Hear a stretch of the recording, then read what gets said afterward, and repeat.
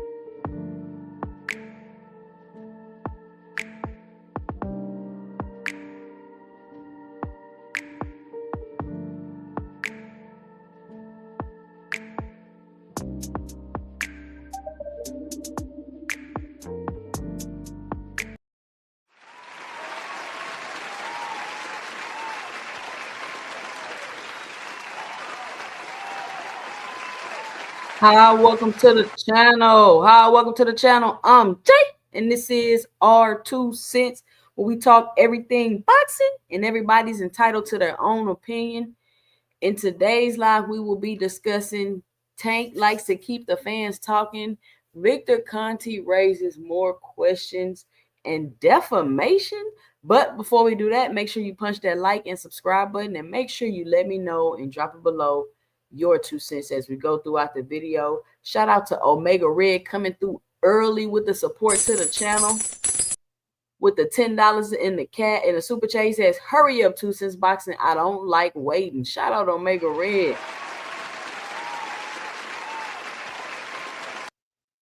Shout out Omega Red. Listen, get like Omega Red. Be sure to help support the channel. $ 2 cents boxing for Cash App. Or you can let me know and drop it below your 2 cents in the super chat. But at the very, very least, punch that like and subscribe button. Y'all, the channel been doing numbers. We on the road to 3 digits live streams. I had 88 people in the chat today. When you come over here, be sure to punch the like button, dislike button. Just hit one of them. Just hit one of them. I need at least 100 likes before I get off this live, so my channel can start to get into the algorithm, so people will be able to click the link and start coming on the chat and start getting the information and being able to join in on the conversation.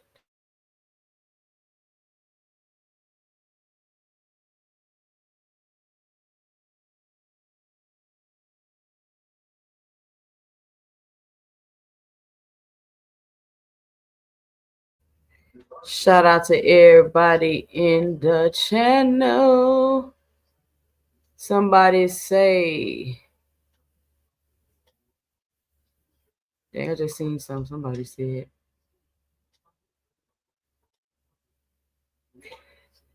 Shout out to Track and 327. We got all things in the building. Slogan 1.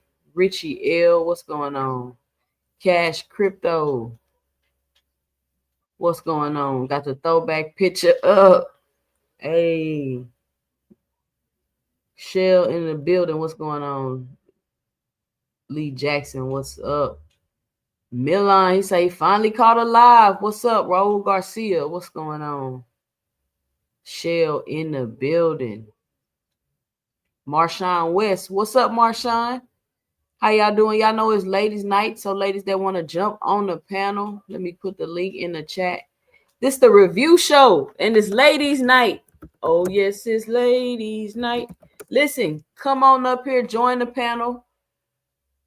This is 2 Cent Boxing, where everybody's entitled to their own opinion, and we talk everything boxing. No sources needed, no works cited pages. We just come up here and have a conversation, vibe out, enjoy, and talk. We're not over here trying to be right all the time. We're not doing that over here. We chilling. Y'all know how I get down. Y'all know how I get down. Robert Pitts in the building. What up, Robert? He say, what up? Glad Champ side character getting exposed. Listen, they're going to expose themselves. They're going to expose themselves. What's up, Dragon Assassin in the building? Ladies, not emotional, high on estrogen dudes. What up, big dog Willie? Yeah, what's happening? I just want to say salute to you and salute to all the women out there. And you guys put on a good show tonight, because we don't want Boxer Hacker up here messing up the show. All right, I just want to say that. All right, man. Like, we got bounties out tonight. I'm putting the bounties out tonight. Even though Freakwood did come up here, we had an intervention with him earlier, even though he did not listen to a single thing anybody said. So I'm not sure if anything got through. But it's cool. It is what it is. Mr. Greg in the building. What's going on, Mr. Greg? Let me pin this link to the top of the chat so the ladies can come up. People really enjoy the all-woman panel when I have all the ladies up. And we come on here and we talking our boxing. And we don't even all just agree with each other. We all got different opinions and everything. But we are able to have just a regular conversation. Everybody get their opinions off.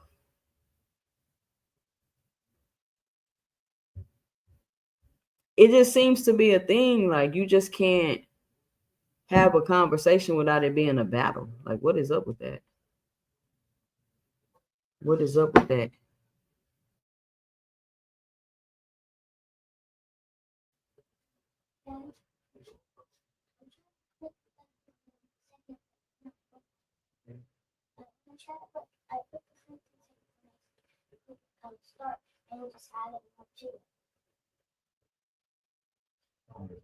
Hold on, y'all. I'm trying to pin this to the top. Why it's not letting me do it?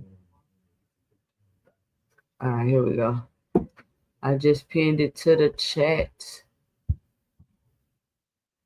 We got Dragon Assassin in the building. What up, Dragon?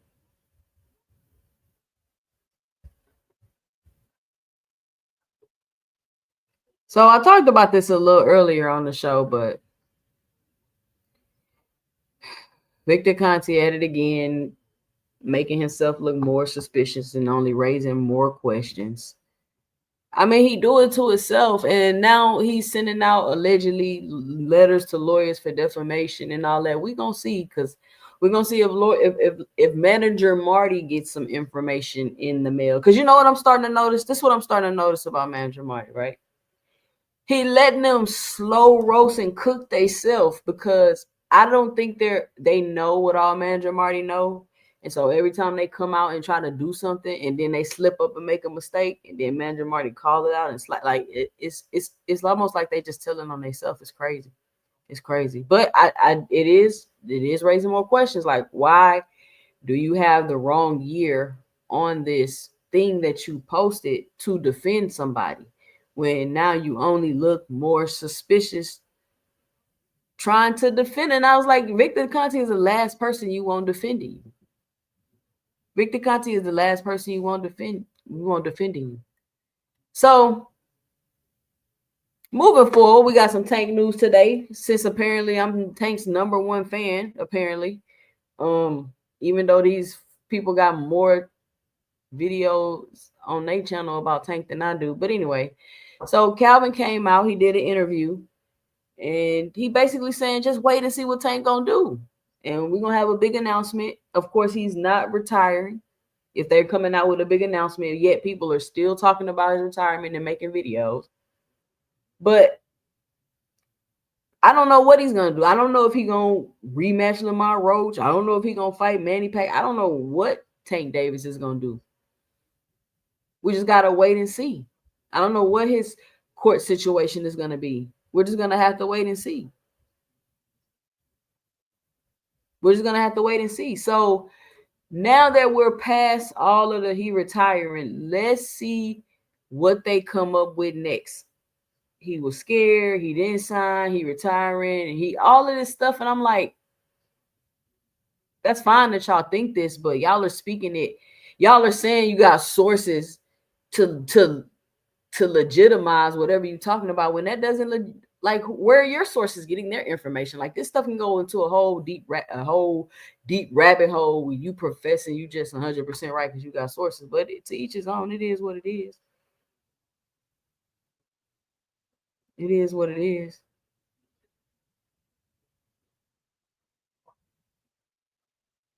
A victory lap from what? What's a victory lap? That is crazy work. What's going on, Jay Henderson? Thank Father in the building. So let's see what videos we finna review today. Like, this is the one I just seen, right? And I want to point this out, right? When was ESPN's last fight? It was just recently. I think it was last weekend. So Tim Bradley is done with ESPN. And you know, me and Tim Bradley, cool. We kick it. We conversate. I comment. We conversate back and forth in his comment section when he put videos up. I comment to Tim Bradley every now and then. Sometimes I let him know, like, come on, Tim. Now, you ain't have to say that. You be tripping. And he'll respond back. So we chit chat, right? He gave me a shout out on my channel. All the time. I know what I'm talking about. All this other stuff, right? So the ESPN contract up just a week ago, about a week ago, maybe 2 weeks ago. It might have been last week. Tim Bradley was going hard on Tank. And I think that's what I commented. That's what I commented on one of his videos. You know, he Tank done. He mentally checked out. He this and he that. He this and he that. And I'm like, if you know that information, Tim, why are you putting that out there? If you verifiably know this information, like, just because, to me, in my opinion, just to give my 2 cents, I know information. I know things from quote unquote sources, but I'm not that type of channel. I'm not a breaking news channel. I'm not a debate channel. Come bring your sources. You absolutely got to be right. I'm not a analysis channel where we're strictly hardcore boxing fans. All we talk about is boxing over here and all the fight. I'm not none of that. We're a fun channel over here. We come over here, everybody get their 2 cents. We talk and we go back and forth. So everything I know, I don't come on here and talk about it on my channel. And I also don't talk to people coming from a space of, I know information that I'm not going to tell you, but then I'm going to argue with you and talk to you and be pretentious and condescending. I don't do that either. But I know information because I know people. It ain't like I don't got sources and I'm not connected. I am. I'm just not that type of channel, and I don't want to be that type of channel. That's not what this channel is for. It's enough of those channels. If you want information like that, like y'all want all the channels to be the same. Y'all want all the channels to be hardcore boxing channel. Y'all want all the channels to be breaking news. Y'all want all the channels to be that. No, it's different niches that people have within the space. So y'all should appreciate that. Y'all should appreciate the tabloid YouTube channels that's coming out with the quote unquote breaking news. Y'all should appreciate the channels where everybody got to be right and stroke their ego or whatever they got going on. It's cool. I'm cool with everybody having their own channel in the space. My issue come in is when you want to box everybody into something and then start trying to be judgmental and criticizing because they channel not like what your channel is, or they don't want to talk about this and that. Like it just get weird. It seems like it's a lot of people that want to tell a lot of people what to do on here. And I don't know about y'all, but nobody's telling me what to do, especially on my platform. But you notice once Tim Bradley leaves ESPN, we finna review this together as a community. And shout out to all the two centers that know how to critically think and logically think and know how to conduct themselves in a space where people can disagree with each other and have healthy dialogue and not get all crazy and act like you can't have a difference of opinion. We don't do that over here. Everybody entitled to their own opinion over here. I got all type of people in my chat with all different type of opinions. People tell me all the time, too, since I love your platform, I don't agree with nothing you say, but I love your channel. And that's how it's supposed to be. I don't want a bunch of people in my chat. I don't want everybody in my chat that agree with me to agree with me. I'm not insecure like that. I don't need validation like that. So I don't need everybody in my chat to agree with me. I don't need an echo chamber. I don't need it because I'm comfortable with myself. So I can dialogue with people that disagree with me. I cannot have to be right all the time because I'm an emotionally mature person. I'm not insecure. I'm comfortable with myself. So I don't need an echo chamber of a whole bunch of people validating my thoughts and feelings because I'm a grown up. So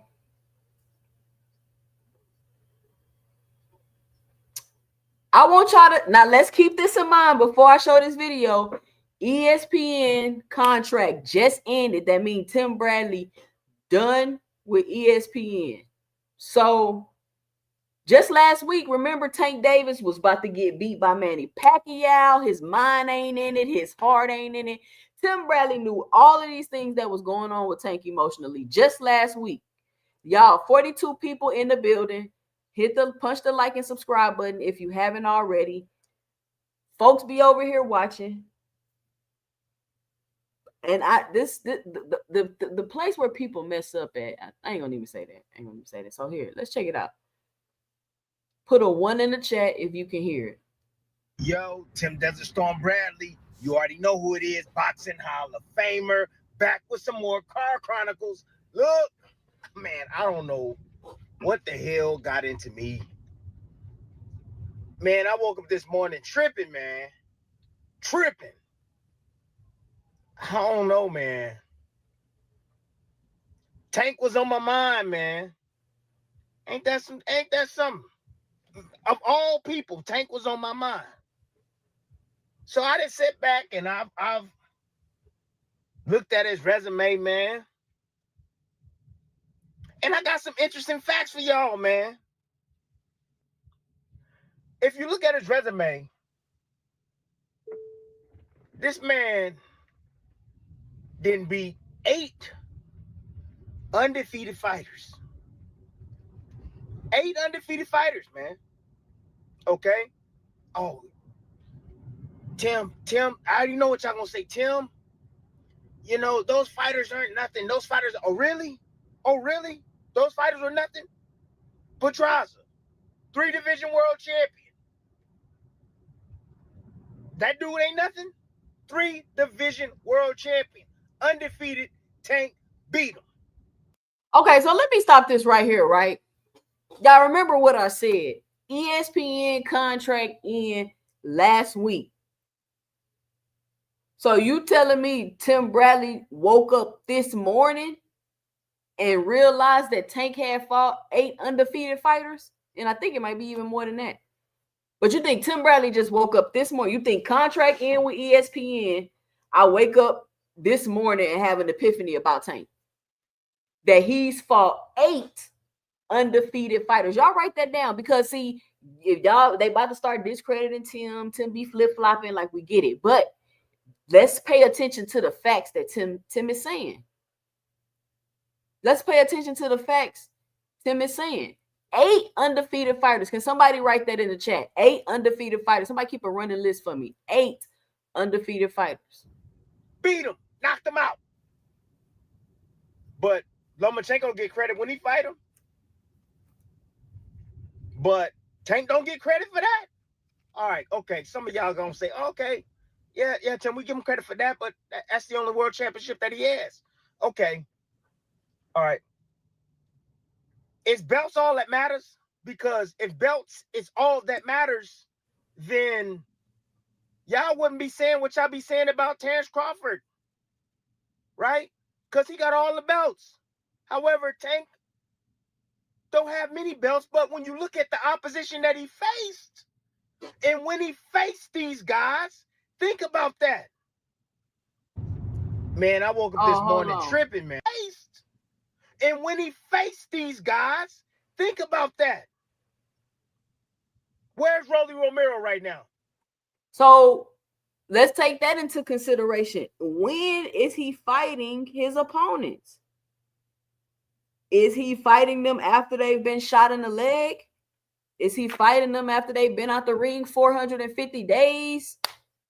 I mean, when it matters, when are you fighting these opponents? He's fighting fighters clearly in their prime. He's fighting, and you can't. What's debatable about this? What's debatable about this? Like, let's just have an honest, realistic conversation. Honest. Since we being honest, let's be honest. Let's be honest. And shout out to Jab Queen Boxing in the building. She had an interview today over there on her channel. She got a new little avatar thing. She doing a thing over there, Jab Queen Boxing. Put your link in the chat. Y'all be sure to go subscribe to Jab Queen Boxing. She be cooking over there on her channel. Another fun channel. We over there having a good time. Another channel where you ain't got to bring your dissertation and your sources and your PDF files. You just go over there and talk and have a conversation. Drop your link in the chat, Jab Queen Boxing. So y'all really think Tim just realized this today? So y'all ain't think Tim been knowing that Tank beat all that time he was, because he go flip-flopping, capping for Tank. He go back and forth with the flip-flopping. But let's listen to the facts of what Tim is saying, because I could say it, Jab Queen Boxing could say it, Cash Crypto could say it, but y'all not gonna listen to that. Y'all gonna cry, complain, and lie and deflect, gaslight, all that stuff people be doing. Oh, I believe he's a world champion. Who beat him? Oh, his name is Tank Davis.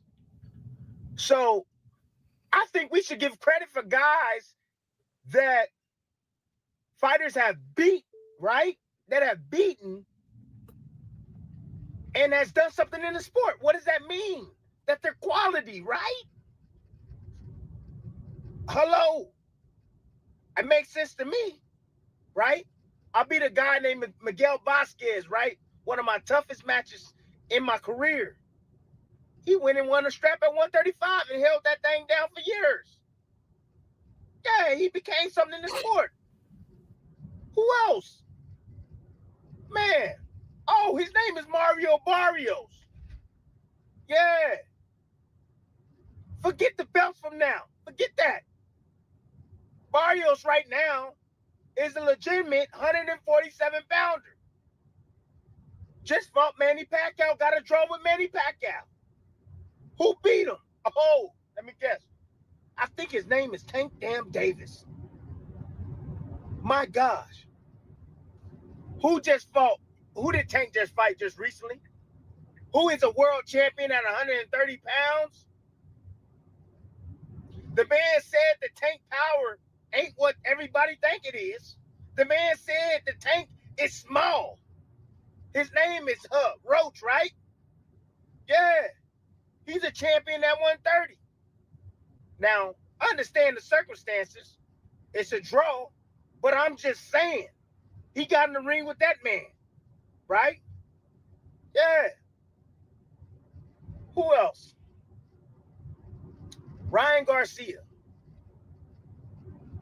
Now, we want to give Ryan Garcia credit, right? For beating Haney, right?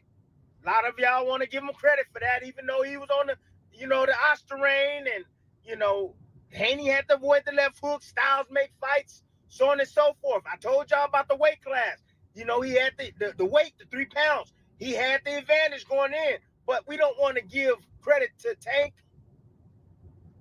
for making Ryan Garcia come down in weight. Tank is 5'4.5", it's 5'4" some change. Ryan Garcia damn near 6 foot. Big guy. But we don't want to give him credit for that. And who just beat him? A guy that Tank smashed. Rolly Romero. Damn, this is interesting. Right now, 3 fighters on Tank's resume are world champions. Are world champions. Who beat him? Tank. Ain't that something? 6 of them right now are still rated top 10 in their weight class. Some even number 1 right now in their weight class. Hey, when I'm wrong, I'm wrong. I was wrong. I was wrong, Tank. I was wrong, Tank fans. This man is a Hall of Famer. Oh, shoot, I almost forgot. What about Leo Santa Cruz, 4-weight division world champion? Yeah, he fought at 130 pounds. What, we don't give him credit because he wanted to go up and challenge Tank? He had 1 fight before he fought against Tank. Yeah. But we want to give all these other guys credit that move up and down in weight classes and stuff. Either win or lose, we want to give them credit. We gave Mayweather credit for fighting Manny Pacquiao, who's a little guy. Come on, man. Anyways, look.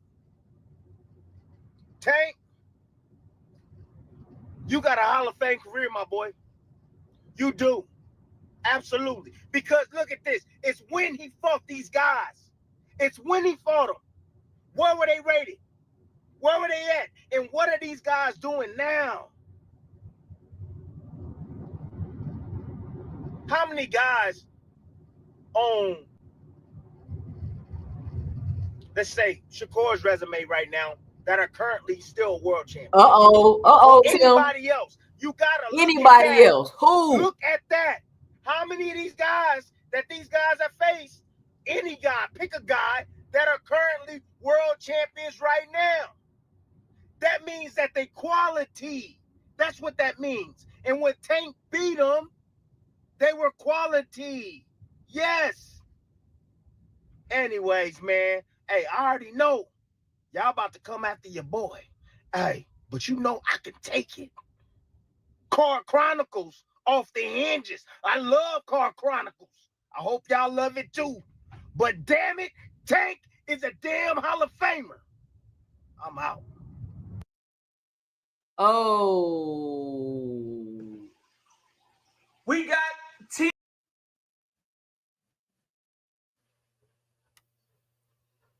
Oh, what y'all think about that video? Let me know and drop it below your 2 cents, because this would need to start happening when people want to have these conversations with y'all. See, when you bring up all those points Tim brought up, they start jumping through hoops. They start getting their universal circus on. They start jumping through the hoop. The hoop's on fire. They just jumping through them, flipping through them, somersaulting through the hoops every time. But it's time to start asking the questions back about their favorite fighters. How many undefeated fighters Shakur got on his resume? How many undefeated fighters Devin got on his resume? How many world champions his contemporaries got on their resume? How many of the fighters that they fought are still ranked within a sanctioning body right now that they've competed against? How many of his contemporaries have that? How many of his contemporaries have fought a 4-division Hall of Fame world champion? How many of his contemporaries got that on their resume? It's just time to start being honest about everything, right? I let people slide, let them have their opinions, but it's just starting to get ridiculous with, I don't know what people got going on. Like, it's just starting to get too out of hand. So, I got to put my anti-captivist hat on, and we're going to come here and we're going to talk about it. The next time people want to ask you questions about who Tank fought and his resume, you can tell them he fought 8 undefeated fighters. Rolly and Barrios, world champions. And it's amazing that those are the 2 champions that I hear y'all on here trying to discredit the most. These are people y'all, Rolly, we had a whole, earlier when I was on here, we had a whole conversation about Rolly. Rolly trash, Barrios trash. They trash. They the weakest 147 division trash. So if the 147 division is trash, what is that going to say about Devin Haney if he loses? Or even if he wins? It would, like, the credibility of him winning in the 147-pound division is going to mean what? Yeah, it's a weaker division. It's not as competitive. Shout out to Cam J Network in the building. Y'all go shout out the homie Cam J Network. Another platform where we having fun over there. You can go over there, chit chat, talk, have a conversation. I think Cam J will pull up a source every now and then when he giving out information. So if you into sources, you could definitely go out over there and check out Cam J Network. Cam J, drop your link in the chat so people can sub up to you. Let me see what y'all saying in the chat, because please tell me, where did Tim Bradley lie at? Everybody want to say Devin resume is better than Tank resume because he got Loma. Why is Tank resume not better than Devin resume? Because he got Leo Santa Cruz, a 4-division Hall of Fame champion.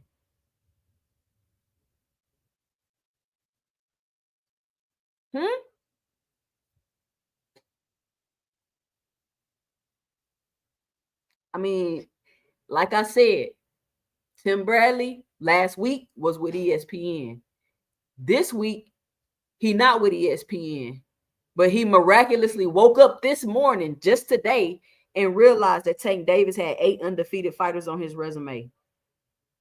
2 world champions in Rolly Romero and Barrios. 6 of his opponents he fought still in the top 10 of their weight class. And he has a 4-division Hall of Fame champion on his resume. So I want y'all to let me know and drop it below in the chat who has the better resume. Because really, when you think about it, why is Loma a better win than Leo Santa Cruz? Shout out to Boxing Hacker in the building with the $5 in the super chat. He says Tim Bradley is saying a lot of nothing. Rolly and Barrios weren't champions when he fought them, and he hasn't fought a champion in his division. Stop it. Shout out Boxing Hacker. Boxing Hacker, I don't know if you was here when I told him already you was about to do that. I don't know if you heard me say that. Y'all about to come on here and discredit Tim Bradley, and like how he fought, how he say a bunch of nothing, Boxing Hacker. Did he not fight 8 undefeated fighters? Did he not fight these fighters in their prime? He didn't fight them when they had been shot in the leg, after hip surgery, 455 days after ring, after car crashes and accidents. And he didn't fight these fighters then. He fought them in their prime. He still got fighters that he's fought against that's ranked right now. So that just lets you know, for y'all that keep saying he fight nobody, if they were nobody, they will fall off. They will start taking L's after Tank fought them, right? If these people were nobody, but they're still proceeding and being successful is the point. So all we saying is just to acknowledge and recognize that the narrative that Tank is fighting nobody is just absolutely not true. It's just absolutely not true.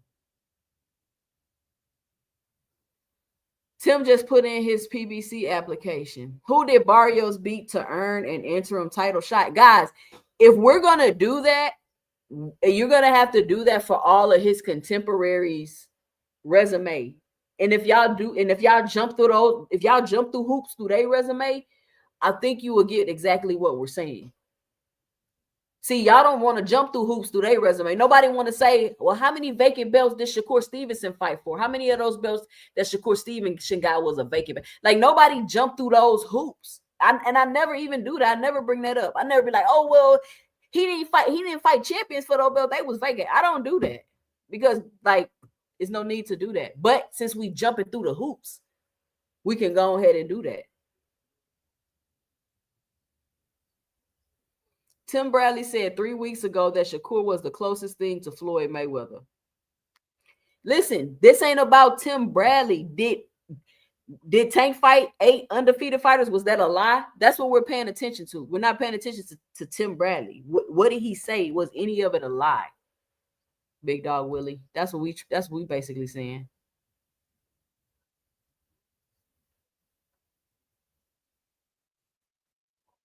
No, Tim ain't gassing us up. He just spit straight facts. He just spit straight facts. See, Teach say it makes sense. Even Teach agree. Y'all, even Teach coming around. And Pitbull became a world champion. I forgot about Pitbull. Got to add Pitbull to the list. Another one of Tank fighters that became a champion. So does anybody find it strange? Rolly, Barrios, Pitbull, all these fighters that have became champions aren't great. They not good. They not nothing. They trash. All these champions that Tank has beat, all those champions are trash. What about the champions his contemporaries beat?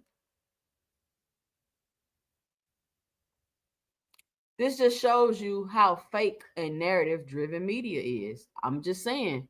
Shakur fans can't call anyone a cherry pick or a duck when Shakur blatantly said he'll fight Ben at 147 and not Devin or Boots. Bradley debt is now paid for Aaron fixing the first Manny fight in his favor. Now the ESPN contract ran out.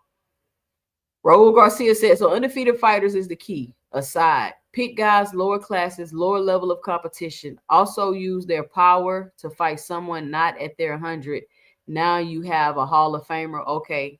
Raul Garcia, I don't know what you're talking about. That's what I'm saying. Did you hear anything Tim Bradley just said? How is he fighting lower class, lower level competition when, like, 6 of the people that he's fought are still top 10 in their weight class?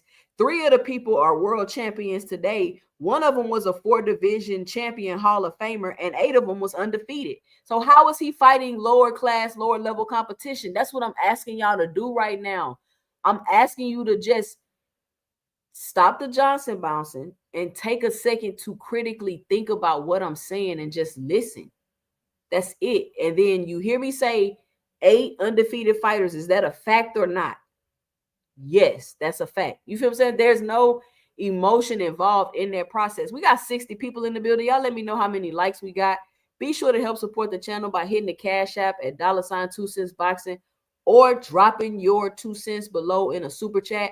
We're just having a conversation about what Tim Bradley just said. If you're new here, I'm going to run the video back in a few minutes, but we're just having a conversation about what Tim Bradley just miraculously woke up and thought about just this morning after his contract ended with ESPN last week, he came to this conclusion that Gervonta Tank Davis right now to Tim Bradley is a Hall of Famer. He's a Hall of Famer. Name me the Leo Santa Cruz on any of his contemporaries' resume. See, for the longest time, they've been trying to say Devin resume better than Tank resume because of Loma. Why is Tank resume not better than Devin resume because of Leo Santa Cruz? 4-division champion, Hall of Fame fighter. How can y'all not acknowledge that? Rich, this ladies' night, I'm gonna drop the link in about 20 minutes after an hour. If don't none of the ladies come up and chat with me.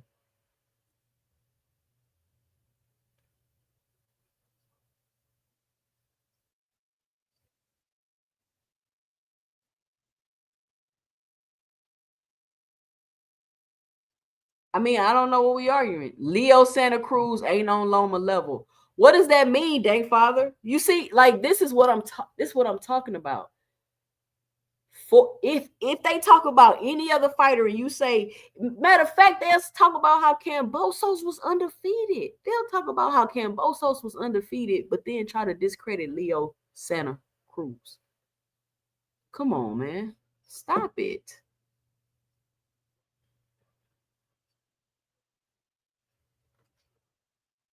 Listen, y'all, this is what Tim Bradley said. Tim Bradley is saying this. I'm not saying this. Tim Bradley is saying this. Tim lied about everything before that video. That's when 2 cents. What you mean he lied about everything? Resumes don't mean anything until the best fight the best. Bud versus Spence. Listen, y'all got to stop with this best fight the best thing y'all got going on in y'all mind, because think about all these fighters coming up right now. How many best fight the best fighters do they have on their resume? What, 1 or 2? 1 or 2? And I'm sitting here pointing you out the Tank resume where he got undefeated fighters, Hall of Famers, champion. He got all this stuff on his resume, but we got somebody that's going to jump through 1,000 hoops to try to discredit it. But we bring up the contemporaries resume. They don't never jump through the hoops for that. What's the best win on Shakur Stevenson's resume? Where is the Leo Santa Cruz on Shakur Stevenson resume? Where is the Rolly Barrios and Pitbull on Shakur Stevenson resume? Where is fighters that's still in the top 10, ranked in the top 10 that Shakur Stevenson has fought? Same thing for all his other contemporaries. Where? Like, just show it to me. And it's cool. You're entitled to your own opinion. If you can feel however you want to feel. But right now, we're not dealing in feeling, we dealing in facts. Shout out Jab Queen Boxing on the panel. You can hear me? What up, Jab Queen? What you got for the show? What's up? You can hear me? Yeah, I can hear you. Okay, you good, loud and clear. Okay, good. Yeah, I don't know what Tim Bradley has going on these days. That's why I really don't pay him any mind. He's such a flip-flopper. It's ridiculous. Like, you can't make it more plain that you bought and paid for and that your opinions are so easily swayed. It's ridiculous. You know what I'm saying? Yeah, and that's why he's coming across as not even credible, you know? Yeah, and that's why I brought up the point also to show, obviously, this media agenda they've been having on trying to lie and discredit Tank, because ain't no way Tim Bradley didn't know all this information about Tank last week before that ESPN contract ended. He known this shit since the beginning of time. As long as these niggas been on Tank dick, you can't tell me he ain't been noticed. They know everything else about him. Exactly. And so now you can come out and speak facts and say the truth. And then I knew, Jab Queen, once I came out with this information, even though it's fact, you can go look. This is factual information. You can go look it up. I knew as soon as I said everybody was going to get on here and start jumping through hoops to try to discredit everything I'm saying. But my issue is they don't jump through hoops for the contemporaries. They don't jump through the hoops. So when I'm asking you, who are the undefeated fighters on the contemporaries resume? Who are the people that went on to become world champions on the contemporaries resume? Who are the fighters that are still ranked that the contemporaries have fought that are still ranked today, that didn't just fall off by the wayside or you've never heard of it? Like, where are those fighters at on their resumes? who is the 4 division champion on the contemporaries? Like, you can't refute those things. Like, you got to answer them. But what you're going to do is you're going to jump through all kind of hoops. And y'all discredited Hall of Famers and champions all because they on Tank resume. But y'all will big up George Kambosos. Like, I don't know, Jab Queen. It just don't make sense to me. It don't make sense to you because it doesn't make sense at all, Toussaint.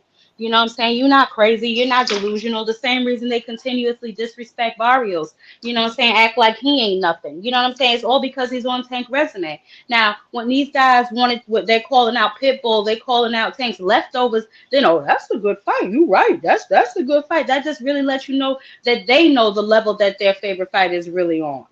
You know what I'm saying? But they don't really want to talk about that. No. They don't want to do that because they just want to stick to surface level stuff so they can argue back and forth. That's why we do it. We just chat over here and we talk, because literally it's boxing. It's subjective. Like I always say, it's no right or wrong answers. But let's see what y'all saying in the chat. Like this stuff like here. They got favors from the promotional company, gift titles. Like, do y'all not watch how Top Rank move their titles around? So Keyshawn Davis fighting Barinchek. Y'all didn't think that was a gift title? Have y'all ever seen Tank Davis fight an opponent that didn't put up a fight? Have you ever seen Tank Davis get in the ring with an opponent that wasn't competitive, didn't put up a fight, and he just went in there and just did what he wanted to do and won the fight real quick? Jab Queen, you ever seen that in a Tank fight? No, and I'll do you one better. I would like to know which fight Tank was the bigger person in. He's always a little guy in every one of his fights. One could argue that he's always the underdog. One could argue that he's always the one that is at a disadvantage. You know what I'm saying? Never mind, a lot of these guys play weight games, you know, but once again, it's all, you know, like you said, it's all subjective, I guess, outside of the facts. Because I'm interested to hear when you drop the link who on their contemporary resumes are 4 division champions that went on to become champions. Because I remember, if I'm not mistaken, and correct me if I'm wrong, we had this conversation previously, and Boxing Hacker said that you can't really give them that because they became it after they fought, which is really the whole entire point. You know what I'm saying? If you go on after you face me to become a world division champion, if I'm the only loss on your resume, to me that speaks volumes. Unless we're going to say what I said before, just because you got a belt really don't mean you like that. I mean, either way you slice it, whatever. Whatever. And then here go Boxing Hacker. Tank is good, but his resume is not better than Shakur and Devin. How is it not, Boxing Hacker? How is it not? Can you go through Shakur and Devin resume before I let you come up here and let me know all the undefeated fighters they fought?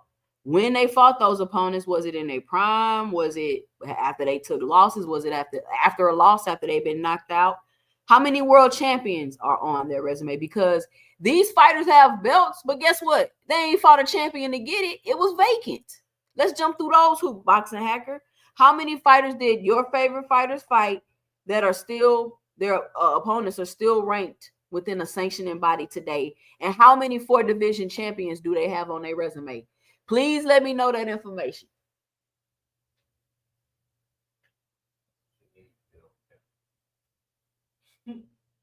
Please let me know that information, Boxing Hacker. And when you come up here, I'm going to let you run it down for me. Make sure you come up here with your sources, Boxing Hacker. Toussaint, you saw what I put in the back? Yeah, I seen it. Okay, give me 2 minutes. PBC just playing hot potato with the belt. Dank Father, what does that mean, Dank Father? Can you explain that?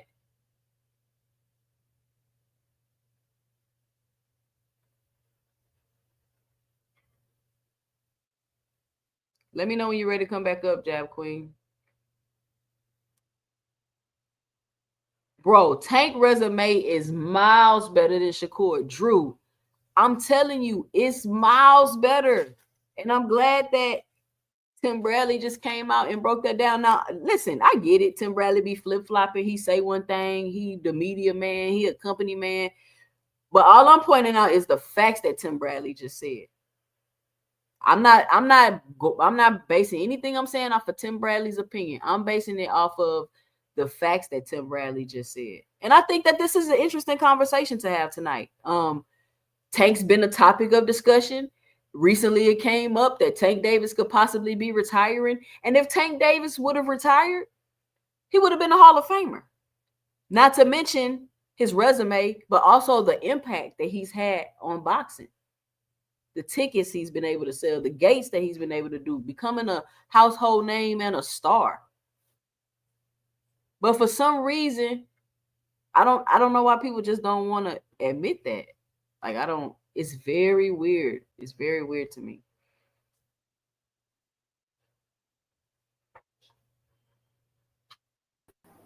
You back, Jab Queen. Yeah. Yes, it's ridiculous. Yeah, I think that we should make that tonight. And you do you. But if my vote counts for anything but a penny in apparel, I would like Boxing Hacker to have that information when he comes up here before he starts spewing his rhetoric about Devin Haney. No, that's what I just told him. Okay. That's what I just told him. Yeah. If Boxing Hacker, let me know if you need to write the questions down or whatever. Top Rank got the. I don't know what Dank Father is talking about, hot potato and passing the belts around. That's what all of them. Well, Dank Father's on medication, and if he's not, he should be. So continue. Nobody fighting a Salido type opponent in their second pro fight. Loma was a dog. Loma, and I hate to do this and sound like I'm being petty, but Loma got beat up every fight he stepped up with at 135. He was too small.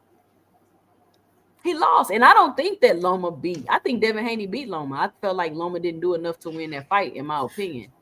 Oh, well, that's where we differ there, because he didn't do enough to win, but towards the back half of that fight, Loma was getting in Devin ass. He was, but it was only moments though, Jab Queen. Like I see people saying Loma, but it was only moments, and I'm like, so because Loma had some good moments, y'all feel like he won the fight? I didn't feel like that. I felt like Devin beat him. He did figure Devin out. He was able to get some good moments in that fight, but I don't think he did enough to win. Yeah, no, I can agree with that. He didn't do enough, but I just felt like I think he turned it up too late. I don't want to say, it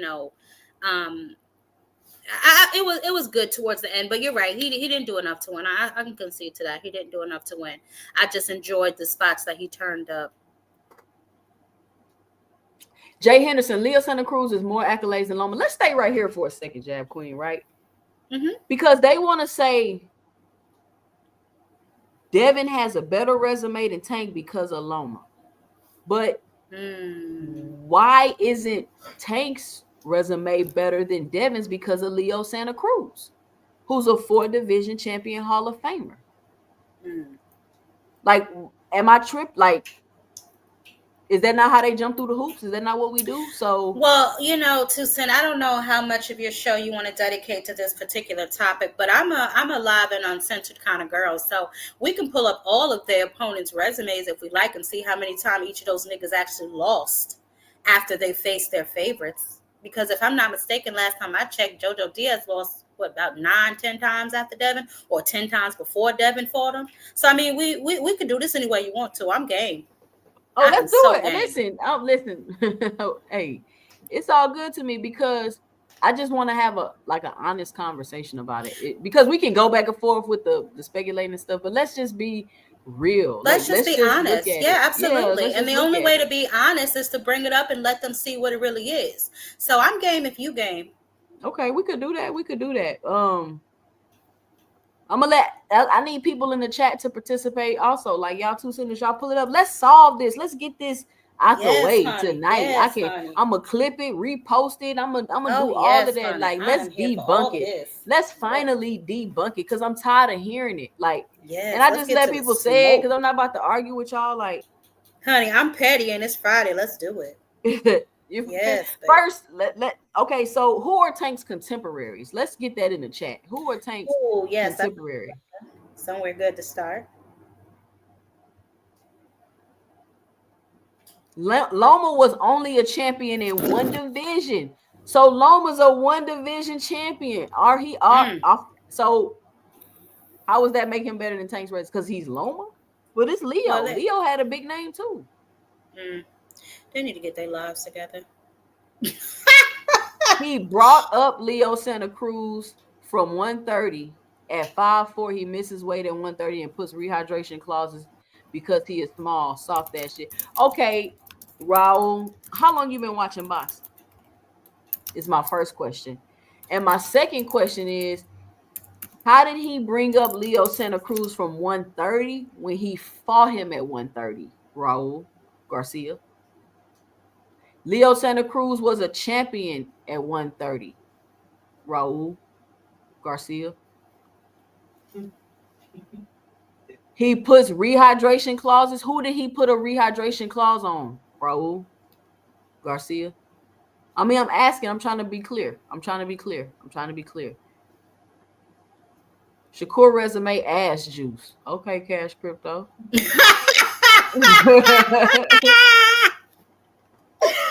Oh, Cash is so crazy.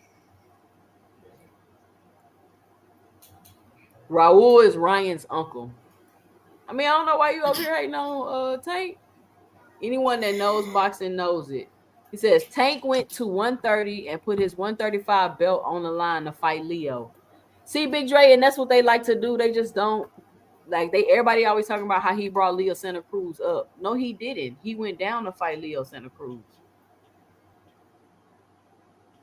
Oh, hold on, I ain't see this from Big Dog Willie. Shout out Big Dog Willie.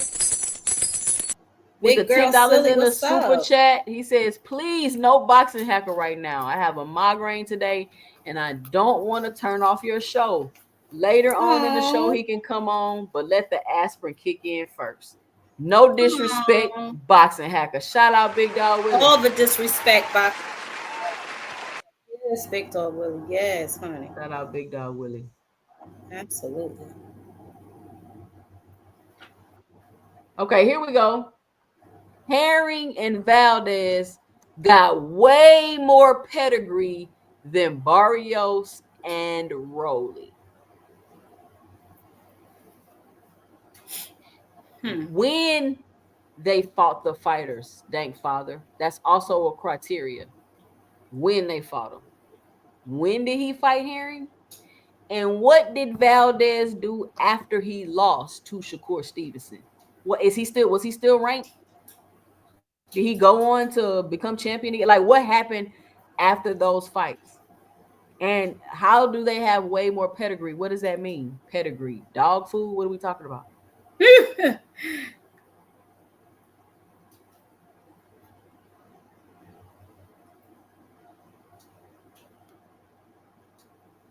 I'm going to cook Tim Bradley on this video. It's coming tonight. I'm about to replay it because we got some new people in the chat. Suddenly, Tim isn't speaking facts to them any longer. Just last week when Tank was, he checked out, he done mentally, he not in it no more. Man, nobody paying Tim Bradley no attention. You know he gonna flip back and forth, but he can't backtrack on this, Tim. Tim, you can't backtrack. You said the man was a Hall of Famer after hating on him for years. As soon as that contract was up at ESPN, now all of a sudden Tank a Hall of Famer. Come on.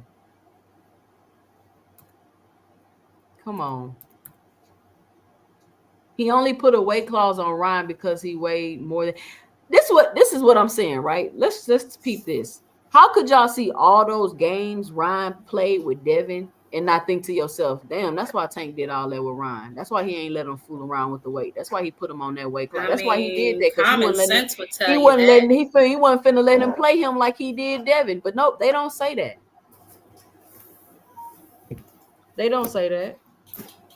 I'm trying to tell you, I don't know what's wrong with these boys, but you know, they're going to make up whatever they want to make up. But we can go ahead and get to the bottom of this, honey, because I am more than interested to see what they say about their boys' resumes.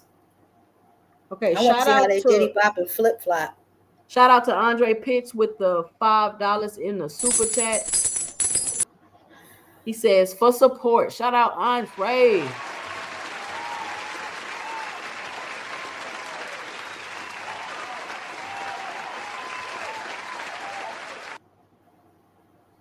All right, y'all. Let's get to it. What time is it? All right, I can't be on here too long. I got to get ready to go out of town and do some things tomorrow. So he only put a weight clause on Ryan because okay. What you got, Jab Queen? On what? Oh, I thought you had something pulled up. Oh, Ask no. yourself why Tank is the star he is. Because he fought 8 world champions. He took others' O's. He has fought who he needed to fight and performed how he needed to. And that's another thing. Like, people want to make you think that you're dumb and you just being tricked into liking Tank, as if you can make the decision for yourself, that you see something that you like and see value in, and you're willing to spend your time and your money going to his fights, paying for his fights, paying for the pay-per-views, all of these things you're willing to do because why? Like she just said, he's fighting undefeated fighters. He's fighting fighters and then they don't even say Frank Martin was ranked in the top 5 when he fought Frank Martin. I have a question as well that we can pose to the gentleman, if you don't mind. How about this? Name the best wins on your fighter's resume and tell me if Tank fought them, would you still have those same feelings of excitement, or would you still have those same feelings of validation? Because I hear the Lomas and the this one and the that one and the that one. Would the sentiment still be the same if Tank fought them? That will tell me if you just hating. Well, we already know the answer to that, because when Devin was fighting Ryan Garcia, it was a good fight. Like, we already know the answer to that. When other people fight Pitbull, it's a good fight. When other people fight those fighters, they say that it's a good fight. And Jab Queen, you know, when we try to have conversations like this, and this is another reason why we never get to have conversations like this, because you start to get gaslit, and then they start calling you emotional, and then they start saying you always defending Tank, and Tank can never do no wrong. Yeah, I've been called every Tank name that you can associate with Gervonta Tank Davis, but I find it interesting that they'll diddy bop and flip flop for their favorite, and it's okay. But the moment you say something in defense of Gervonta, it's like, oh, look at you, look at his defense team, look at him, they getting emotional. So I'm well aware of the games that these boys play. I'm just not interested. Facts. Let me see. I know it's gonna get interesting when the fellas get up here. Look, 71 people watching the show. Please be sure to punch the like button or punch the dislike button, whatever you got going on. Smack make that sure you like help button. Make sure you help support the channel, hitting the Cash App $2 boxing, or leave your 2 cents below in the Cash App and let me know and drop it below what you thinking, how you feeling. Or you can call into the show 281-845-2103 to get your 2 cents off. These ninjas. Like Dennis Berinchek, like for real, people just skip over the Dennis Berinchek as an opponent. They don't jump through no hoops for that. They say, well, he was a champion when I asked about the Dennis Berinchek fight. So we giving Keyshawn Davis all this credit for beating Dennis Berinchek. He was a champion. Rich, it's ladies' night, bro. You gonna click the link anyway? What was that? Rich, go click the link anyway. You know, anytime. Listen, I know. Let me tell you something. When I know I'm getting ready to talk about certain boxes, I know who's getting ready to put their cape on and get ready to come cap. So I am pretty sure that he's on his way. I'm sure the frequent will be up here capping soon. You know, you just gotta expect these things when you're talking about certain fighters. I mean, it is what it is, but what we about to do. Okay, so let's do this, Jab Queen. Jamel Herring and Oscar Valdez are the only 2 fighters, Jab Queen, on Shakur Stevenson's resume. Child, please. That people be capping for. Child, please. That's 2 fighters. Give me the names again. Let's pull them up on Boxer. But hold on. So does the fact that it's only Jamel Herring and Oscar Valdez, don't he already lose? Don't Shakur Stevenson already lose? The 2 best. That's the best talent. Listen to how they grasping at straws. You hear them? Oh, they down bad and it's sad. Come on, man. Y'all got to do better. Do y'all need to huddle up? Do we got to break y'all into groups? What's happening? They need to be. What's going on? Let me see. Because it's amazing how none of the champions Tank fought, they all trash. Like he finds a way to fight all the trash champions, but all the trash. But to tell me Kambosos and Devin Haney was a classic fight. Kambosos and Devin Haney was a classic fight. Okay, so can we agree, chat, that Shakur Stevenson already lost? Since his best fighters on his resume is Jamel Herring and Oscar Valdez. Barrios and Rowley ain't no competition. LOL, you crazy. Any boxing pundit will agree with me. Well, nobody asked you, thank Father. Nobody did, baby. No competition when they winning. Like, this don't make sense. Come on, I told you he's on medication. How long Barrios been a champion? What, 2 years, 3 years?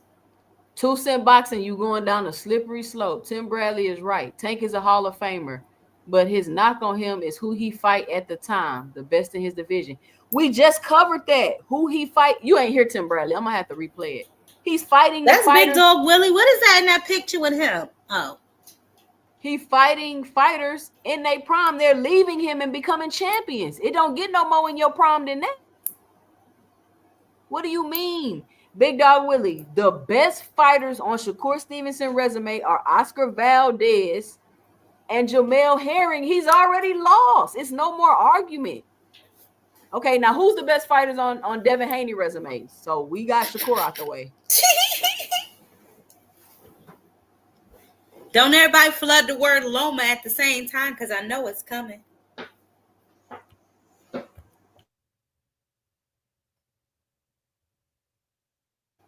Yes, honey, I am all for that, Dank Father. That is a wonderful idea. Dank Father, come on up and break down the box Ricks. But what you want to break down? Okay, you want to come up here to do that? We could do that by ourselves. We don't. Oh, you want? Oh, okay. Niggas gotta stop acting like Dev ain't got all the belts from the worst lightweight champion of all time, Kambosos. They not gonna say that out loud, Adorius. They not gonna say that out loud.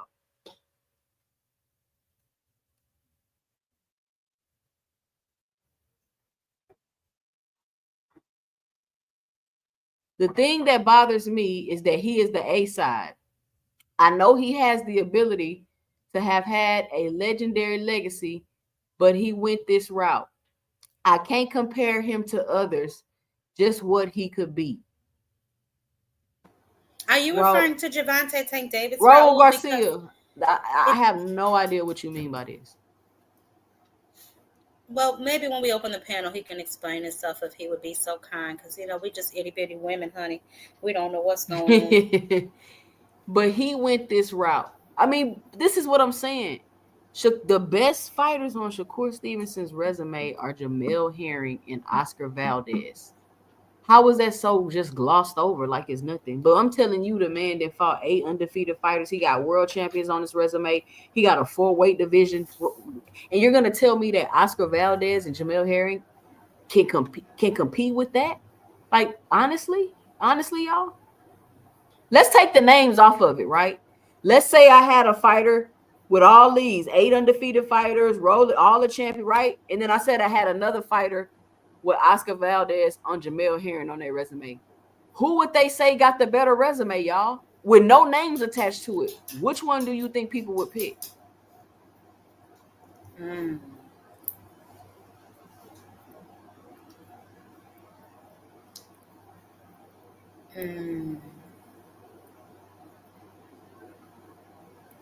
Hold on, let me scroll down. You missed some cash apps. Some super chats too, son. Did I? Let me see. You sure did. Oh, okay. Jab Queen boxing in the building with the $5 in the super chat. She say, hit the like for the ladies. We working over here. Shout out Jab Queen boxing. We 60 people in the chat waiting to hear this break. It's 619 with the $4.99 in the super chat. He said, so nobody said Martin would beat Tank. I remember different.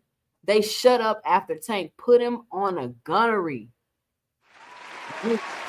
Shout out to Planet 619. And he was ranked top 5. And that's what I'm saying. The rankings don't be mattering. the fact that they become champ, like nothing matters when. But when it comes to their favorite fighter, the opponent. first thing they want to talk about is how they ranked. Shout out to No More Sleepwalking with the $2 in the super chat. He says Kurt definitely lost with them two fighters. Shaking my head. Shout out No More Sleepwalking. See, when you sit down and have an honest conversation about it, and you take the emotion out and you take the bouncing out, and you just sit and you look at the facts, you can be honest about it. You can be honest about it. Even if you just take the names off top of the fighters. We don't even got to use names. So, shout out to Jay Henderson with the $4.99 in the super chat. He says, let's not forget, Herring had 1 foot out of the ring, and he and Kerr were sparring partners for 2 years. That's a fact. Shout out Jay. Fact, Jay Henderson. That is a fact. We jumping through the hoops tonight in your favorite fighter resume. We jumping through the hoops tonight. Shout out to Soul Glow with the $1 in the super chat. Shout out Soul Glow for the support to the channel. Okay. We back. Okay, so I thought Loma was going to stop Haney in 11th. He thought he won, but he let off the gas, so I didn't feel sorry. I don't know why I thought Loma thought he won. Like that, he didn't do nothing the first half of the fight. He had some good moments in the second half of the fight, but thinking you won? No, Loma, you did not do enough. Absolutely not. By the time you figured out Devin, you had figured him out, but it wasn't like you was just dominating him. Yeah. But still, I still think that I don't know. If he had turned it up a little bit earlier, it would have been a little different in my opinion. But he did, so it wasn't. Cam J Network say I exposed Devin resume Wednesday on my show. I mean, Big Supreme resume suspect as fuck. Big Supreme. Oh no, my brother said his resume aging like dog water. Y'all gotta stop it. Who said that? Oh, me. So I think Big Supreme cooked on his resume earlier. Hold on, let me check my messages real quick. Let me see. I did a video breakdown of his resume versus T.O.'s a while ago when they was trying to get their little situations together and the cock out on both of their resumes. Hold on, let me put this little infographic up. Shout out to Cam J Network for the infographic. Let me put this up real quick. So can we get the best winners on Devin Haney's resume? And any other contemporaries' resumes y'all would like? So are y'all just saying that Devin's resume, and because this is the question, y'all say Tank resume so bad, are y'all just saying that Devin and Shakur's resume is better and he's third, or is he's just at the bottom of the division? Like, what do y'all mean exactly? Remember a couple weeks ago we did this on my show. They said Tank is last or he in the middle or something. They gave Devin, I think, number 1 because of Loma.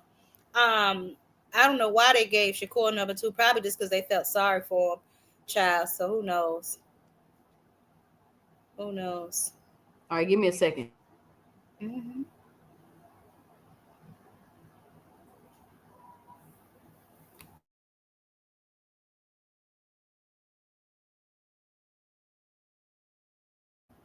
Yeah, but we can break all this down, man, and just see what's really going on.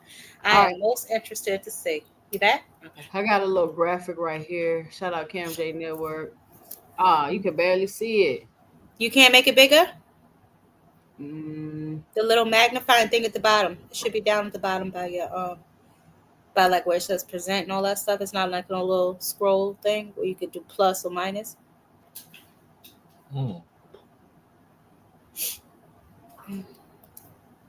It ain't bigger though. Wait, you say where should I see it at? It should be right there at the bottom by your like where it say present and stuff. You don't see like a plus and a minus, like where it's like a little scroll bar. No? Where the hell do I be seeing that?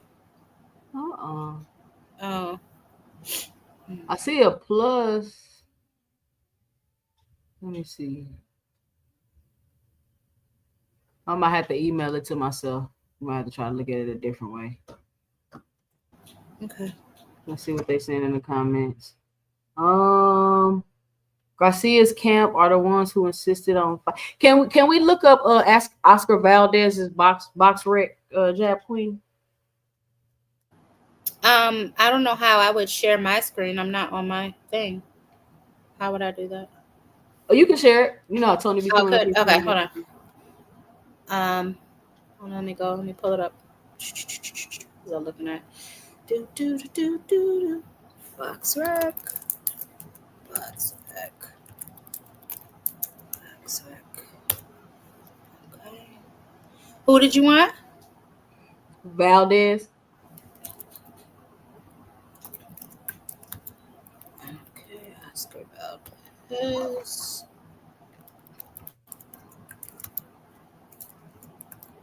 Valdez. Okay.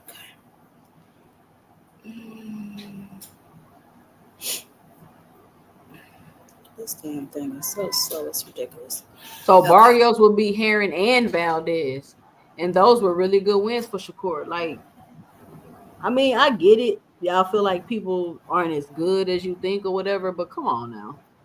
Like every champion, every that has fought Tank. He's Mexican, right? Yeah, who Barrios? Oh, Valdez, yes. No, Valdez. Okay. Yes. You know that, honey. That last name Valdez, honey, pull up 2,000 people. Let me see. It's just loading. Or I don't know what the hell it's doing. It's spinning. 1 second. Hold on, y'all. I'm trying to get this infographic so we can check it out. Tank stopped the dude who fights 2 divisions above him now. Haney gained 24. He stopped 2 dudes that fight 2 divisions above him now. And then those 2 dudes went up 2 divisions and fought each other. Name another one of his contemporaries who their opponents is headlining an event.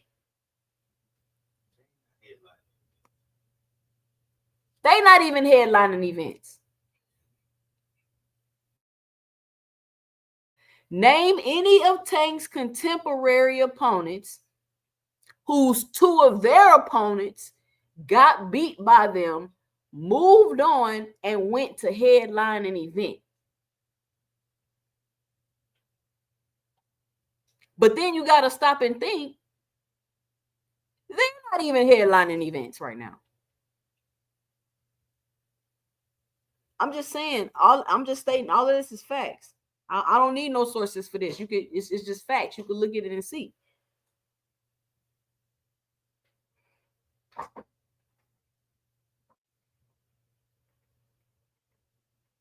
I'm about to pull up some more receipts for y'all.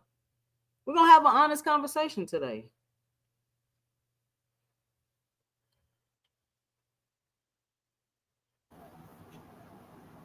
I don't know if you have to bring it up to center or what. It's back there. I just don't. You see it? It is.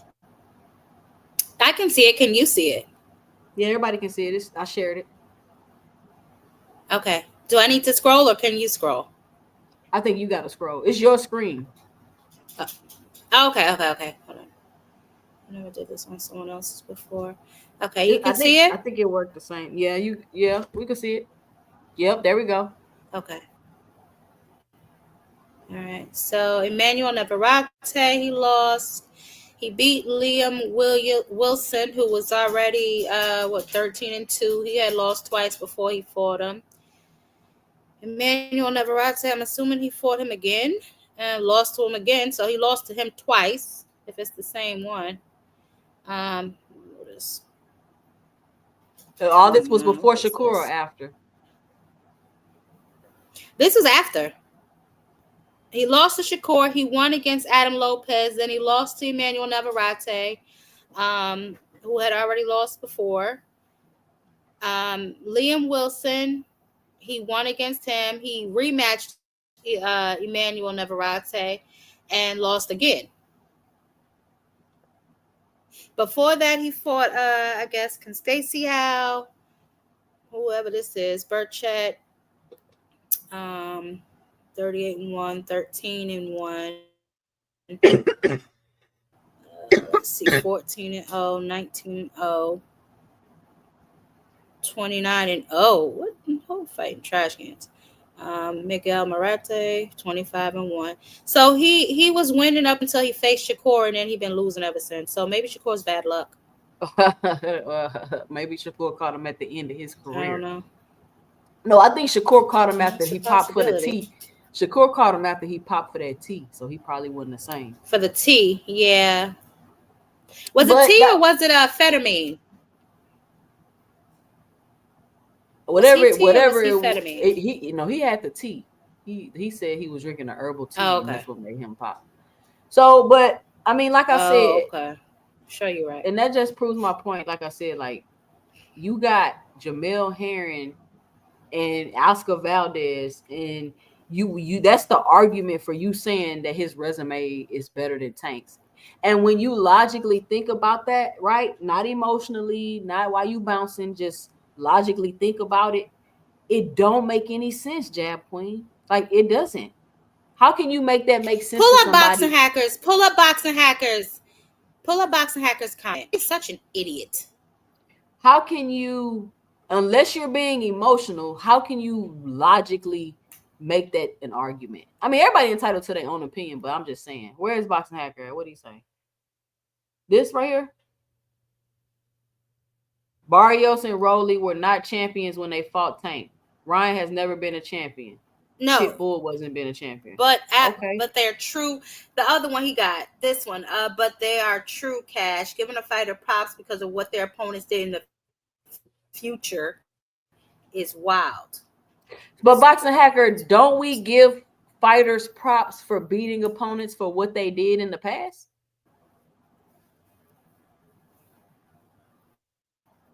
Don't we give fighters props and credit for beating opponents for what they did in the past, Boxing Hacker? Ain't that how that works? So if I'm fighting opponents that I beat them and they move forward and become world champions, that just shows that I was fighting a high level of competition opponent because they were still able to move on and compete at a high level.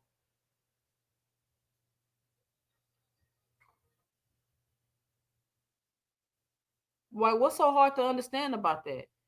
Before Tank fight, Frank Martin was 18-0. Ryan Garcia was 23-0. Hector Garcia was 16-0. Rolando Romero was 14-0. Mario Barrios was 26-0. Francisco Fonseca was 19-0. Liam Walsh was 21-0. And Jose Pedraza was 22-0. What are we talking about?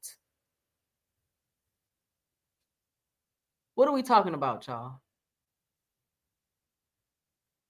Like this whole thing behind Tank and the conversations behind Tank, y'all, and I know y'all say, oh, the Tank fans are just so emotional. No, but seriously, y'all have really gotten way too emotional over the conversation because the facts speak for themselves. Boxing Hacker, you cook yourself every time you talk, bro. Now you're saying, but none of them were ever champions. Okay, cool. They went on to become champions. How many champions did Tank beat? 8? So I'm trying to understand what your point is. Like, he just, whatever. Kambosos can't be the worst if he beat Tio.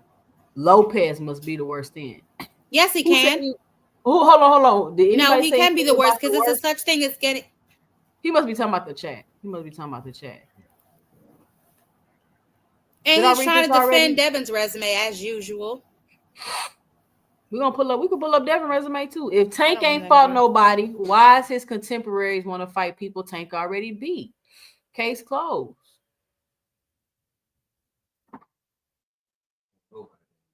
Case closed. And let me pull this up. Look, we could cook y'all a little more, but let me pull up this infographic real quick. I mean, we can take Valdez out of there, but I mean, I'll take your Oscar Valdez and I'll raise you 3 world champions on my resume. 3 fighters I fought that went on to be world champions to your 1 Oscar Valdez.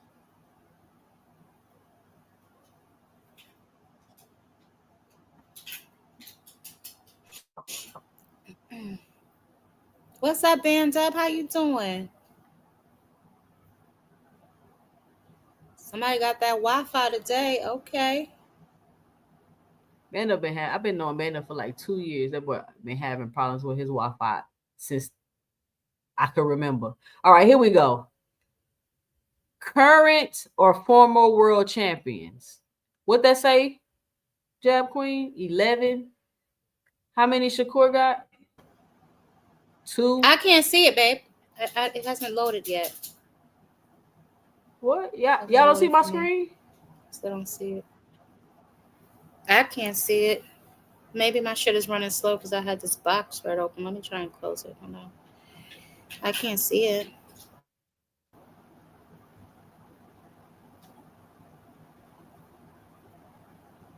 I don't see anything. Do y'all see her screen? Do y'all Maybe see my I gotta screen? go out and come back.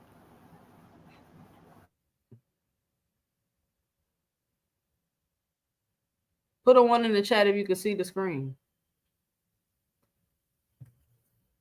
Because I can see it. Hold on, let me check.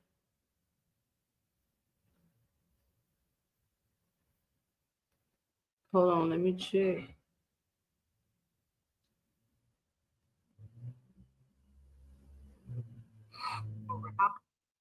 Current. Okay, I can see it. Y'all see it? All right, everybody see it. So,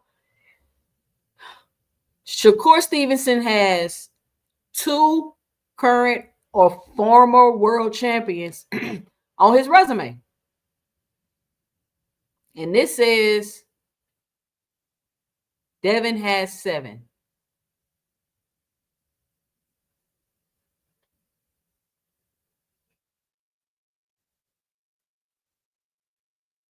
This says 11. We're going to have to look this up on the box rec. This says 11 undefeated fighters.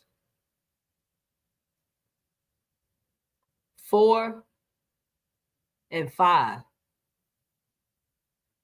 So this basically saying the same thing Tim Bradley said. Tank Davis is outperforming them in these categories at a high rate. He's fought more champions. He's fought more undefeated fighters. He's fought more fighters that's went on to stay competitive and stay ranked and win championships. We already know he does better gates and numbers and revenue and all of that. So I don't understand the logical argument for y'all to keep saying, 1, Tank ain't fought nobody, and 2, that these fighters got better resumes than Tank. Logically, it doesn't make sense to keep saying that. Now, you could be emotional about it, but my 2 cents is that logically, you can't keep saying, how could you, after everything we just talked about, how could you still sit here and say that Jamel Herring and Oscar Valdez still make Shakur Stevenson's resume better? Because at this point, it's something that they want to say. It's not something that they're using any logic to produce. Anybody with common sense would know that he outdoes them by a landslide. But, they're going to say whatever it is they say.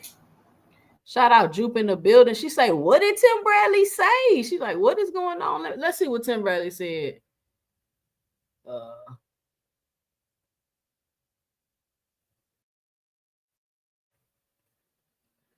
He finally told the truth, Jupe, because as you know, that contract is up at ESPN.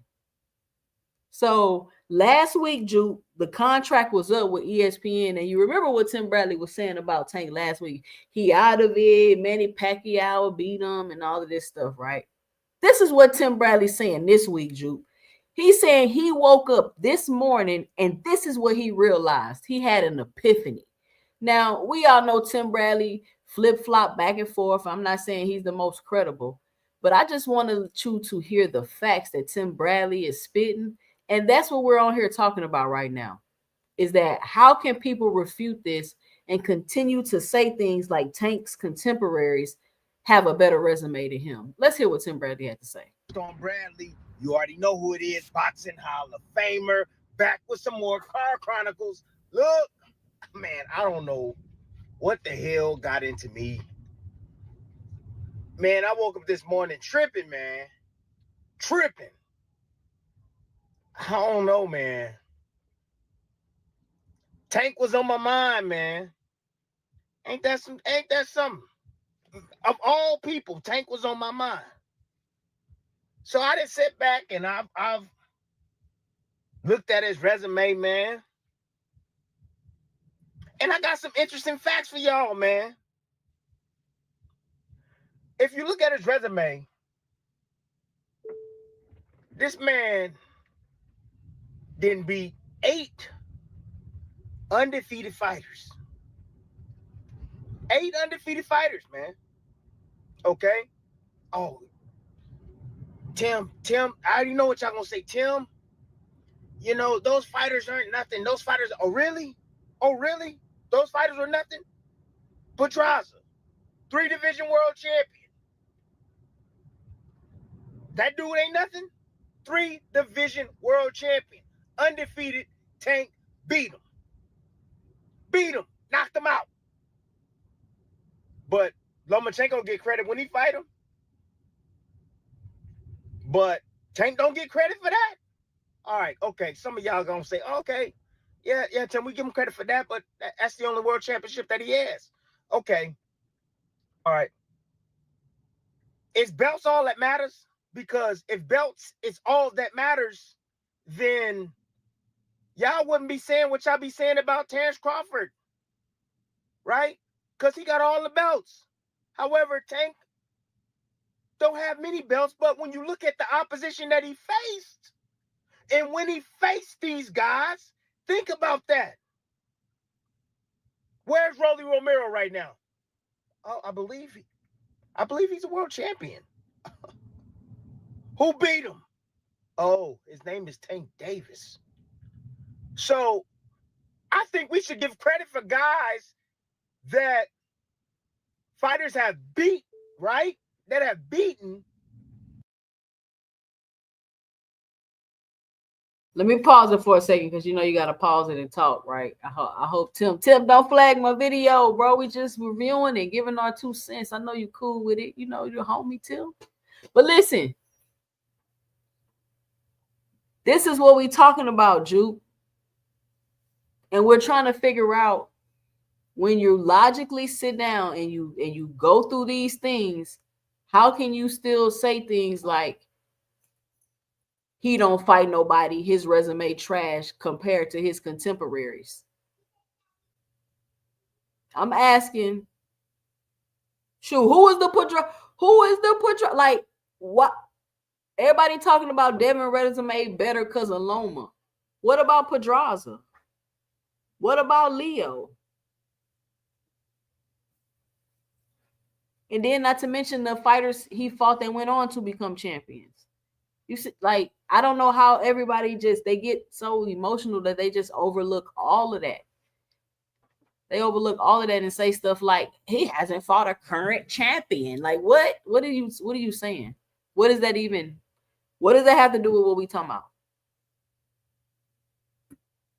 What does that have to do with what we talk about? More importantly, let's do a little deeper.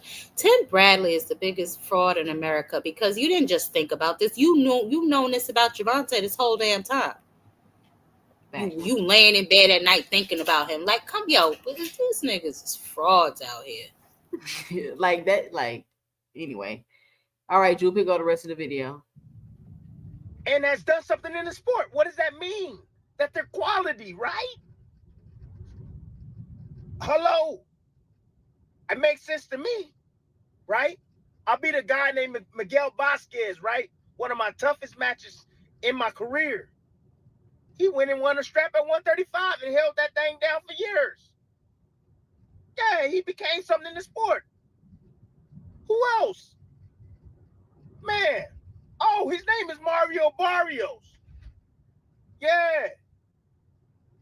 Forget the belts from now. Forget that. Barrios right now is a legitimate 147-pounder.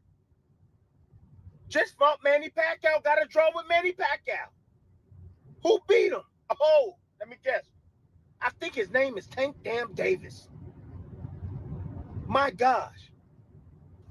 Who did Tank just fight just recently? Who is a world champion at 130 pounds? The man said that Tank power ain't what everybody think it is. The man said the Tank is small. His name is Roach, right? Yeah.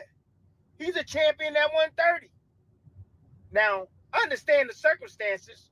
It's a draw, but I'm just saying, he got in the ring with that man, right? Yeah.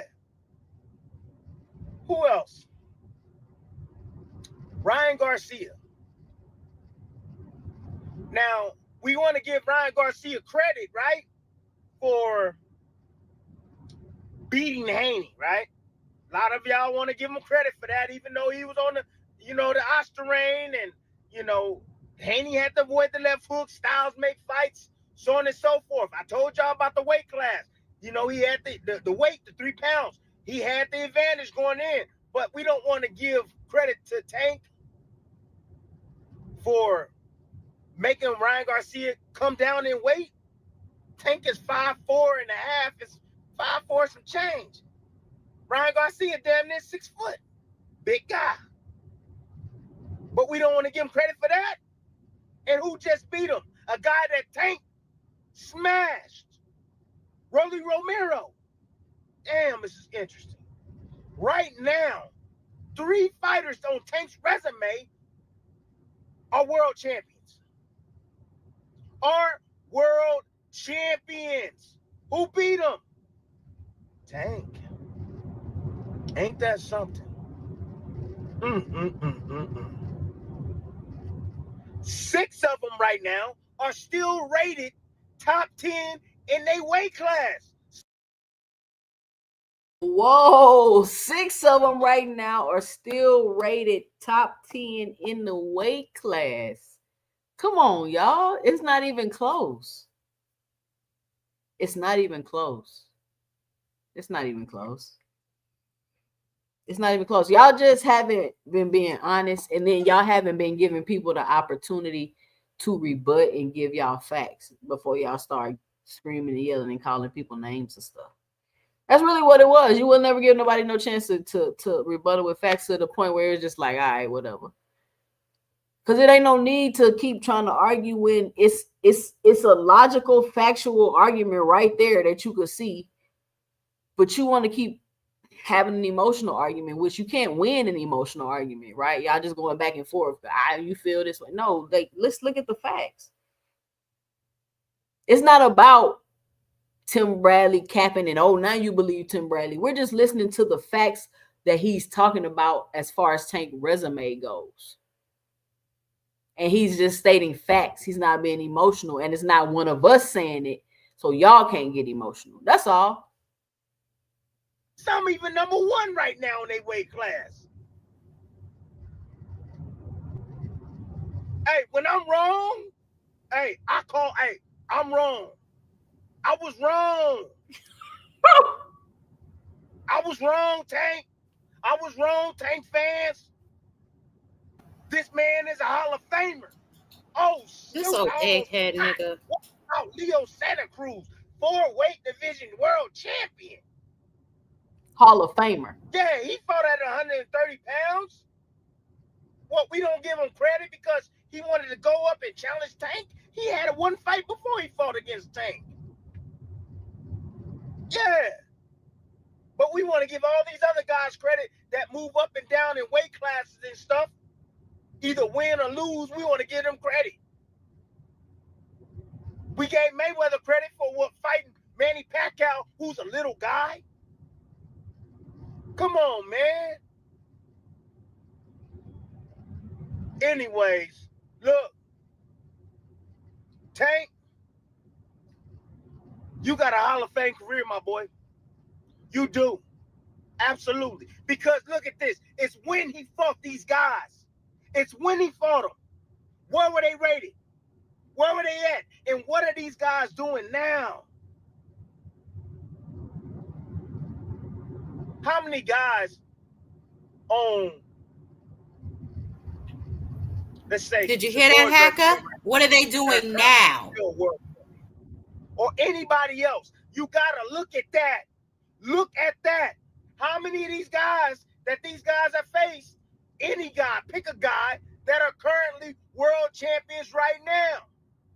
That means that they quality. That's what that means. And when Tank beat them, they were quality. Yeah, means now. Any guy, look at that. How many of these guys that these guys have faced? Any guy, pick a guy that are currently world champions right now. That means that they quality. That's what that means. And when Tank beat them, they were quality. Yes. Anyways, man. Hey, I already know y'all about to come after your boy. Hey, but you know I can take it. Card Chronicles.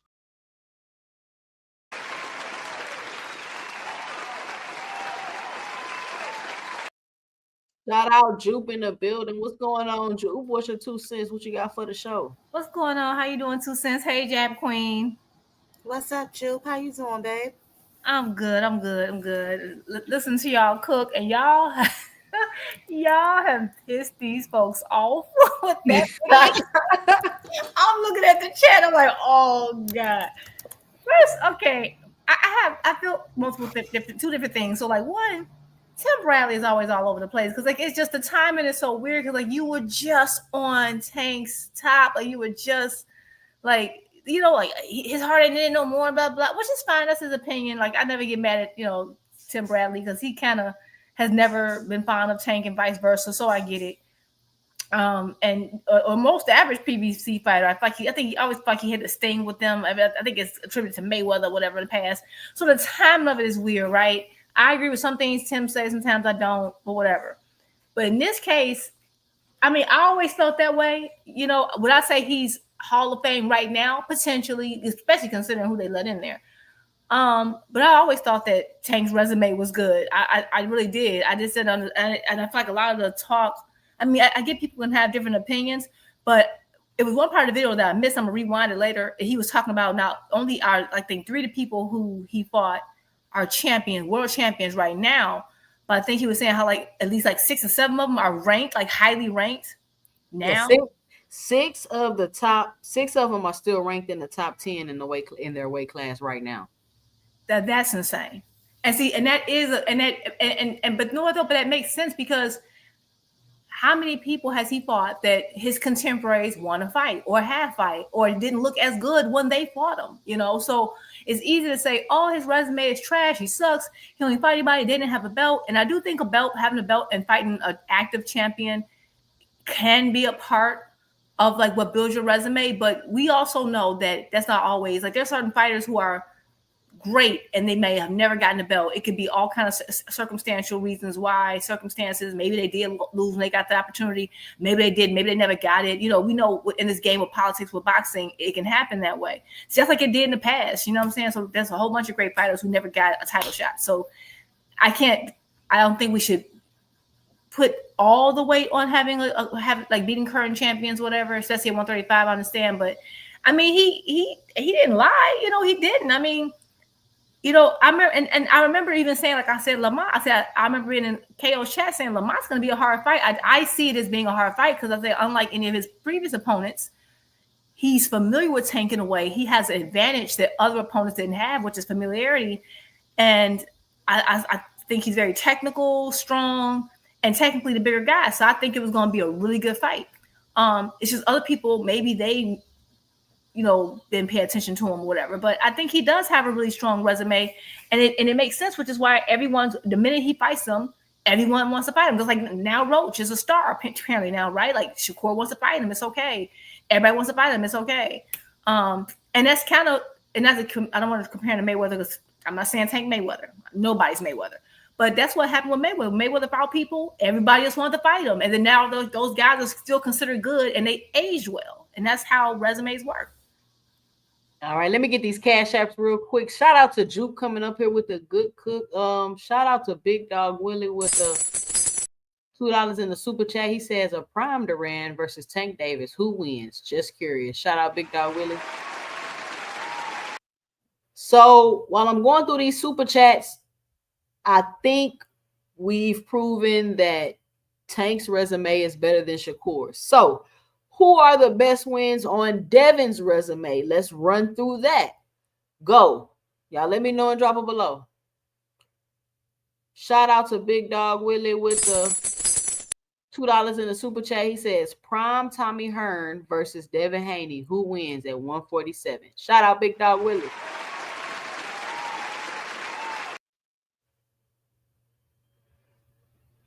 Big Dog Willie back in the super chat. Shout out to Big Dog Willie with the $2. Prime Ray Leonard versus Prime Earl Spence. Who wins? Hey, that's a good fight. Shout out Big Dog Willie with the $2 in the super chat. I think that's a good fight. Shout out to Breezeway with the, or Burr Weezy with the $9.99 in the super chat, just showing support to the channel. Shout out Burr Weezy.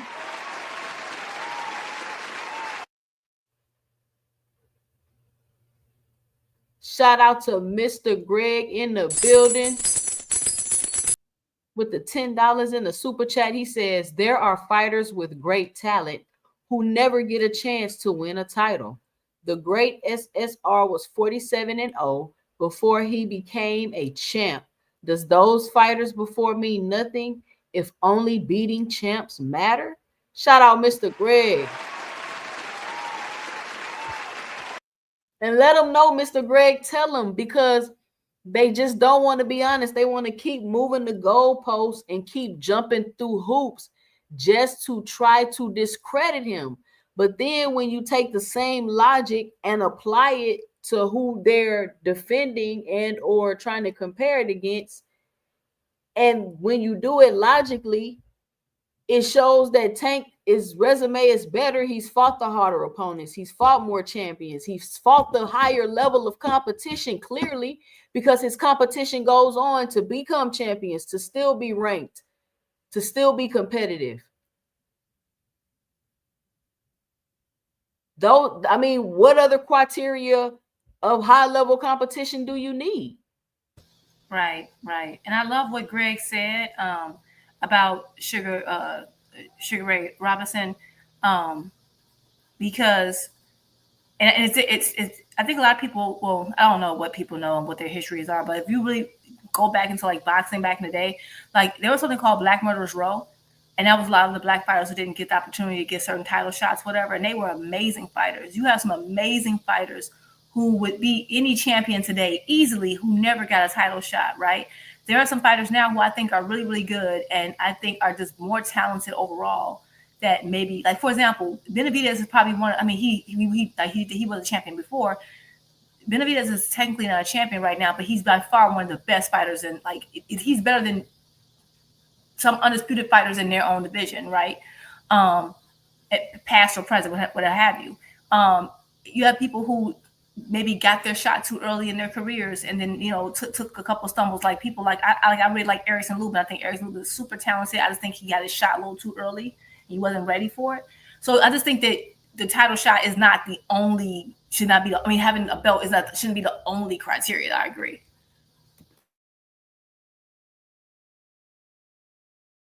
Hold on, y'all. Give me 1 second. Go ahead, Jab Queen. Y'all give me a minute. Yeah, I can't really argue with that. I think it's always the level of opposition that you face and what time you face them.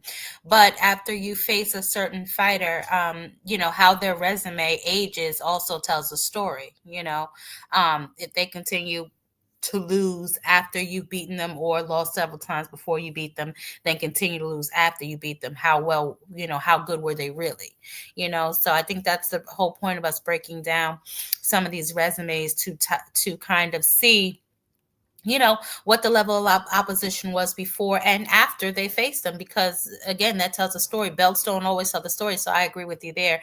I've always been a level of opposition girl, because I've said several times that some of these guys that maybe not ranked as high will get in there with some of these elites and whoop their ass. So, it's all about the level of competition and opposition that you're facing at the time and Absolutely. How they do on before and after. I think it all tells a story. You want your resume to age well, obviously, because you want to show that you are facing guys that, are tough competition.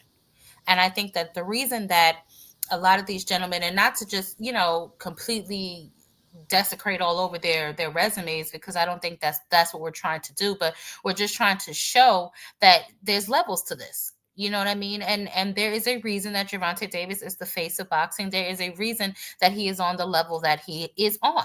I believe that he's pretty much faced every single style in boxing, but you can't really say that for his contemporaries. He's gotten in there with other punchers. He's gotten in there with guys that like to just box. He's gotten in there with all different type of styles that would prepare them or prepare him for them. But have they been in there with anyone that will prepare them for him? If that let me respond to this comment by Blaze P4P. What if a boxer beats a fighter so bad that they are never the same? If the losing fighter doesn't win again, does that diminish the victor's accomplishments? Now, first, let me say this. I don't think Devin nor Shakur are beating a fighter so bad that they're never the same again. One. And let's say that's true. Cold-blooded too.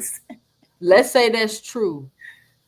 The fact that Gervonta Tank Davis is beating his opponents, knocking them out, and they're able to go on and still be ranked and become champions, that even more validates the point that he's fighting higher level competition. Because if you're getting beat so bad by Devin and Shakur that your career is never the same, I mean, what does that say to the level of competition? You get what I'm saying? So to me, I think that only proves my point. But I get your perspective from it. I get what you're saying.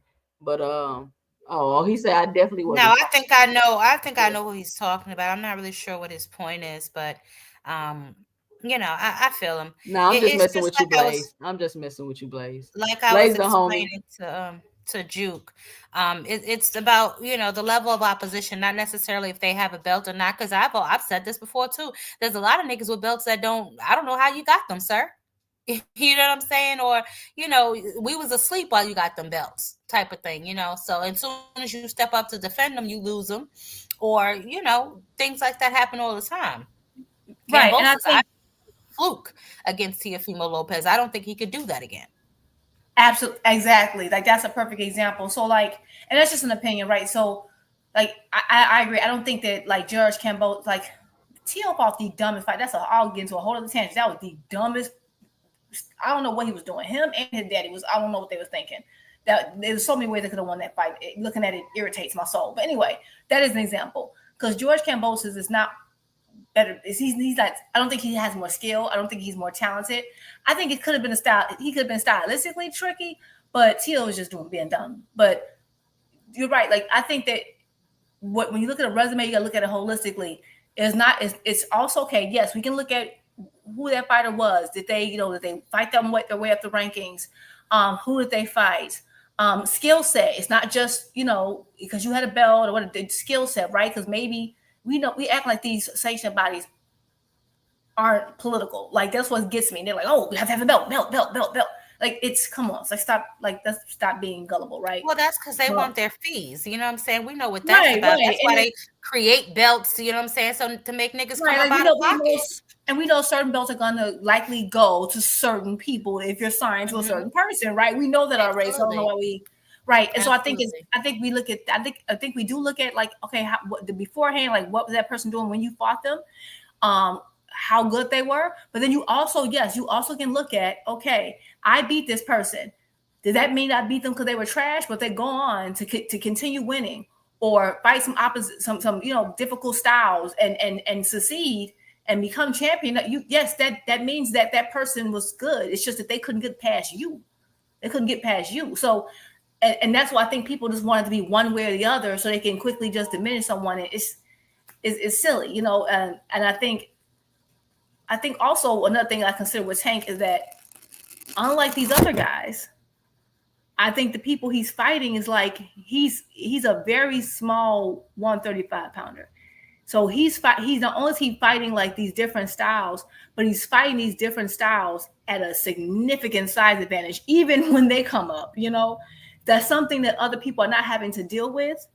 And I think it's showing as they progress in their careers. I don't know what this means too, Rich. Boxing is the only sport you don't have to accomplish nothing in. It's just an opinion, I guess. So is having 8 undefeated fighters on your resume not an accomplishment? Is I mean, what having are we 3 talking about world here? champions on your resume not an accomplishment? Is fighting the level of competition to where 6 out of 6 of your opponents are in the top 10 of their weight class?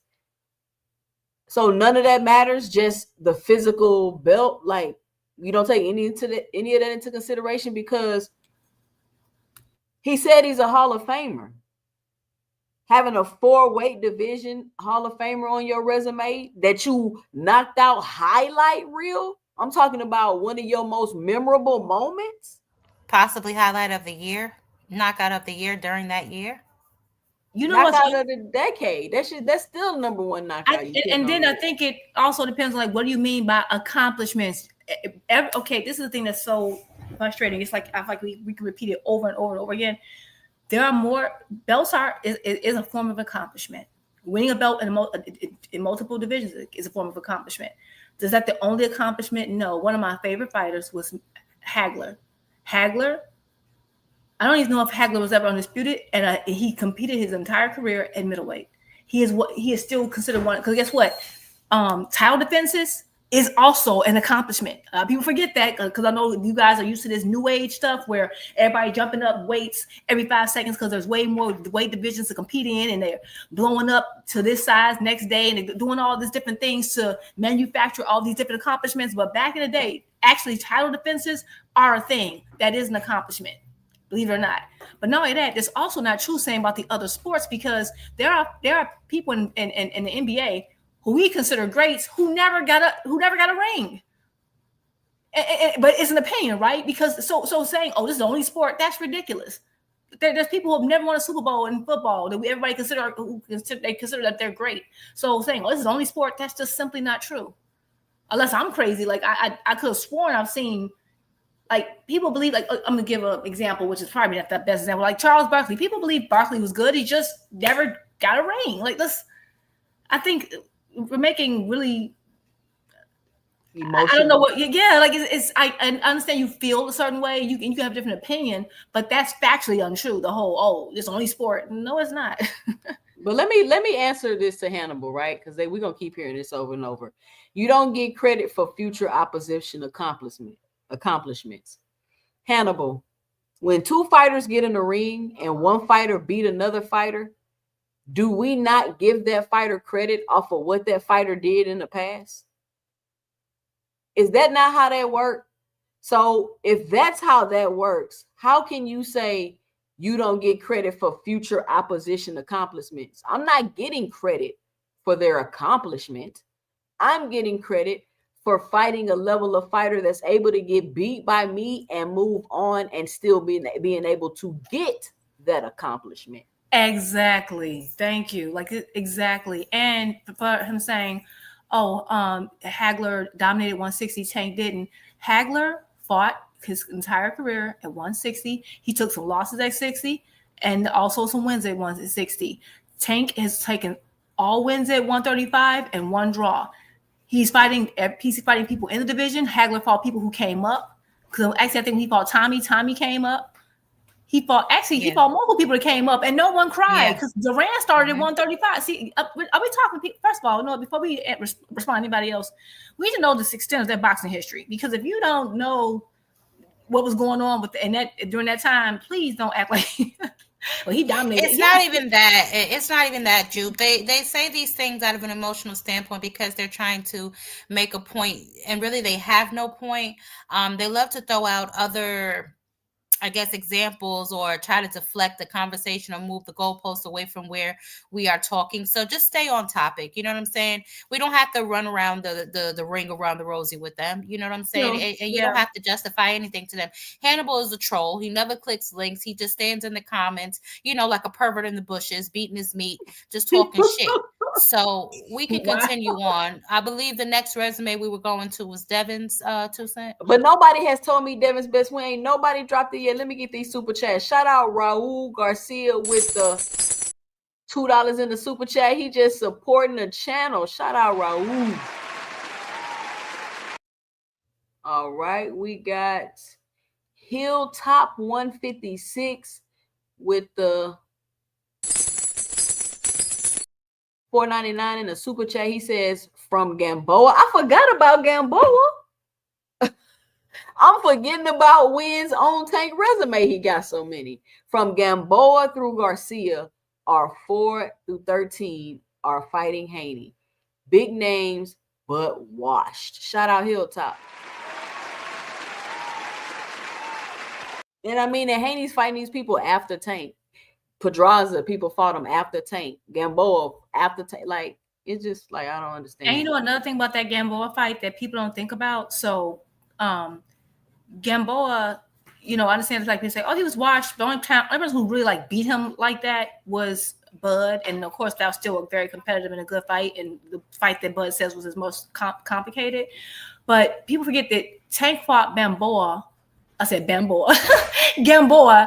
after a stoppage win. Like Gamboa was still in the win column when Tank fought him. They were number 1 and number 2 in the WBA, which is why they fought for the title, the same title that Tank has now. That's why they fought for that title. So, and Devin, which, you know, I give him credit for what he did too, but he fought him after getting his ankle hurt in the fight from Tank, being knocked down multiple times and stopped immediately after that. So he got a title shot coming off of a loss, a stoppage loss. But we can't, like, that's what's, it's like, it's crazy. It's like, it's good for the goose, but not for the gander. It's like people are all over the place, but I digress. Okay. All right, let me get these real quick. Shout out Mr. Greg with the $5 in the super chat. He says Hagler had to fight monsters at 160 before he got a title shot. Shout out Mr. Greg. And then too, because I mean, I know we can go through this, but if we wanted to, we could kind of segue this into how they treating Jaron Boots Ennis. Like it's just the unfair, unrealistic levels of scrutiny, for lack of a better word, where people just not being realistic. Like they're not paying attention to when their favorite fighter finally got their big fights. And they're like we're applying the rules differently for different people. I'm applying the same rules evenly. Like I don't understand what the problem is. And it's the same way it's always been used to break down people's resumes in the past. I don't know what's the problem with the same rules now. I don't get it. Did anybody put Devin Haney best win? Shout out to No Fly Zone with the $9.99 in the super chat. He says 2 cents, Ty, and Juke. Salute, ladies. Keep cooking. Shout out No Fly Zone. No Fly Zone, what's good with you? What up, homie? All right, so here we go. Shout out Boxing Hacker with the I'll shout him out. $5 in the super chat. He says, if future wins matter, then how good was Tarver's win against Roy since Jones got knocked out multiple times in the future? The moment is what matters. Shout out Boxing Hacker. I don't know what point you're trying to make. So they're saying Loma, which we already knew they were going to say Loma, but that's what I'm seeing mostly in the chat too, saying Loma for Devin. See Loma and Regis. Child, I know you ain't seen no Regis, child. I know you ain't see that. I know you didn't see. Put your glasses on too, so you didn't see that. You didn't see that. Please tell me you did not see that. This is outrageous. Oh, it say Loma said it, Regis said it. So I don't know if he meant Loma and Regis. So we just got Loma. So Loma is the reason why his resume is better than Tank's. Because Boxing Hacker, if what you're saying, if your logic you want to apply, then what credit does Devin Haney get for beating Loma? Right. It's both. Like I think that it's like I feel like they're fighting to have it either or. Yes, we judge your resume based on who they were in the moment and how your resume ages. That's the total package. We're looking at both, not just one. Like, yes, what condition were they in? Were they in their prime? Were they, it's the same thing. People, it's so funny that people, we defend Floyd all the time when people attack Floyd's resume, and they always talk about how Canelo was like in his prime. And now Canelo has gone on to do all these great feats. And we're like, wow, think about how great Floyd had to be to beat someone like that when he was in his 20s. And Floyd was like, 36, 37. We do the same thing with past fighters. So like now they want us to stop doing that because they don't like this particular person. I don't know what you guys' obsession is with this little dude. I don't know what he did to y'all, but y'all gotta relax. He slept with somebody's girlfriend. He slept with somebody's girlfriend. I could feel it in my soul. He slept with somebody's girlfriend. Shout out to That's Rip it. Sweets with the $10 in the super chat. He says, I never donate, so I wanted to pay my dues. Shout out Rip Sweets for supporting the channel. And we got Jay Henderson in the building. Shout out Jay with the $9.99 in the super chat. He says, I'm feeling Juke. Cook, my girl. Shout out Jay Henderson. They feeling you, Juke. Shout out to all the ladies on the panel. Y'all make sure to help support the channel. It's ladies night. Ladies, come on up. Click the link.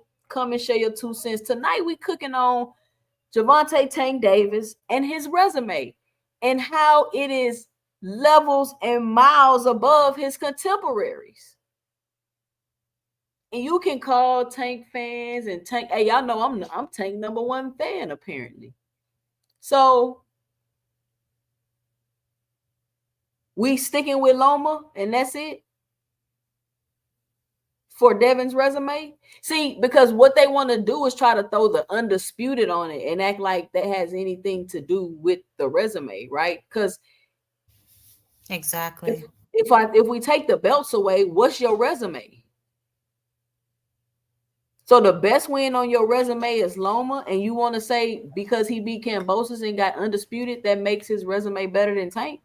Well, that's a good point. I didn't think about. I mean, I guess we can add. Right. I think. You know what? Now that you say that, because I was sitting here like, why are they tripping about? I get it now. I'm seeing what you're putting down because like maybe that's why they're so hyper focused on the belts is because, which I do count those, because they don't want to really examine like the fighter at the time and circumstances. But I mean, I guess you can add Regis to Devin. I don't think. I love Come on, me Jupe. some Now you're just being desperate, Jupe. We're not doing I'm all just that. trying. I'm trying to help the brother out. No, we're not helping them. This is ladies' night. Let them niggas drown. This is ladies' night. Furthermore, we listen. I don't pacify grown men. We're gonna just stick to the facts. Okay. Yeah. The facts of the matter are, just because he got a belt, what he for? One person to become undisputed? He didn't run through no whole division and no gauntlet, no nothing like that. Like, let's call things what they really are. Pull the resume up, let's examine it, and then we'll see what's really what. Y'all can't deny facts, can y'all? As hard as y'all try. And look, Q Brown say, let's be clear. We don't know how Loma will match up against Ryan Garcia, Frank Martin, Mario Barrios, Pitbull. Those guys could beat Loma. I would put my money on all of them to beat Loma personally. Just because, and even I'm not saying that like for example, I think Loma's more skilled than Mario, but it's just the size difference. I don't see what he would do with that. I don't know. Especially at least the one that Devin fought is what I'm saying. I don't know. Frank Martin, that's a good fight now I think about it. Let me think on that.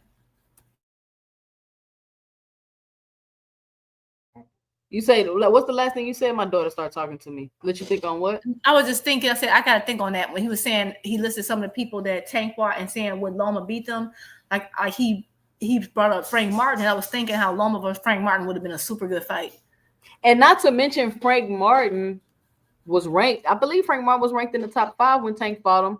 Tank don't fight people coming off of losses. He don't fight opponents coming off of losses. Like, let's jump through the hoops tonight. Let's jump through the hoops because y'all always trying to jump through the hoops to discredit. Let's jump through the hoops to get some credit going on. And let's just be honest. And now it's no more debate. Like, it's not up for a debate. There's nothing about Devin's resume that's better than Tank's. Nothing. Besides the fact that he got undisputed, which doesn't speak necessarily to your resume. Like, you beat Kambosos. Okay, cool. Where is the Leo Santa Cruz's on your resume? Where is the Rolly, Pitbulls, and Barrios on your resume? Y'all could say they trash all y'all want to, but they went on to become champions. Where are the people on Devin's resume that went on to become champions? But you see, Toussaint, you see right there, that whole last sentence that you just said, right? That discredits them at every turn simply because, on one hand, they want to give these niggas credits for being champions and 3 division champion. Tank got a Reggie belt, but he beat other champions. But we don't give them credit because they not good enough champions. That makes sense to y'all niggas? It don't make any sense. It and like it. Whatever. Getting into that belt, that's a whole other conversation. But yeah, I mean, like, okay, so we can say Loma. So Loma is probably is definitely his best win, the guy who's most accomplished, right? I think I will give him credit, just to be fair. I think Loma did become a champion again after Devin beat him, right? So that's the only person that I know that he fought that became a champion after he beat them, right? And he fought Brenachek, right? Yeah. Timeline, right? So we got him. Okay. If we say Regis, like I said, I like Regis as a person, but I feel like some of those old fights kind of took a lot out of him. And I just felt like Regis is one of those weird tweeners where he don't really fit well in 140 or 147. Like he probably got grown 140. So I don't know. But it's definitely Devin's best performance, I think, by a mile. I mean, who else is on his resume? We got Jojo Diaz, Gamboa. I think his recent. Who did he fight? He fought Jojo Diaz, Gamboa, Linares. Oh yeah, Jojo Diaz lost like 9 or 10 times either before or after Devin. I can't remember which one, but he lost multiple times. He's not a good win at all. I was gonna say Linares because Linares is accomplished, kind of, right? But Linares got I think Linares lost every fight he had since then.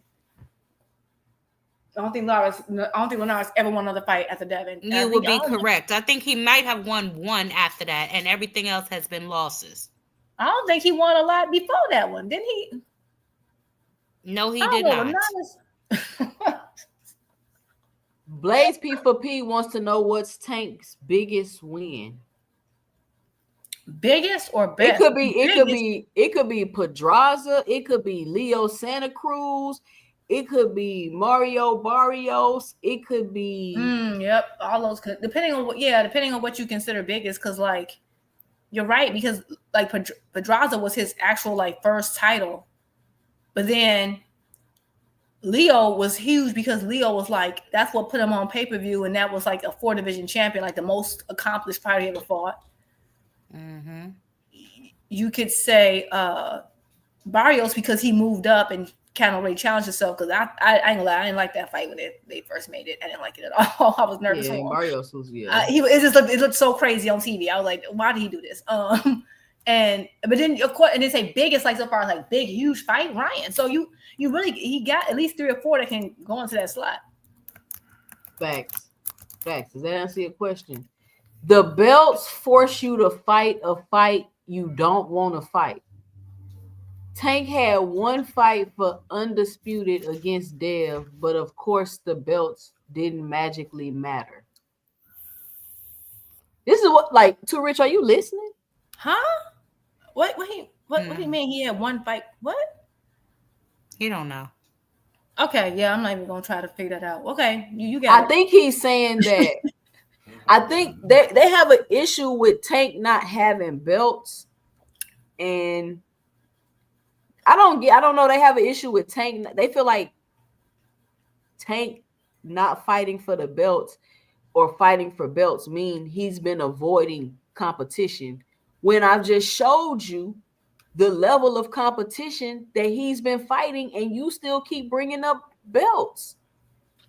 And you know what's so funny about, now as I'm reading the comment that you put on there, okay, the belts force you to fight you don't want to fight. Okay, well, the funny thing about that is that Tank has the original WBA belt, right? Like the one that they had back in the day before all these every sanctioned body had like 8,000 belts.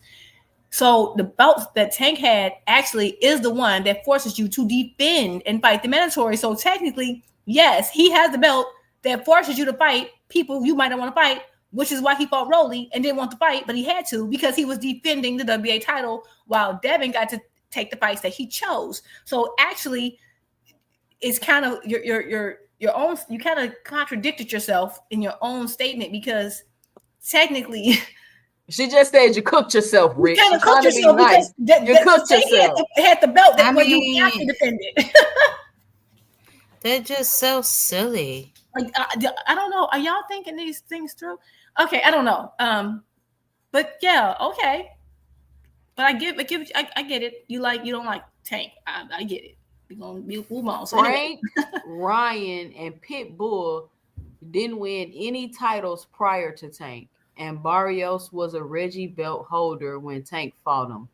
Loma was accomplished and ranked when Haney fought him. So Reggie belt. Wouldn't that mean that since Tank fought these fighters in their prime and they went on to become accomplished, that Tank got these fighters in more of a prime position versus fighting a fighter that's already accomplished and on their way out, Hannibal? Like you just jumped in the pot. You just jumped in it. He put the season on himself. You just rolled in the old bag. You just was rolling in it. He said he rolled in the old bag. In it. Right, because it's like if you I get what he's trying to say. Like I guess he's trying to say, I think it's just they have this thing with belts. I get it. Like they didn't have a belt before they fought him. Okay. If they would have, let's say they did have a belt when they fought him. Did it make them a different person? Did it make their style different? Did it make them a better fighter? Did it mean anything? No. Ryan didn't have a belt before Tank fought him. He didn't have one before he beat Devin either. So, and your point is? That's what I'm saying. The only reason why they use the belts is because that's all they have to say. Yeah, I see that. I see what they're saying. And then they never want to take into fact that Top Rank had control of the belts. Like they always skip and jump over the fact that Top Rank had control of the belts. Devin didn't leave with those belts. He left those belts at Top Rank. And you already know, just like Dankfather was just accusing PBC of doing, that Top Rank is going to play, what you say, Dankfather? Hot cake with the belts? They just gonna pass them around to each other. Ain't that what you said that the PBC be doing? Ain't that what Top Rank? Now, don't Bob Arum be like, why would I make a big fight for Gervonta? And ain't that what Bob Arum said? That's exactly what he said. Gervonta, I don't have to make the fight for Gervonta. I have my own fighters. Oh yeah, I want to pull up this video. Off topic, but Keyshawn, let me pull up this video. And this is what people never want to admit, is that you guys talk about Tank because he's the trendsetter. He's the name. He gets the click. He gets the views. I have a channel. My channel's monetized. I know for a fact y'all doing all these Tank videos because he getting you clicks and views. And case in point, like how we've been trying to talk about Devin's resume, but every time we do, your chat is like, but Tank. We've been trying to switch over to another person, and they're like, no, Tank. And there we go. So I think Tank won the resume debate, and not debate, but I think Tank won the resume argument between Devin and him. Like what? Okay, you got the belts, but what does that have to do with the resume? It doesn't have anything. You can't say just because Kambosos beat Tio, he was one of the best fighters at 135 pounds. Now he was one of the best fighters at 135 pounds because he caught Tio slipping. Nah, y'all cannot do that. Shout out Mr. Greg with the $5 in the super chat. He says Tarver's first win versus Jones, but then loses to B-Hop, and Johnson is who he was in the moment. Shout out Mr. Greg.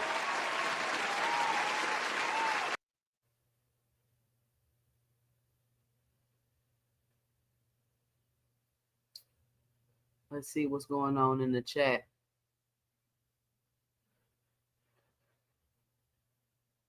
To say Tank ain't want to challenge himself is some capping ass shit. We all know Top Rank has all the other belts at his weight division. Bob Arum wasn't letting that ish happen. So, Drew, Jab Queen. We just ran down all these facts, right? The 8 undefeated fighters, the 4 division weight champion, the level of competition, how they're still ranked today. How can you still be saying he ain't want to challenge himself? How can you still logically because he didn't be fight coming to that conclusion? Devin or Shakur? Because he didn't want to fight Devin or Shakur. So here's my thing, right? If Tank ain't no fighting nobody, which is what they all love to say, then who are these niggas fighting? Because they ain't fighting him either. And also, I feel like the timeline, and I could be wrong with the timeline, so correct me if I'm wrong. I think it's really based around like what it seems to be. This seems to be some very. This has to be because first I was going to ask because I joined the chat late. I understand we're talking about like contemporaries, but I was about to ask why are we even comparing like Devin's resumes to Tank and Shakur's, because Devin is all the way up at welterweight. Like we should be comparing him to like the welterweight. So like I just like somehow he always gets squeezed in with the little guys and he's not anymore. So I thought that was weird. I'm like, why does he keep but I get it, they're kind of around the same age group.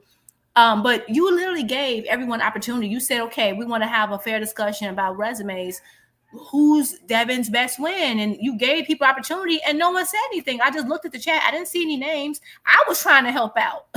So, you know, and I guess they're like to Jab Queen's point, because he didn't fight Devin. But if I remember correctly, I don't understand when they would even fought, because I remember Devin signed the Top Rank. He fought Kambosos twice and then Loma. And then he moved up. So you're in like these, you kind of like have your career and journey set. When was Tank supposed, when was him and Tank supposed to get in there? Like, I don't understand. I mean, I would have loved to see that fight too, but okay, that's fine. He's at welterweight now. So like, I don't know. I don't get it, but whatever. And then Shakur had just gotten there. Like Shakur has not been there that long. At 35, right? Yeah, because Shakur's only, this is like what, his third or fourth? It's like his second year, I think, at 35. Yeah. So he had just gotten there, you know. So we haven't even allowed to, I mean, which I think is perfect now, but like it, you know, it's just starting to build with, you know, the whole Tank and Shakur thing, which I love because that's the fight I really, really want, because I'm a fan of both of them. But saying, oh, he didn't want to fight the best, he didn't want to fight, like, who? Loma was doing the little Top Rank tournament, I would say. He got beat by Tio. Like, it's just sometimes you got things are more complicated. And I think people just want to say, like, oh, this person don't want to fight this person. And that's been going on in boxing for a long time. But sometimes it's just the schedules just don't match up. It happens. But now I can see if like Tank got some type of offer or get in and just like, no, I won't fight them. I'm turning this huge. That didn't happen. So I don't get the point of even bringing on any of that up. Now here they come with the turkey, offered them $20 million, Juke. Well, okay, that's the case. I offered them 50 gazillion. How about that? We can just go off that. I'm so tired of the turkey. Turkey offered them this and that. Sure. The turkey never said it. Sure. But I mean, I think Devin has a pretty decent resume. I think that, you know, like, I think if he beats Norman, this would be amazing for his career. Like, he really needs that Norman win. And I know they're saying, oh, you know, I know the big thing is Rolly and Ryan weren't champions at the time, but I'm sorry, I'm team Rolly over here, so I know people can laugh at that, but Rolly deserves that title. I'm sorry, his performance against Ryan earned it, as far as I'm concerned. I don't care what anybody says. But we don't know if Devin would have a hard time with Rolly, and we know the type of time he had with Ryan. So why are we acting like these guys are so beneath everyone else? Like, when we and I understand whatever PD, I get all that drug don't make you not move your head. It doesn't force your opponent to not move his head. That's all I know. If it does, then it needs to be like $1,000 a pill. And let me say this too, and then we're gonna give our 2 cents about this video Keyshawn just dropped. Which one of Tank contemporaries, and I keep asking this question, that he beat are now fighting each other in a championship fight, headlining a card? How can you not be fighting nobody, but the nobodies you fighting is headlining cards, but you fighting on undercards? But let's take a look at this video. Somebody told me to take a look at it. I haven't watched it. I'm watching it with y'all. Let's see. But look, man, it's been a long time coming. Like, I just want to start with the situation, of course. You know, I want to start with the situation, of course. You know, June 7th. The jump. I'm gonna try not to cuss, but the situation messed me up so much. It damn near took me 2 months to get back on live. It's August 1st. That joint happened June 7th. Like, and I felt some type of way when the people was just like, I don't really care, because like, hold on, y'all. I hate he got this music on there. Let me try to do something to kind of combat that.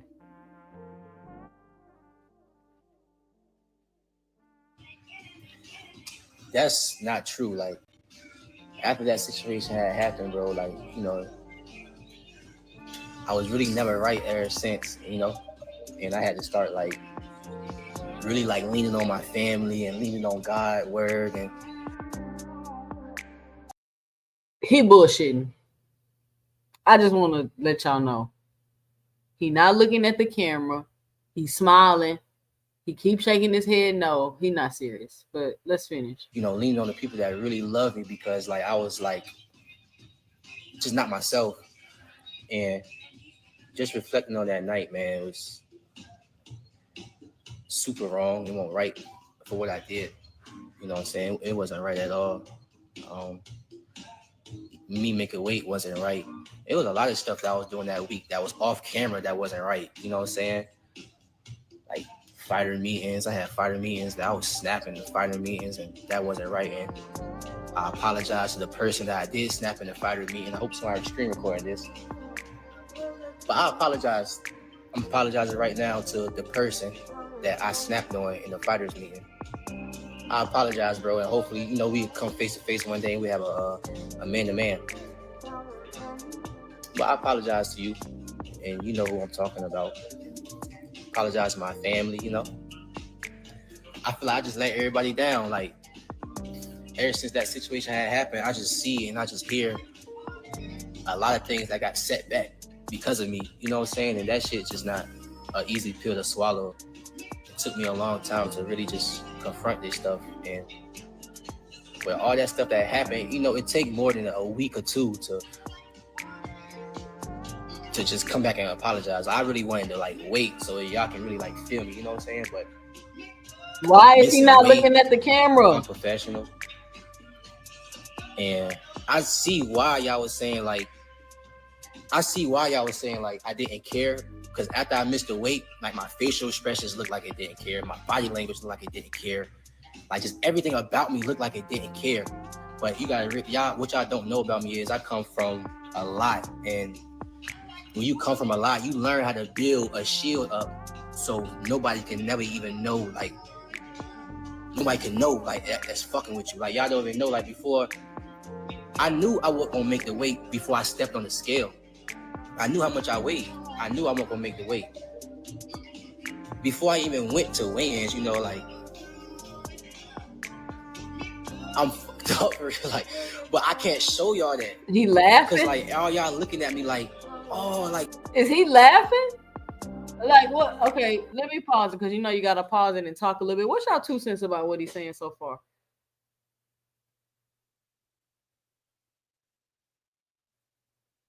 Hello? Hey, okay, so Oh, you talking to us? Oh, okay, I thought you were talking to the chat. And so far, you know, you got to stop it and talk so they won't copyright you. But look at his face. So far, what is y'all 2 cents about what he's saying? He busted out laughing, y'all. He's smiling at the beginning of the video. He's trying to be serious. He busted out laughing. Look at him.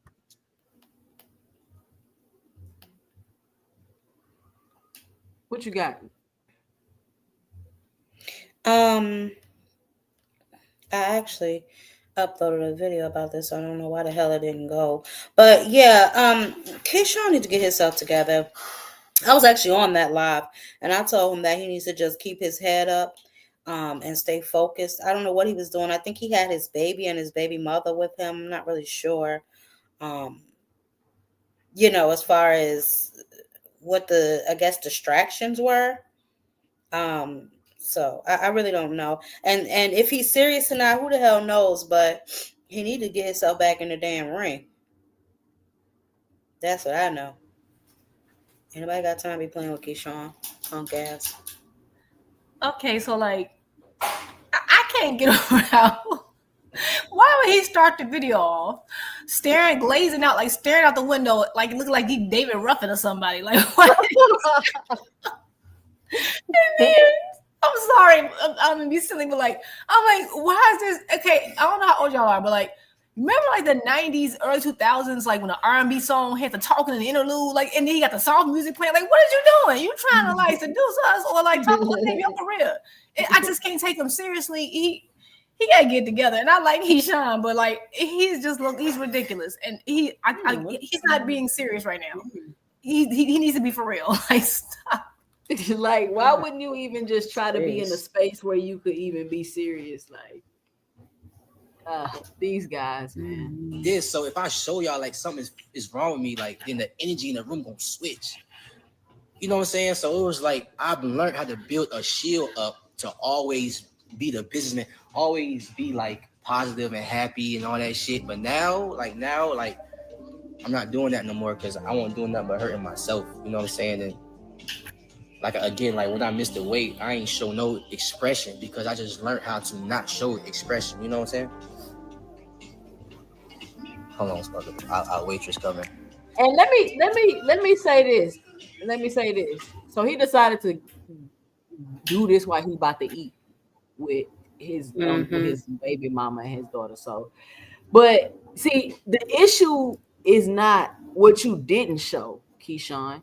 The issue is what you did show. All the popping the popcorn, the antics in the crowd, ha ha, loud. You didn't have to do that to show nothing was wrong. Like that's what I don't understand. Like, it's not what you was trying not to show, is what you did show. Mm-hmm.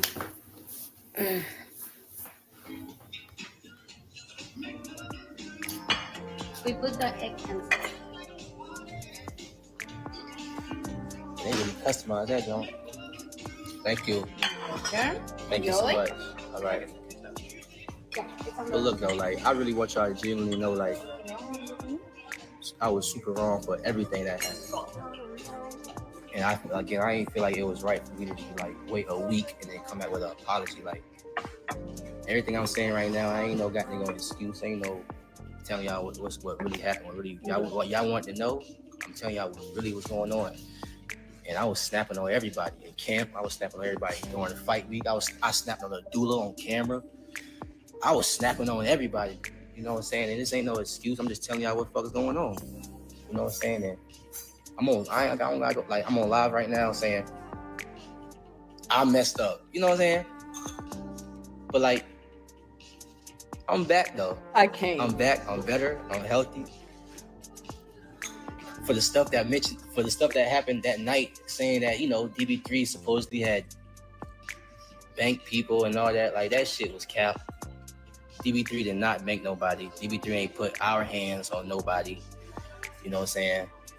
I don't have no love lost for them Philly boys. No love lost for the Philly boys at all. Like even for them carrying it that way.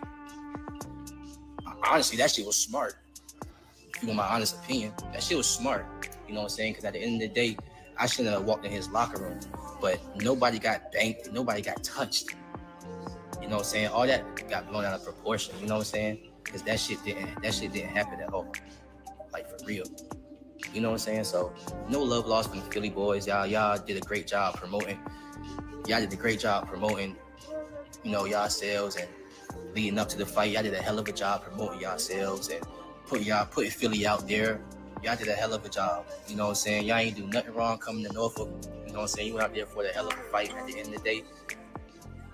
Him versus my brother was a hell of a fight at the end of the day. You know, we just brothers, so we more emotional into that shit. But that was a hell of a fight at the end of the day. You know what I'm saying? That shit went down. He say at the end of the day one more time. You know? And you know, we didn't get the decision that night. But you live, you learn, you get better, you grow from stuff. And for the kids that's watching this right now, like, I was wrong. And I acted like a kid that night. You know what I'm saying? Because I couldn't take a loss. You know what I'm saying? It was a lot of people in our camp. I'm not gonna mention, but a lot of people, not a lot of people, but other people in our camp took losses too. And I'm seeing how they go about things and all that stuff. And I'm like, damn, why the hell I can't do that? Like, I don't know, but you know, you live and you learn. Keyshawn, did you lose? Does he mean he can't take a L like him missing weight? I believe he's referencing his brother. I'm not really sure what the hell he got going on, but I assume he's referencing his brother's loss. Why is he so extra? Like, and I like Keyshawn, but like, this could have been an email, sweetie. Just wrap it up. Like, just okay. I didn't do, I messed up, whatever. Like talking about how, like, you can't wait to get back in the ring, and that's it. Right, making sure, because at the end of the day, if he fights again and conducts himself in a decent manner, it will blow over. But the only thing I don't like is he's saying no one got touched. That young man who fought his brother. Right after the fight ended, and he was talking to after the fight, he looked fine. But later, after he talked to the press afterwards, he had lumps. I'm like, he didn't have those lumps after the fight. So either y'all didn't touch him, or he just had some really delayed swelling. I don't know what's going on, but whatever, Keyshawn. It's like we weren't even thinking about it. All he had to do was just kind of like, just slowly get back into the media, say I was wrong, and then keep it moving. But like now, you just bring it all back up. Like he needs PR. He needs PR. Yeah, like it was like we was past it, right? Right. Like I had more attention about it because y'all apologize. Cool, move on. We still like Keyshawn. He's a good fighter. I don't know. He's team too much. Jab Queen, do we need to watch when do we get to the part about the retirement? We need to watch the whole thing. That was actually at the beginning. I don't know, Fight Hype, I guess they got just little clips of it, but at the beginning, he says it again though. So like after this, he says it again after he goes into a couple more spills about his whole life. Learn from my mistakes. Mm-hmm. Yep, in a few minutes. Like my mistake was public and definitely tough pill to swallow. You know what I'm saying? So what is he smiling about, bro? Right now, like I'm in a position where, as far as like my career and stuff like that,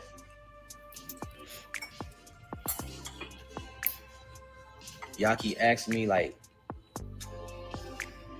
what's next? Y'all keep asking me like 140. Y'all keep asking me like 135. Bro, at this point, I'm damn near retired. At this point, I don't hear nothing from nothing. I ain't hearing nothing. Like, I'm damn near retired. So y'all keep saying, when the businessman gonna come back? When Keyshawn, you good? Yes, Keyshawn is good. Keyshawn great. I got a great support system. But boxing right now, you might as well call me like kind of like, I don't know. It's kind of slow right now. No cap. I can't. You might as well just call like, bro, like boxing slow right now. You might as well say I'm retired. Start me a couple of things so money can just keep coming in. You might as well say I'm retired. I bought a house already, so only thing I gotta do is pay my mortgage at the end of the day and raise my son. So I don't really have to like stress about it, about not getting back in the ring, but like, bro, I'm damn near retired. I'm gonna just keep saying that. I'm damn near retired. Shit, I don't know when I'm coming back. I don't know. You know what I'm saying? But at the end of the day, like, y'all still up here. I got a lot of people up here watching me. Like, appreciate y'all for the support. You know what I'm saying? Y'all still up here trying to support me. Y'all up here supporting me. Y'all trying to see where my head at. And again, I'm telling y'all, I apologize to all my fans. I let my fans down. I let my family down. My team down. I let everybody down, for real. Like, for real. Tough pill to swallow. But I appreciate y'all still supporting me. If y'all want me back in the ring, I don't know, talk about it. But once I get off this live, y'all not gonna see me for a very long time on live. Like y'all not gonna see.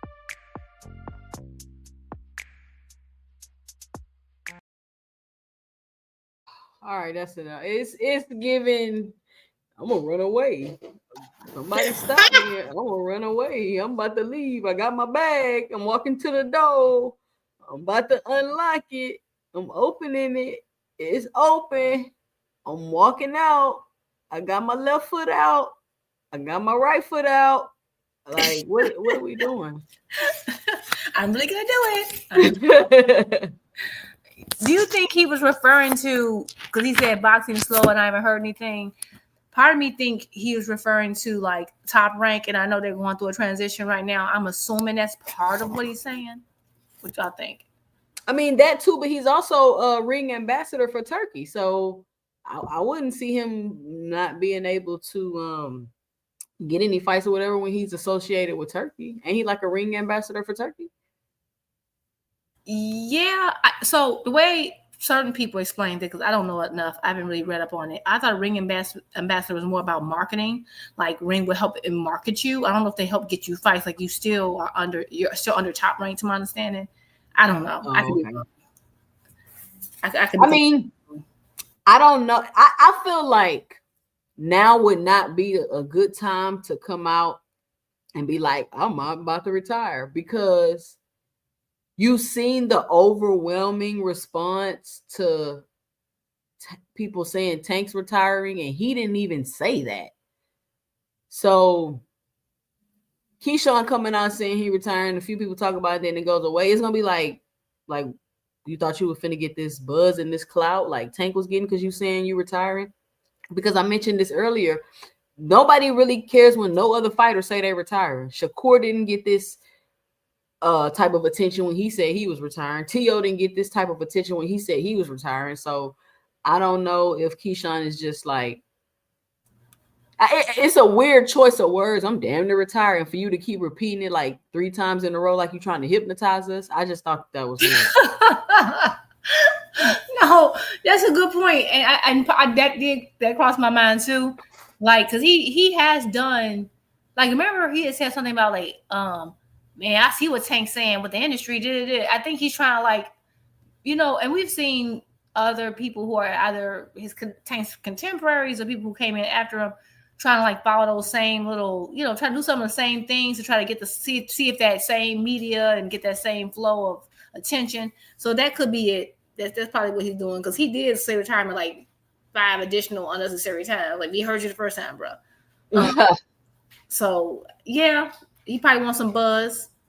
Yeah, I mean, it's giving, it's a little cloud chase. It's a little cloud chasey to me. It's a little cloud chasey, but that's just my 2 cents. Jab Queen Boxing, what you got on it? Can you put that? No.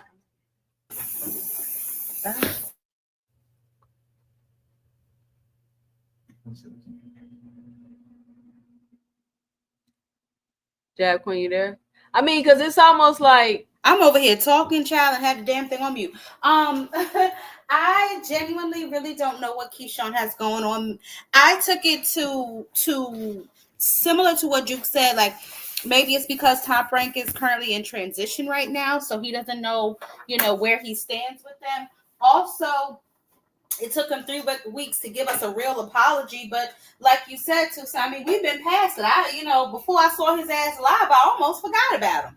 You know what I'm saying? But there are other opportunities and other fights out there that he can make. Him and Frank Martin are both going to 140. So, that could possibly be a fight in the future, along with several other names, Gary Antoine Russell or whoever the case may be. I don't really think retiring is, something he needs to be looking into right about now.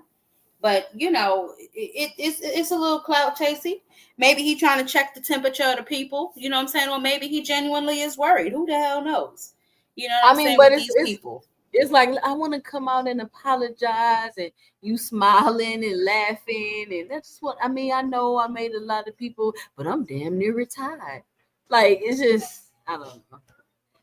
It's weird to me, but maybe I'm overthinking it. He's a young guy, so maybe I just don't understand, No, and it could have been nervous energy too. You know what I'm saying? It could have been, because a lot of people smile or giggle when they're nervous.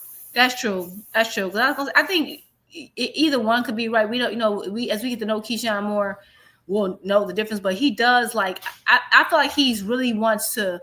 He has one of those wrestler guys personalities sometimes. Like he really wants to put on a show. He's the businessman, the showman, but he's like halfway grinning and stuff. And it could be we could be thinking he's just trying to clout chase, and it could just really be nervousness, But he's trying to you don't want to show that he's nervous or it's so socially awkward, so he's trying to just put on a little bit. I don't know, but I mean, I would love to see him versus Frank Martin. I think that's an amazing fight. I think he could really add to 140.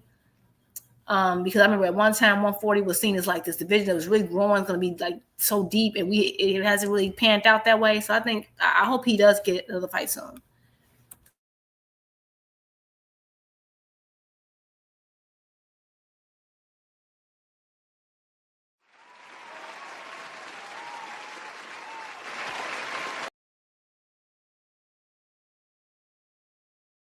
Oh man, I've been on mute. Shout out to the ladies' night on the. I think we've cooked the Tank Davis thing. I think we've proved our points. They about to come up here crying and screaming and yelling. But when we told them to put it in the chat, we gave them an opportunity, a fair chance to make their arguments. They didn't want to put it in the chat. They want to try to come up here and try to get us with these emotional arguments, but we're not having it. We got the facts right here. Supreme, I'm gonna let Supreme come up real quick. Supreme, that link for you. Come on up before we let everybody else up. I'll probably be on here another hour, maybe. So we'll have a thing open up for another hour. Jab Queen Jupe.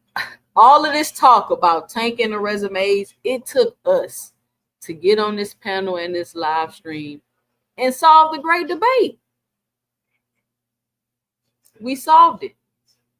Yeah, most definitely. I think there was a time where you could have been argued that maybe Devin's resume was better, but I think all things considered, I would lean Tank. There was a time where I would say, yeah, I think Devin got about a little bit, and you can always say disputed, but I think it's definitely Tank, and that's not even. I know Ryan. People have the argument about Ryan and everything, but I think even without Ryan, because I just think that his resume is just a bit more whole. But it doesn't mean Devin don't have a good resume. It's just It's a dude chat. He was more versatile. Cause I could take you a Cambosis and I could raise you a Frank Martin, or I could raise you a Pitbull. Y'all don't need Frank Martin. You know what I'm saying? I don't even have to play my whole hand, so to speak, trying to go resume for resume with you with any of his contemporaries. Yeah, and I think you're right. Because I remember there was a time that's okay, Ramirez was a champion at times. He was, but Ramirez has been stopped at 6-7 times. I hope I'm not lying on this man, but I think that's what it was. As a late, like I said, Devin had a nice little momentum going, especially after he beat Cambosis and then he got Loma. And the Loma fight was still super close to me. I think he actually could have. I wish he could have rematched Loma. I think it'd have made him even bigger, honestly, because that was a fight that people really wanted, and I think, and it did feel, because it really could have, in my opinion, that fight could have went either way. I don't feel like either one of them separated themselves by a huge amount. I was okay, but I was completely okay. I don't think it was a robbery at all. Devin got the win. I'm perfectly respect that, and I think that's a cool decision. But I think he would have built even further if he was able to rematch him. But I understand at that point he couldn't make the weight no more. Right. Yeah, it's just K-Tube. I think you missed the beginning of the show. You already come here talking about Tank resume paper thin. I already know you ain't been here. Go ahead. All right, I could go before boxing. No, Juke, you finished? No, boxing was first. What you say, Juke? What you got, Juke? Oh no, I'm finished. You can go ahead.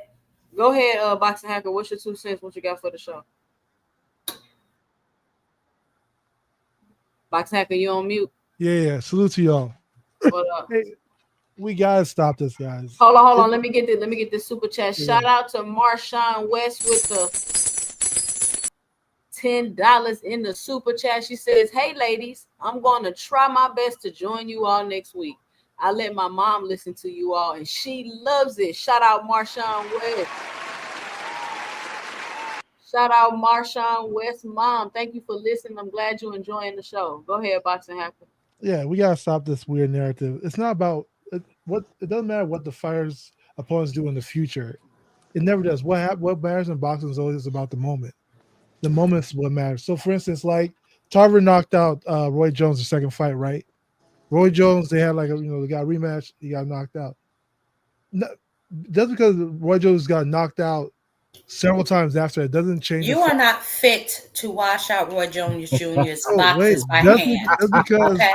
Roy So Jones how got dare knocked out you? several How times dare doesn't you? change Tarver's win. Floyd beat Zab. Just because Zab lost several times in the future doesn't change Floyd's win. Like there, people's what matters is who that person was in the moment. But now Hopkins lost to Roy Jones the first time. He beat him the second time, way after. It didn't help because what mattered was who he was at that particular moment in time. It wasn't the same Roy Jones that was like undefeated and like was a superstar, So when we sit here and say, oh, okay, then how do we compare Tank to like Devin and Shakur? Devin was undisputed. I get, like, I'm not saying Tank didn't fight good fighters. Yes, he fought good fighters. However, like you always say, Tank never fought current champion in his division. He fought the last current champion in his division was he fought 130 champion. He fought like Pedraza. I guess you could say Santa Cruz. The Santa Cruz fight was a little bit weird because they had like two different titles on the line. But as far as 135, Devin became undisputed, and he beat, and people could, if we were to use this whole time travel theory, right, then we'll say that, well, what does that make Kambosos? Kambosos beat Tio. Tio went to 140 and became lineal champion. It doesn't. Nobody's giving Kambosos extra credit for that because it doesn't matter. All that matters is who Tio was at that particular moment in time and who Kambosos was. That's the only thing that matters. And when you put that in perspective, you can see why. Even as no knock on Tank fought a lot of good fighters, he fought a lot of good contenders. But when you look at it, I mean, Ryan's never been champion. People wasn't a champion when he fought him. Barrios was a regular champion at 140. If he had beat a Josh Taylor, it'll be a totally different argument. Because Josh Taylor was undisputed at 140 when he fought Barrios. It will be a completely different argument. But he but a regular champion, and then the other people were just like either they were champions that were in a lower division, or they were former champions, but now they were current. Versus you have a Shakur Stevenson who's been a champion, a super champion in every division he's been in. And he was also unified 130. You have a Devin Haney who was undisputed at 135 and then became the champion at 140. So it's like accolades, like I get it, people say, oh, he fought all these undisputed fighters, but when you really look at it, if they're all contenders, that means the people that the undisputed fighters were beating were also either contenders or lower. And you can't put. Let me ask you a question. Hold on, Boxing Hacker. Land your plane because I got a question. Go ahead. Yeah. So my question is this then: since y'all give all this respect, right, to the ones with the belts, so you showing Rolly respect now? Because all I hear y'all do is clown Rolly. So since Rolly has a belt, and since Rolly has a belt and is now a champion, y'all gonna start showing him some respect, right? Yeah. So I always give Rolly his respect. I don't have no problem with Rolly. I think one thing that's amazing about Rolly is it's sort of like Wilder's story, like where these guys start out fairly old. This nigga lying, bro. No, yeah, I've never go real quick because he said he already gave Rolly his respect. I think it's interesting. If you look at Rolly, started out old and he still became a champion. He's an overachiever for who he is. Dude said that's exactly what he's doing right now. Yeah, that is so funny. He's overachiever. So is Wilder. Wilder is also overachiever. When you have, because these people like Tank and Devin and Shakur, you sort of they're expected to do what they do because they've been doing it since they were kids. Versus somebody like a Rolly or even Earl Spence or a Deontay Wilder when they start off like late in boxing and they still achieve big. Those are big accomplishments. Now, do I put Rolly over? You done? I gotta pass the mic. My bad. Do I put Rolly over Tank? I mean Shakur and Devin? No. Do I put Tank over Shakur Devin? No, it doesn't make sense. Rich. Devin undisputed. All Rich, right. what you say? My shit a little different from Boxer Hacker, but I agree with some of the stuff that he said, right? But I put to me, this is my pick. I feel like Tio got the best resume out of all of them. As far as the fighters, I seen Tio fight. You know what I'm saying? Then I put Tank and Devin, and then I put Shakur, right? But the thing about it is, Tank older than all these guys. That's the first thing. Second, only thing like I definitely I never really said nothing bad about Tank resume. Only thing I just don't like about it, and I wouldn't like it if it was Shakur, if it was someone that, you know what I'm saying, that he never fight like. Y'all keep bringing up Rollies and like a real Tank fan gonna sit there and be like, damn, I want to see him fight the number 2 or number 3 or number 1 person in his division. I don't know if y'all being funny, or y'all really being serious right now. But if I was a fan of someone, I'd be like, God damn, I want to see him at least fight number 2 or number 1. I ain't gonna bring up all of these guys. It been 4 or 5 years since. Wait, But can Rich, I talk? Can I talk? Can I talk? It's been a 4 or 5, probably almost 6 years since he's been at 135, probably longer than that. And come on, who is number 2 or number 1 that he fought that we really wanted? Only person I can say that people wanted was Ryan Garcia. You get what I'm saying? And that wasn't even at 135. So at the end of the day, I respect his resume. That list that you had was wrong because Shakur had 6 undefeated fighters, and he 2 years younger than Tank. So recheck that shit. And second, you know what I'm saying? People still you know what I'm saying? They still fighting. People still fighting. You never know what could come next year or the year after. So yeah, he got a good resume, but come on, man. As a Tank fan, because I like Tank.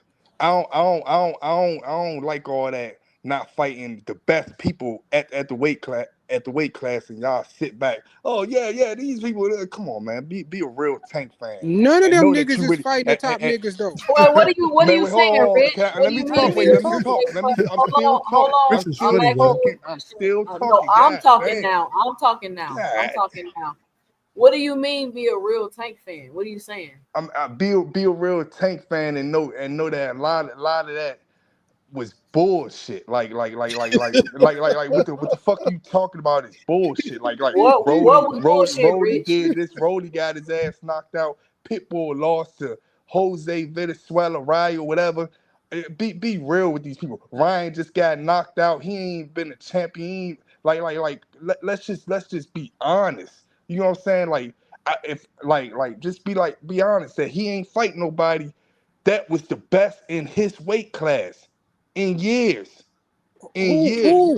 How can you say Years. that? I just read down the man's Yeah, resume. Rich, you be saying Like, anything, bro. Saying, wait, I hold don't on. understand what you're He never saying. fought the best of 135. That's the truth, Can though. I talk? If anybody outside of Shakur or Devin, bro, it's always never gonna be a good But they were fight. the best. So what do you want to do? I'm saying what I'm saying is this. Or like I'm not discrediting his resume. I'm just saying that's the only thing. And I done heard Tank fans complain about that too. Only people that is delusional. That's why when I hear the girl Juke talk, she's smart when it comes to certain points, but then she act delusional. Like Rich, I none Rich, of got the I other got shit. I got Hold $100 on, let she'll me say cook. this. Hold She on. losing when it comes to Hey, Tank. 2 Cent, I got $100 right now that she'll cook you in the debate, bro. I'm like, what the fuck? Hold up. I got $100 she'll cook you, Rich. But hold, Rich, I'm gonna let Juke go. I'm gonna let Juke go. But let me say this, Rich. I don't know what you saying, bro.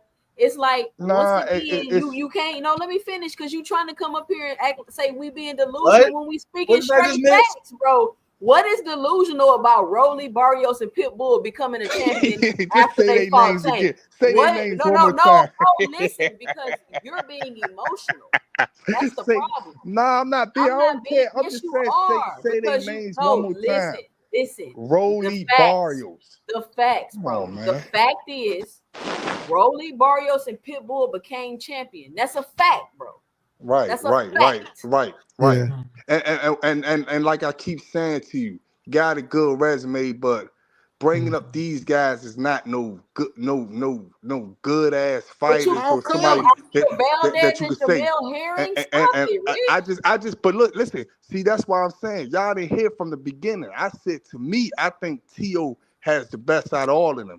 Tio wasn't on the table, Rich. Wait. Tio wasn't on the table, babe. Let's stick to who we talking about, okay? I'm gonna say it again, and then I said Tank or Devin, they could go back and forth, probably Tank a little bit over, and then I said Shakur last. I'm not biased, but this the thing though, I'm Rich. not nowhere near. Hold I on, don't I'm gonna give a, let you know you what I'm saying? go. Go I ahead, don't move Ju. like y'all. You I'm not hella biased. biased, Rich. You hella biased. Go ahead, Ju. I don't move like y'all. Okay, so I just want to say that I talk boxing. I kept it boxing. I ain't calling nobody delusional, stupid, because I'm not emotional, and I'm not delusional. I've been a fan of the sport for years. You will fuck him up in a debate. He already beat himself. But the point is that I'm not being delusional. What I'm talking about is that you're saying, oh, we want to see you top the fight, that the top guys. And I think that you guys, you say that, and it's like this generic term. There are 4 different sanctioning bodies, okay? Tank was ranked in the WBA. When he got his belt, what happens is that the number 1 and number 2 fight, the WBA World, which is the original belt. I don't know if you know that. The original belt, Ali had a World. He didn't have a Super. Super didn't exist back then. So let me just school you on that. The World belt, number 1 and number 2, which was him and Gamboa, fought for it. Why? Because Gamboa was still in the winning column. That was him fighting the number 2. Okay, Rolly was ranked as the mandatory. That was a top guy. Frank Martin was ranked number 2. That was a top guy. Pitbull Cruz was ranked top 3 in top 3 in 3 sanctioning bodies, Tank 5 another. So he was ranked at least at minimum top 5 in every sanctioning body at the time Tank fought him.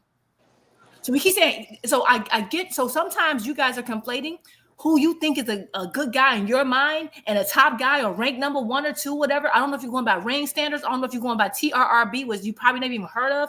There's different ranking systems, but he fights under the BA. So you're saying he didn't fight the number 1, number 2 guys. He literally did and has to, because if as a champion, you can't go under a certain ranking when you're fighting when you're fighting contenders without special permission. Even the legends fought people coming up. Leonard fought Duran coming up. Hagler fought Tommy and Duran coming up. So it's just like, so you're like, oh, he bringing up these people. Oh, okay. People want to come up and challenge themselves. So they were ranked highly. Ryan was ranked number 1 and then said, I can't make 135, what have you, but he was. And that was the most requested fight in all of boxing, and the number said so. So you can't say he wasn't fighting the top guys, because he fought the one guy that everyone harassed him to fight forever, which is why it was the biggest fight we've seen in years. Nobody harassing him. It's not about me being delusional. This is about me being very factual and you not liking those facts.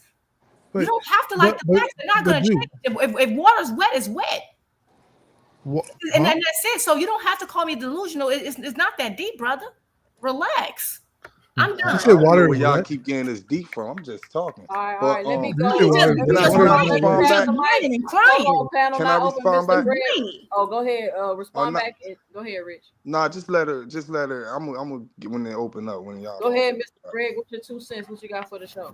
Well, actually, I wanted to talk about Keyshawn, and so when watching that, I put it in it. I see him struggling with being responsible.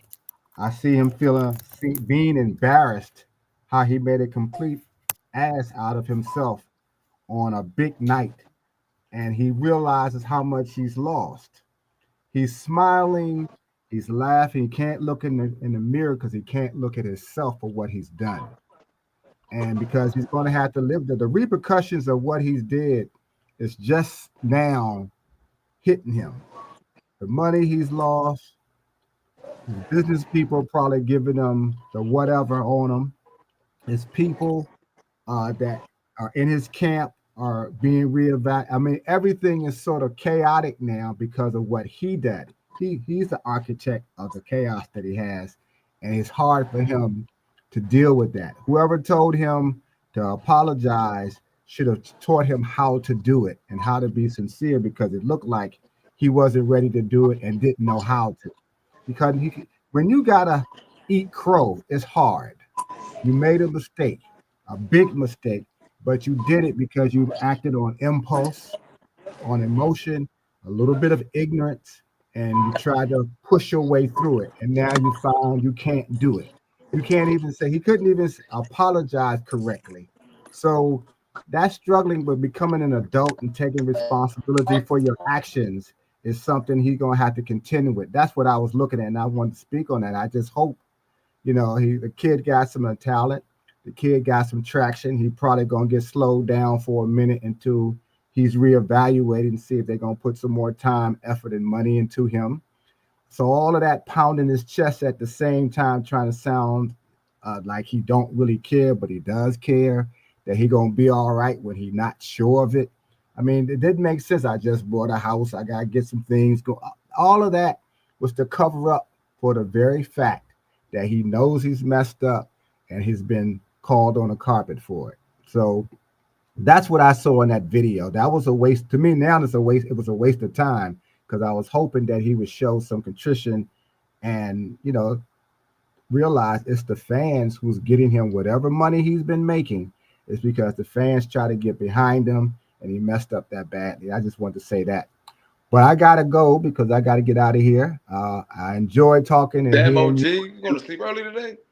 No. I'm getting stuff out. Oh, he going out, Mr. Yeah, I'm getting stuff out. Yeah. So, going to Sexy Club. I got you. Who's that? Call me. I go to lounges. I don't go to clubs. Yeah. I long ago stopped going to clubs. It's lounges and other things, dinners and things of that nature. But it was good to hear Ju. I love to hear how she's talking. I already talked to Jab Queen and of course, and you as well. But the rest of you all, Mr. Greg, before you go, let me ask you one question. Did we not solve the great debate tonight on killing the narrative of Gervonta Tank Davis don't fight nobody? I felt you did, but there was going to be some contrarians coming up to push back on that. You got one. That was going to happen. To get your 2 cents before you left, Mr. Greg. Thank you for coming. Right. All right, y'all have a good night. I'll see y'all Sunday. All right. All right. We got next. We got salute, Mr. Greg. Salute. I think Supreme. What's your 2 cents? What you got? I was gonna go crazy, but I'm gonna keep it smooth though. Yo, Rich, you be saying a lot of bullshit, bro.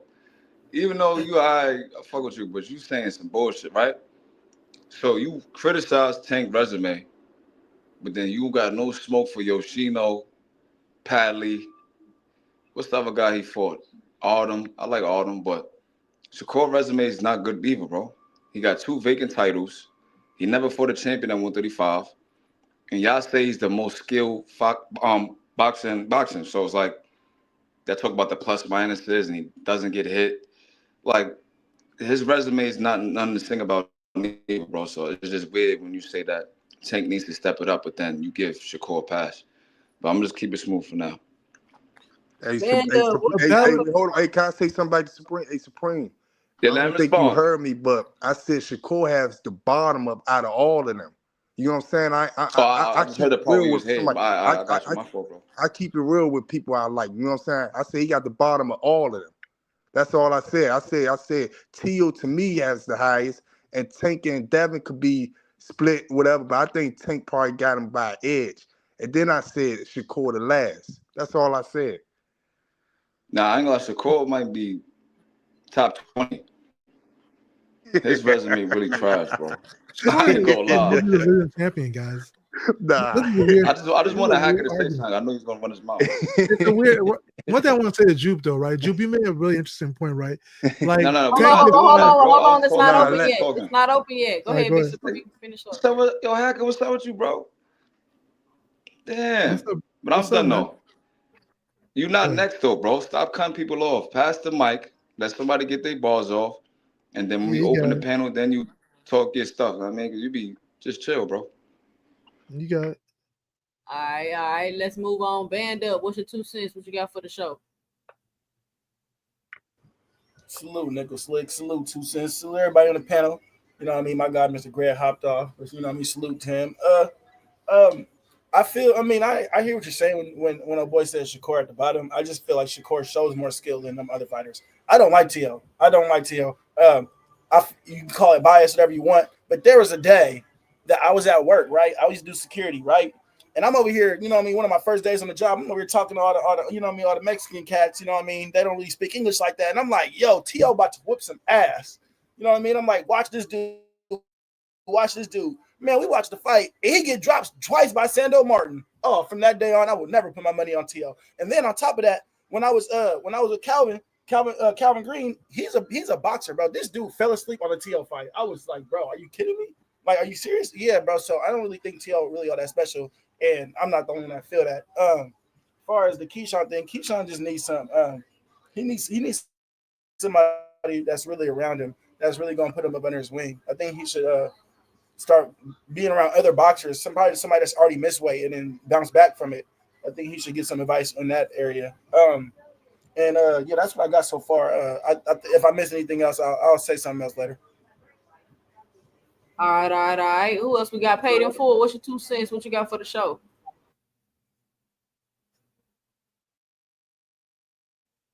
Paid in full. What's your 2 cents? You there? Oh, and I'm sorry too, because we got one more question for the panel. Wait, if we criticize all these damn fighters, like Bud ain't got a good resume, what's the call? They got a good resume. Who the fuck got it? Who the hell got the prestige resume that when did we say Bud? That everybody needs to take print off of? No, I mean, it's just that's been said before. It's been said on this platform before, but I'm not. Go ahead. You say it today. Don't mean you didn't say it. Go ahead, pay the full. Oh, no, go ahead. You go. I don't really got nothing. I was gonna ask you if you could pay that Keyshawn part again. I really didn't catch that, but I ain't really got nothing. I'm just up to the cook. All right. NHA, what's your 2 cents? What you got? What's going on, folks? So, obviously, I missed the first half of the show. We was talking about. You need to go back and watch the replay before you say anything. No, I mean, I know we was talking. Y'all was talking about. Y'all was talking about Tank's weak ass resume and shit. So, I mean, I guess I'll chime in on that. His resume ain't weak. I'm not even gonna say it. It's alright, but you know, it ain't that much different than any other fucking, the other top guys. No, it's a lot different. It's a lot different. It's 5 years apart. Is it really though? I mean, what champion he fought in his weight class? We're gonna run it through when we open up the panel. What else you got? I mean, I mean, what else y'all touched on? Keyshawn. Yeah, that was. I mean, I watched the tail end of that shit, but just for a little bit I watched, I could tell it was, saying it was a poor ass fucking attempt at semi apology and shit.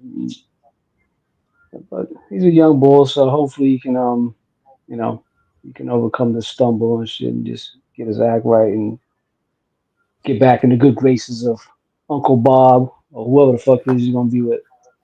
Because I do like Keyshawn, man. He got the goods and shit, but you gotta fix that mental space.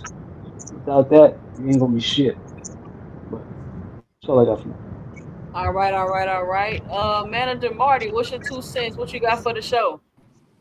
Yo, salute, man. You know I had to spin the block. Salute to everybody on the panel, everybody in the chat, everybody in the chat. Salute to you again. 2 cents. I hear everybody talking about Keyshawn. I heard that little video that he put up a little earlier, a couple hours ago. I heard it. The bottom line is that Keyshawn, is not saying what I think is going on, and basically, Top Rank is putting him on the shelf. I mean, he's not a valuable asset to the company at this point. He has no title. He lost that on the scales. Bob Arum already saw the fact that the young man knew that he was not going to make weight, him and his training camp.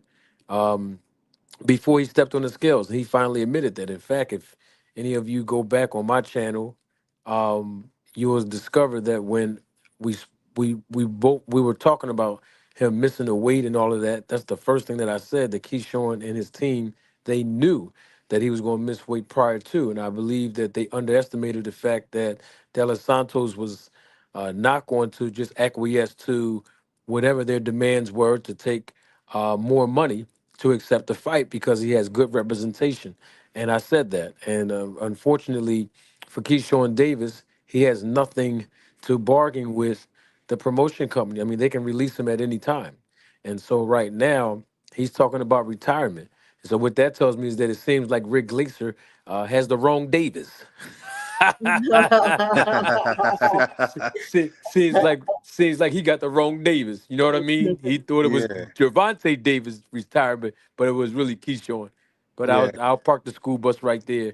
I'll be on the show for a little bit. Thanks for having me again, 2 Cent. Hey, All hey, right, all hey, right, all 2 right. cents. Panel open. What's up? Hey, 2 cents. Nah, I ain't say nothing about Keyshawn, but at the end of the video, I don't know if you played at the end of the video, he kept saying, man, y'all gotta talk to the higher ups if y'all want to see me fight again. So it's something going on, but I really think that also could be going on something with Top Rank. Probably a lot of people from Top Rank ain't getting no fights with that after that shit that happened with ESPN, unless they go over to Turkey or something. It's probably gonna be hard for a lot of them. Yo, Rich, let me ask you a question. Yeah. Yo, why You know, he messed nobody up calling Top Rank's Top Rank money, so broke, it's bro? probably that, you know. You said what? He messed up Top Rank's Why money with nobody that calling event. Top Rank broke? Top Rank probably is broke, man. No, I'm not saying they're broke, But but they at the lost a end lot of of the money day, on right? You said Keyshawn, that, so right? this might be Huh? some Not kind being of broke. retribution type thing. You said what? They lost a lot of money on Keyshawn. Nah, Keyshawn I made can't hear 12. Supreme. I don't He know. ain't lose that fucking much money with fucking Supreme said Keyshawn. You something. think you actually didn't put all that They didn't lose that much dead money. They money had up to for pay Del Keyshawn? Fuck that, man. Santos. Yes, the Yo, you fuck can they hear me now? did. Yes, they did. They had to pay Del Like Santos what? first. Okay, what they lose? They lost. Bro, They that's Yo, lost big. why I money want to per. Keyshawn hear. broke though? Okay, let's talk about it. They lost money per. Come on. Somebody got a mute. I Refunds. think Oh somebody shit. got a They had lot to of give you feedback. refunds on the fight that came Somebody to got see a lot of Keyshawn. feedback. So they did lose a lot. They did lose a lot. It was a bad look. Then Keyshawn had the altercation, which we don't know if they had to pay the other side based on Keyshawn too. So like there was money lost for that event, you know, and it would make sense that they might shuffle for a little bit. And since he's under a top right contract, he probably can't do anything else until they give him another chance. You know, I Let me mean, ask that this you, is means the even thing, Hackerson. going to though, Turkey. right? He probably can't This go to is Turkey without, you know. listen. If you're I trying fuck to with get you. He'll be in, all right. if you're trying to Yeah, get I in, mean, sooner or later they have to, you know, hold on, put him y'all. back Listen, on. if you're But trying I to don't get on know. the show on the He might panel, be shelved for a little bit. give me a call at the number But I scrolling mean, it happens though. bottom of your box hacker. Hey, but one thing I want to say, Yo, mention Hacker, something what's to you, up, Hacker, Juice. man? Chill chill. out. You trying to get some shit off here. Let me talk, Hacker. Let me talk. Listen, the panel is full, but you can call into the show at 281-845-2103 to get your 2 cents off. What you got, Boxing Hacker? What you saying? Nah. He ain't just stop talking like that. Yeah, I thought you wanted to say something. Pano could finally breathe. Sounds the only thing you be hearing. No, wait. I wanted to mention something to Jupe though. Hey, Jupe, you mentioned something about Tank fighting all these number one contenders, number two contenders, right? And salute to him. Like he's Wait, literally like the time out. contender You killer. said I'll I give you said that. I fought. However, Hold on, you can't put contenders over champions. And when it comes to who's got the better resume, you look at it. Can y'all not hear me? I can hear you. I don't know what's Yeah. wrong with this guy. Yeah, Okay. he bugging. Hold Hey, on. he was talking about my Wi-Fi. Boxing Hacker, listen. Nobody said. See this. Listen, we're not gonna come up here and wait. Y'all can hear me? We can hear you. Listen, we're not gonna come up here and move the goalposts. I Yeah, never you said. can't put I never contenders over said. champions. I That's how boxing listen, works. bruh. Listen. Yeah, I I never think he's said. delayed or something. I never said. Wait, I'm delayed. Yes, Yeah, you need to go out and come back. Because You're you delayed. said talking and you keep talking over her. Oh, okay. I think you should go. Hey, bro, just go back out and go back in, bro. Go back out and come back, refresh and come back in. Nah, y'all gotta let him back in though. But I was gonna tell Boxing Hacker, like, I didn't say anything about any contenders. And if anybody is a contender fighter that fights contenders, that's gonna be Shakur. Like, what are we talking about? He about to fight Kid Austin? Like, is Kid Austin not a contender? Was Kid Austin not a contender? Like, what are we talking about? So I never said anything about him fighting contenders. What I said was he fought 8 undefeated fighters. He got 3 world champions with Rolly, Barrios, and Pitbull. I don't care what y'all say. They went on to become world champions. 6 of the fighters he's fought are in the top 10 in their weight class. And he has a 4-division Hall of Famer in Leo Santa Cruz on his resume. So I'm just telling you, whether you believe Shakur resume better or Devin resume better, that whole narrative of Tank don't fight nobody, let's stop that at the very least. Let's stop. Hold on. I wish he could have got. I wish he could have got Lomo his resume. He only got 8. undefeated fighters in his resume, an entire resume out of 30 Only. fights. What you mean only? No, That's he probably that's got kind of more. that's kind of trash. He probably got more. Okay, compared to his Compared to temporaries, who? though, Compared to what are who you in their talking career? Nah, about? Future champions I'm just saying. future champions don't Hey, count. listen. Hey, How, wait, how hold on, many hold on. how many fighters with losing how many Hold on, fighters with hold on, losing hold on. records on his resume? Hold on. Hold on. First of He all, don't fight. He don't fight people lose on with a losing resume. first of all, Shakur, all of them is younger Shit. than him. Second, every fight that Shakur fought, it was a winning record against a winning record person, You meaning lying, that they Rich. You go and lying. You look at it. lying. Wait, hold on. Check Go box, back to Rick. it. That's Wait, can I false. talk? Go No, back to that's his false. resume. Everybody That's that he false. fought, That's somebody had false. more wins than They they just went lost. through his resume, bro. No, he don't. That's not Who true. had more losses and wins on his Two record? Cent, bro. Please Can show you me. pull it back up so we can just kill this narrative real quick? And then show Tank record next to his. I do bugging. He's saying Yeah, nobody show had more Tank record losses next than to they had his. more wins. I'm not sure what your point is, but Nah, what I'm saying, he only have 23, 24 fights, and he younger than the guy. So So that's where are why I they said, now? The people that he huh? fought, where are they now? Where are they now? What you mean where Where they are at now? they? They still Like, who fighting. are they now? They still fighting. What you Are talking they about where they ranked? at now? Like Are they what I supposed ranked? to say? Are they ranked in the top 10 of their division? Who? No, All the Shakur no, people, or none of who you them. talking about? Because not None of everybody them. that he is fighting. Exactly. Y'all not making sense. None of them are. And you can go to Devin.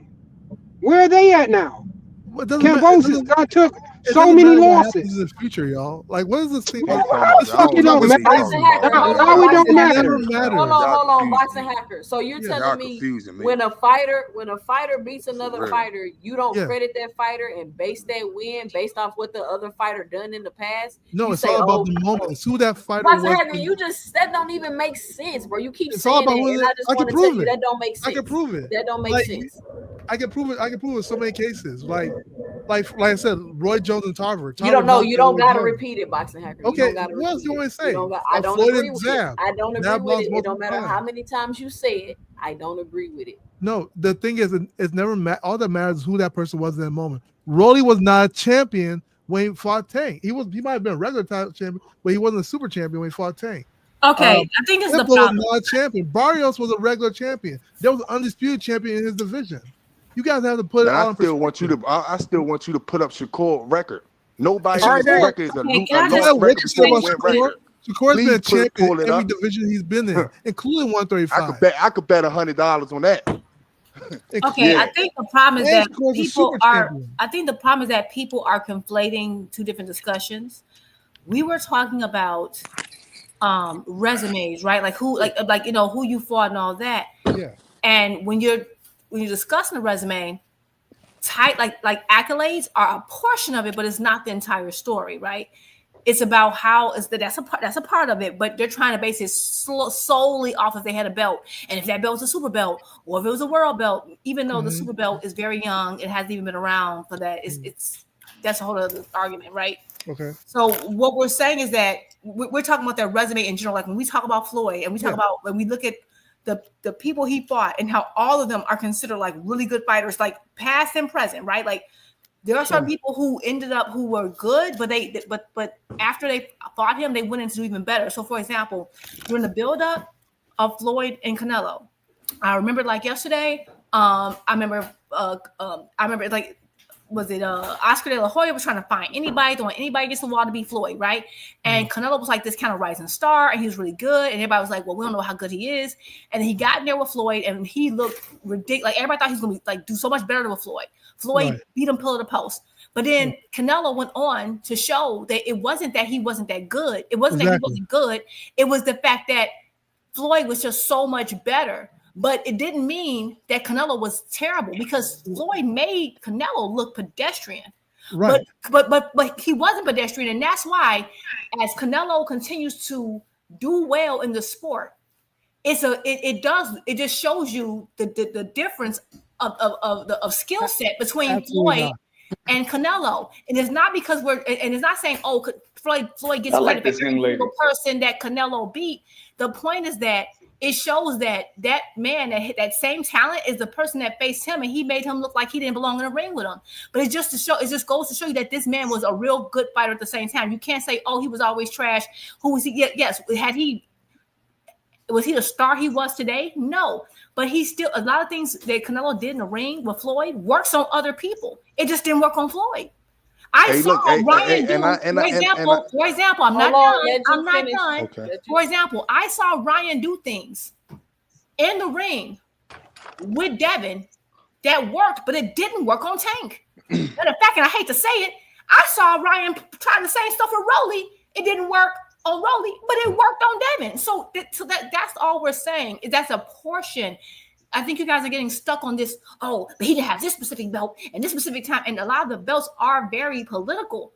We're talking about who the fighter was, and it's a holistic view of who they were at the time and who they grew to be later. Like to show the whole breadth of each fighter's careers to kind of really be able to grade them efficiently. And that's why I agree on the part about the belts being political, especially the ones. Let me get this super chat, right? Because I'm telling you now, Boxing Hacker ain't listening to nothing you said. I heard everything she said. Repeat what he already said. Shout out to No More Sleepwalking with the $2 in the super chat. He said, Rich be on some bush. Shout out No More Sleepwalking. Hey, look.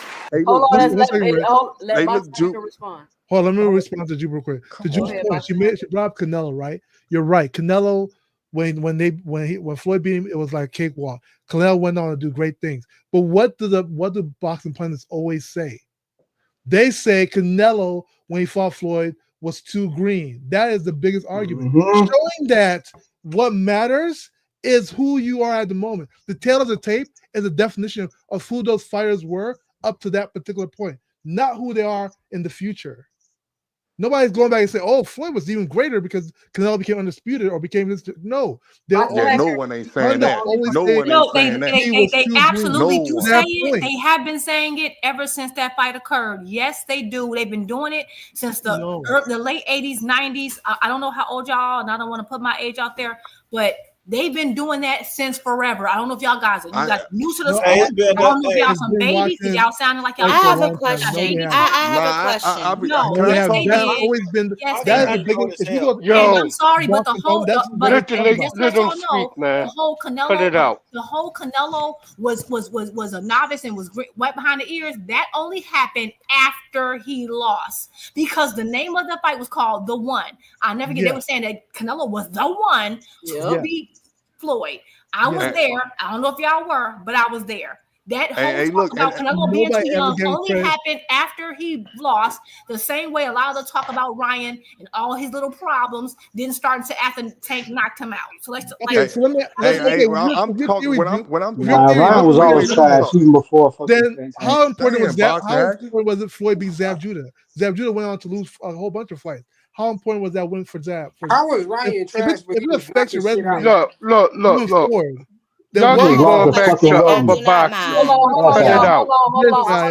on. I'm gonna let Jab Queen go, and then we're gonna let David Lynch get his 2 cents off. So I have a question, right? With all these big names that y'all claim are on your favorite fighter's resume, how did they get those big names? That's the promoter. They fought him. What do you mean? They fought who? What you know, the big names on the champions they fought? Like for example, right? You said Devin, right? Has Lomachenko on his resume. Why is Loma such a big name? What makes Devin Gray his undisputed title? No. Pay attention. Loma's pound for pound. Why is Loma such a big name? Why is Loma such a big name? Because that's all I saw. Wait a minute. He was pound for pound like what? Top 3 and undisputed. Oh man, this is how cute. Did y'all let the queen interrupting me? Too emotional, bro. Y'all stop interrupting me. What is wrong with y'all, bro? Oh, sorry, I thought you were asking a question.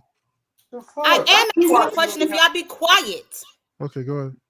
I'm asking you. Y'all throw out these names. That's all I saw in the chat. Loma, right? For Devin. Why is Loma such a big name? Why is Loma why is it a big name in general? Why is he such an accomplishment? Come on, please. You're not stupid, Boxing Hacker. Because he was on the pound for pound list. So How did he get there? Huh?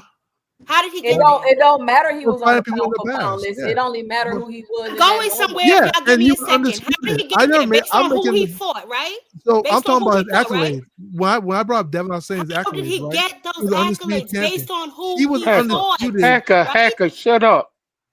Based on who he fought, right? Sure. Okay, man. So how the hell you gonna tell somebody that somebody else's resume does not matter based on who they fought? Not in the future. Like I can't. Broly nigga didn't right fight here. Tank as a champion. Okay, Like, so it the doesn't we matter are what he's not doing to in the only make future. basing on oh my the god. possible factor. Position of You're not listening. events. We're not solely basing it off of we're basing off who he was as a fighter at the time. And when you're looking at, again, I keep saying it's holistically, it's not just one criteria. And having a belt does not mean you're automatically better. It does not, and we know it doesn't. Like, so let's stop being like we're not saying I don't know. It means better Hold than a on, let me contender. say this. Let me say this. You Let me rank say higher. this to Jupe. And let me tell you why we keep having this problem, Jupe. It's because if they don't mention the belts, they automatically lose for sure. Yeah, they don't because- have a leg to stand on. But hold on, Boxing Hacker. They don't have a leg to stand on because what are we talking about, Jupe? We're talking about resumes, level of opponent. What do they keep talking about, Jupe? Belts. He was undisputed. We're not talking about none of that. How many undefeated fighters is on your favorite fighter's resume? That's how you measure. That's how you measure it. That's how you measure them, though, y'all. Because you're undefeated, that gives you some type of weight. Because listen, let me tell you how I'm gonna prove to you how you. Here. Hold on, Jupe. Let me finish. Because this is the questions. How many undefeated fighter is on your favorite fighter's resume? How many of the fighters on your favorite fighter's resume became world champions? How many fighters on your favorite fighter's resume are still ranked within the top 10 within their weight class? How many fighters on your favorite fighter's resume was a 4-weight division champion and is a Hall of Famer? How many, what number, if we go down your favorite fighter's resume, fits? How many undefeated fighters is it? How many world champions is it? Let's do that and put the numbers together. Because wait, I'm talking. Hold on, I'm still talking. Hold I'm on, still Hacker. talking. Can we No, talk? ain't no hold on. I'm talking. I'm talking about Hacker. Hold on, let me finish. Go down those questions and put the numbers, and let's take those numbers and let's compare them and put it side to side. And that's your answer right there. We don't have to jump through hoops about if it was a champion when you fought him. It was the belt. We're not talking about none of that. And the reason why y'all keep falling back on that is because even with the belts, the numbers still don't lie. But the reason why y'all keep falling back on that is because you know Tank didn't have an opportunity like that to get those belts in 135 because he wasn't with the right promotional company. Because other than that, this is a no argument, y'all. I don't understand. Exactly. I just got in here. Do I get to talk now? He's a superstar, A side, but we talking about not being with the right promotion. The argument they're trying to make the argument about accolades. The argument Canelo never had those problems. The argument I'm talking. Give me a second. The topic was resume, not accolades. I'm a Shakur fan too. If you ask me, hey, who has more like accolades as far as belts, I would say Shakur has more than Tank, right? Because he's been champion in more divisions or what have you, and he's been unified. That I have no problem saying that. The topic is not accolades; it's resume, and that's why they don't want to look at the other criteria. They want to conflate everything to accolades. That's not the topic. But you guys are using a imaginary because you're trying to bring a straw man. You're trying to change the topic because you have no leg to stand on. No and you don't like how you don't like the answers that you're getting with the facts. So you want to switch those variables, change them to something else that favors your narrative, and we're not going to allow you to do it. Wait, hold on. You're not doing it here. Current, it has to be. It can't be future. Future doesn't make sense. Yes, it does. It always has been. No, God, man. It can't be future. It always has been. All right, hold on, Hacker. Let me get David Lynch 2 cents, and then let me let Frequent go. David, what's your 2 cents? What you got for the show? All right, I'm gonna put 1 whole cent on damn Boxing Hacker, and the rest, man, y'all don't make no damn sense. Seriously, you need to cut that bullshit out. y'all know that Tank is the king of taking everybody O's. So all of the undefeated fighters he have knocked the hell out or beat them in a decision. Get out of here with that bullshit. Stop even talking about that. Matter of fact, let's get on the fact that Tank isn't going nowhere. And y'all niggas look like fools right now, slurping and gurping all of that bullshit that Rick, the scumbag Glazer, be saying out his fucking mouth. Tank ain't going nowhere. He gonna clear himself of these bullshit ass charges. Then he gonna go ahead and it's about this plan. The plan is always the plan. And the plan is to finish getting what he going to get. And number one on the list is Lamont clown ass Roach. Number two, I want to say congratulations to Rolly Romero for officially being the 147-pound champion for the WBA. Great job, Rolly. What a way to fuck up all the plans Turkey had for Devin and Ryan Garcia. I love it. I love it. I know that's right, Team Rolly. All right, let me get this cash app. Shout out to Kamani in the building with the $5 in the super chat. She say, to the ladies on the panel, keep cooking Hacker because he works my last damn nerves. Shout out Kamani. Damn right. You gotta click the link next time. We gotta get y'all on the panel every Friday, ladies. Come over here, 2 Cents Boxing. What was we at on the com? Oh, we was going frequent. What's your 2 cents? What you got for the show? Damn. Yeah, to the last person who just said something, how y'all gonna clown Boots and Devin Haney for becoming email champions, but applaud Rolly Romero for getting the email belt? Rolly Romero. That's who I said. Hold on. An email champion is the person. Would you say a female champion? What you talking about, bro? I said email, idiot. You heard the fuck I said. I'm trying. If you call the dogs out, if you pull them down, I mean, agitating, bro. Stop being agitated. We already talked to you about this earlier. Go ahead. I thought it was my turn to talk. I said go ahead. Oh, yeah. So I think y'all got it backwards because what matters is who the fighter is, who that person is when you at the time that you fight them, not when you get him green or you get him before he got any accomplishments, before he's somebody, and then look at him and then now he's amounting to something after you already beat him when he was at his lowest point. That's not his. That's what you mean. His lowest point? Let him because he's not at his prime when you beat him before he become a champion and all of that stuff. He's green when you beat him. Then we call him green. Moving the goalposts, bro. Y'all trying to bend the rules for y'all. You're trying to move the goalposts. You said how many champions he? That's why we count how many champions he fought. He don't count as a champion on his resume. After he do it in the future, you didn't beat him while he was a champion. He became a champion after he lost to you. So that's not a champion on your resume. He avoids champions. Hold on, let me say this because nobody is saying that. What are y'all talking about? Tank have defeated more champions than Shakur. Listen, because y'all. I don't name two. Hold on, listen. Y'all comprehension level is listen to what he's saying. Nobody is saying that's a listen. What we're saying is y'all are saying he ain't fighting nobody and he fighting low level competition. We're saying how is he fighting low level competition when the people he is fighting is moving on to become champions or to continue to be ranked within their weight class? How is that low level competition? And y'all keep trying to say I don't know what y'all saying, but I'm trying to say that the level of competition, that narrative is obviously false. Because these fighters I'm talking rich. Because these fighters are able to move beyond Tank even after losing and continue to go on and stay ranked, become champions. When you look at other fighters, his contemporaries, the fighters on their resume, they're not continuing on to do great things in their careers.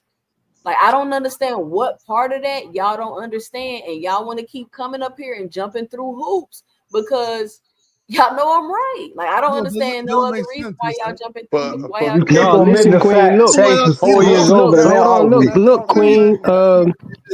Rolly Romero didn't do anything to become the champion. What do that So matter? how? He the champion.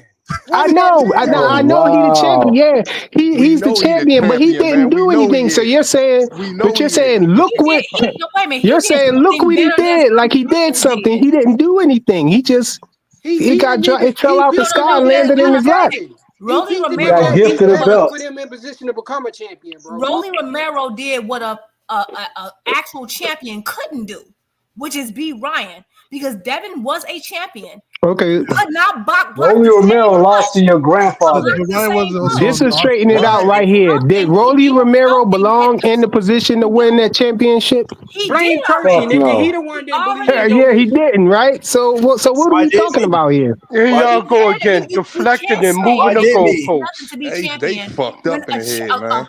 you can't say there's He no. Mm-hmm. over here praising Rolly's They fucked resume. up, Yes, bro. I I absolutely ain't, am I ain't. praising Rolly. You know why? Because he kept that hand up.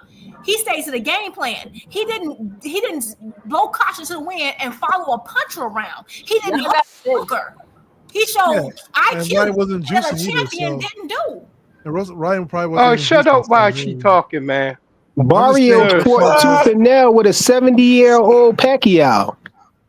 What the fuck do that got to do with the conversation We we talking having? about Nothing both. at We all. Not Just a like Rolly goddamn damn thing. We near talking lost about to a both of them, baby. 70-year-old. Not just Rolly. We You talking about can't say that he Barrios and didn't do all of them anything. dudes. Was Devin Ryan, a he wasn't champion a or was he champion. When he not? beat Rolly, he Yeah, wasn't a I ain't gonna lie, champion. that That's logic it. don't make sense though, frequent, because It makes Makes no plenty of sense. sense. Crawford is the pound for pound #1, right? Yeah. Across YouTube, but he struggled with Madrimov. And Madrimov No, fought he Bristol didn't. Ortiz, and he beat the shit out of him. Yeah, he So like, did.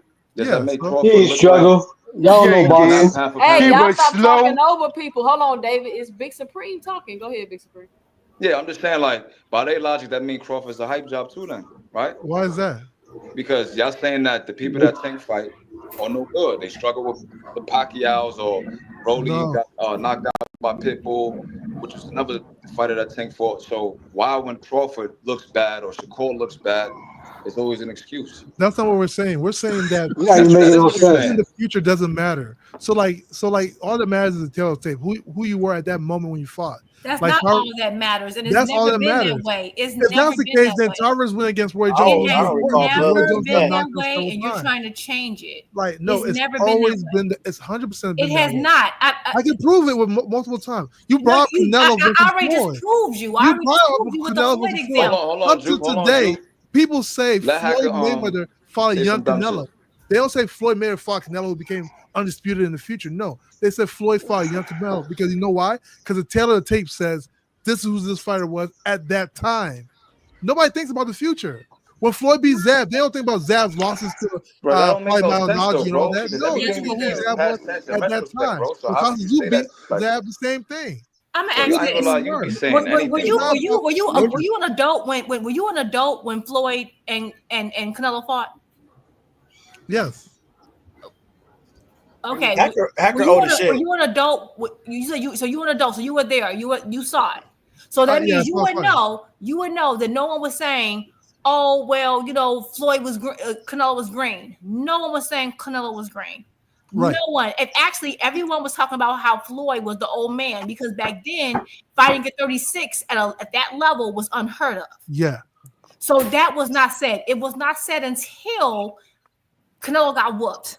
Okay. So you can't say, "Oh." So at the end of the But day, nobody's giving him props for wait what a Canelo minute. did in Wait the a future. minute. Again, you're saying resume is only based on who you were at that time. That is nonsense because we even grade Ali's resume based on what his people who beat him or he beat went on to do in the future. We talk about all the fighters back in the day: Sugar Ray Leonard, Sugar Ray Robinson, Okay. Jake LaMotta, all Okay. those fighters. This has been a consistent thing, and you're trying to change it now. It always was who, and that's why, matter of fact, perfect example. That's why when Mike Tyson lost to Buster Douglas, it looked so bad because Buster Douglas didn't do anything afterwards. That's No, why it because looks so bad. who they were at that Because he moment in didn't. time. You're not. You're talking, and that means you're not listening. You're talking, Because which what means you're you're saying not is listening. incorrect. You're talking, which means you're not listening. Boxing Hacker, you're gonna get Buster your turn. Douglas. The reason why Buster Douglas is such a huge stain on Tyson's resume is the same reason why what's his name? Ruiz is a stain Mayorga on too. Joshua's resume because they didn't do much afterwards. But if they'd have went on to be this great, it wouldn't have been as much of a stain on their resumes. The reason why Earl lost to Bud won't look so bad is because Bud has went on to continue to win and is now about to fight Canelo. It's all based, the loss or win is based on how that fighter continues to go on. That's always been a part of boxing. Yo, Hacker, yo, what not planet are you true, from, man. bro? Yo, Hacker, you Wait, be wait, saying a let's- lot of let's- weird let's- shit, Go ahead, bro. hold on. Let's talk about man. each person. Hey, So on the flip side, do we Hold on, do we dismiss? hold on, Hacker. I'm gonna let Rich go, and then I'm gonna let NHA go. Then I'm gonna let you go, Hacker. Go ahead, Rich. If y'all want to like compare all these resumes and shit like that, you also gotta compare them by the ages too, because that's I can see right now. Devin Haney, you comparing him to Tank, and he 4 years younger than Tank. You know what I'm saying? So if y'all want to play, if y'all wait, let me Yo, talk. y'all be Let me saying talk. anything, bro. What the Nah. fuck? Can I talk? Can I talk? Yeah, I'm just saying. So we gonna compare something. Compare that too. At the same age range, how was they looking? Compare that too. Juke. Compare that. What is your point? What are you saying? Nah, that don't make no sense, bro. If you want to compare resumes, compare you want to compare resumes right now. You comparing a young 20. That's like We're you basing comparing it off Abdullah who they Mason fought right so now. far.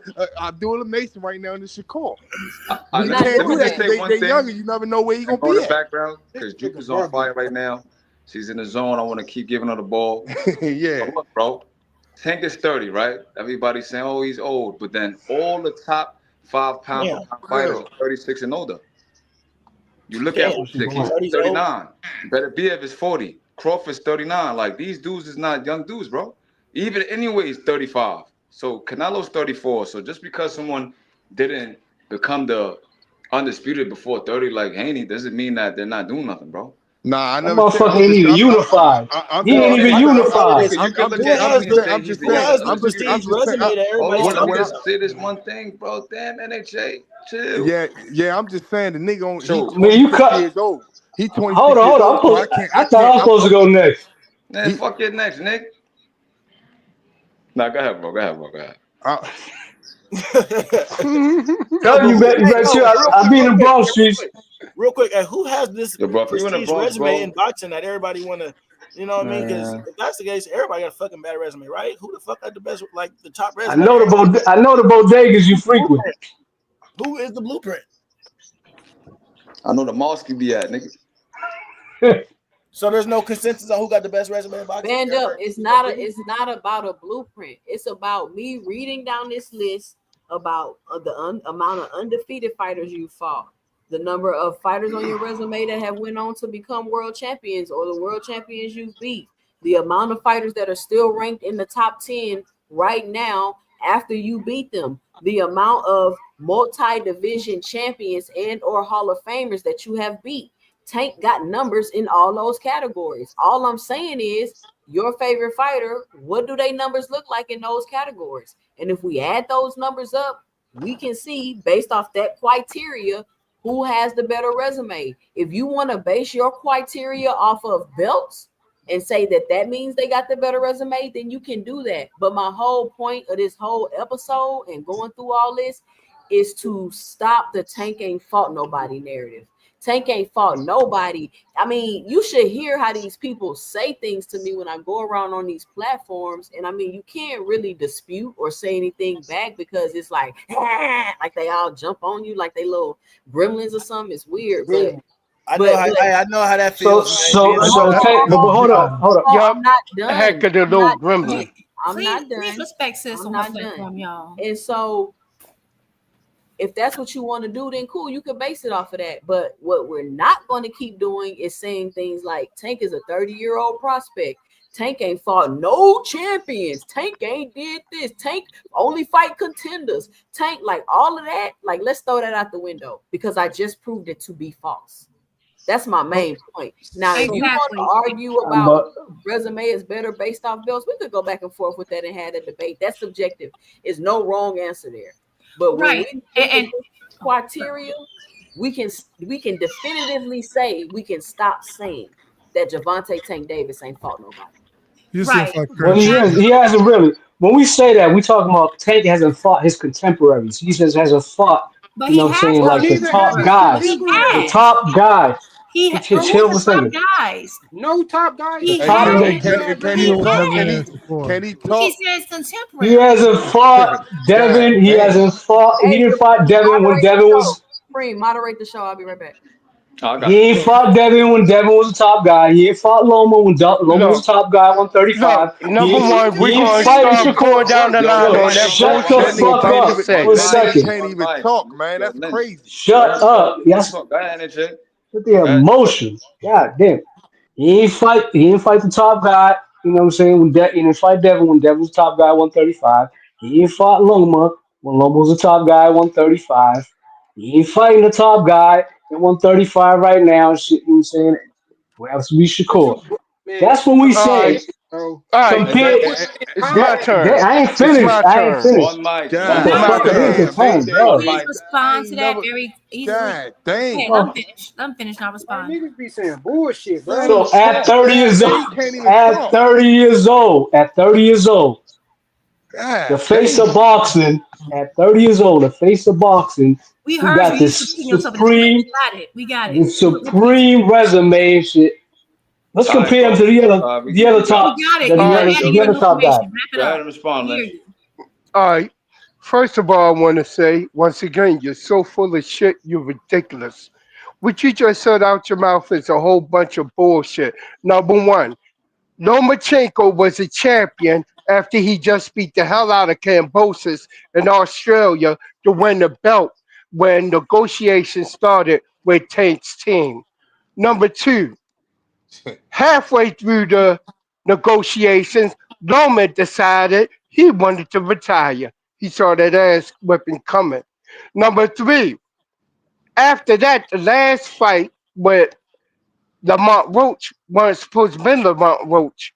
If your boy was about his money and wanted to be that man, he could have took that one fight deal with PBC and got his chance at the brass rings.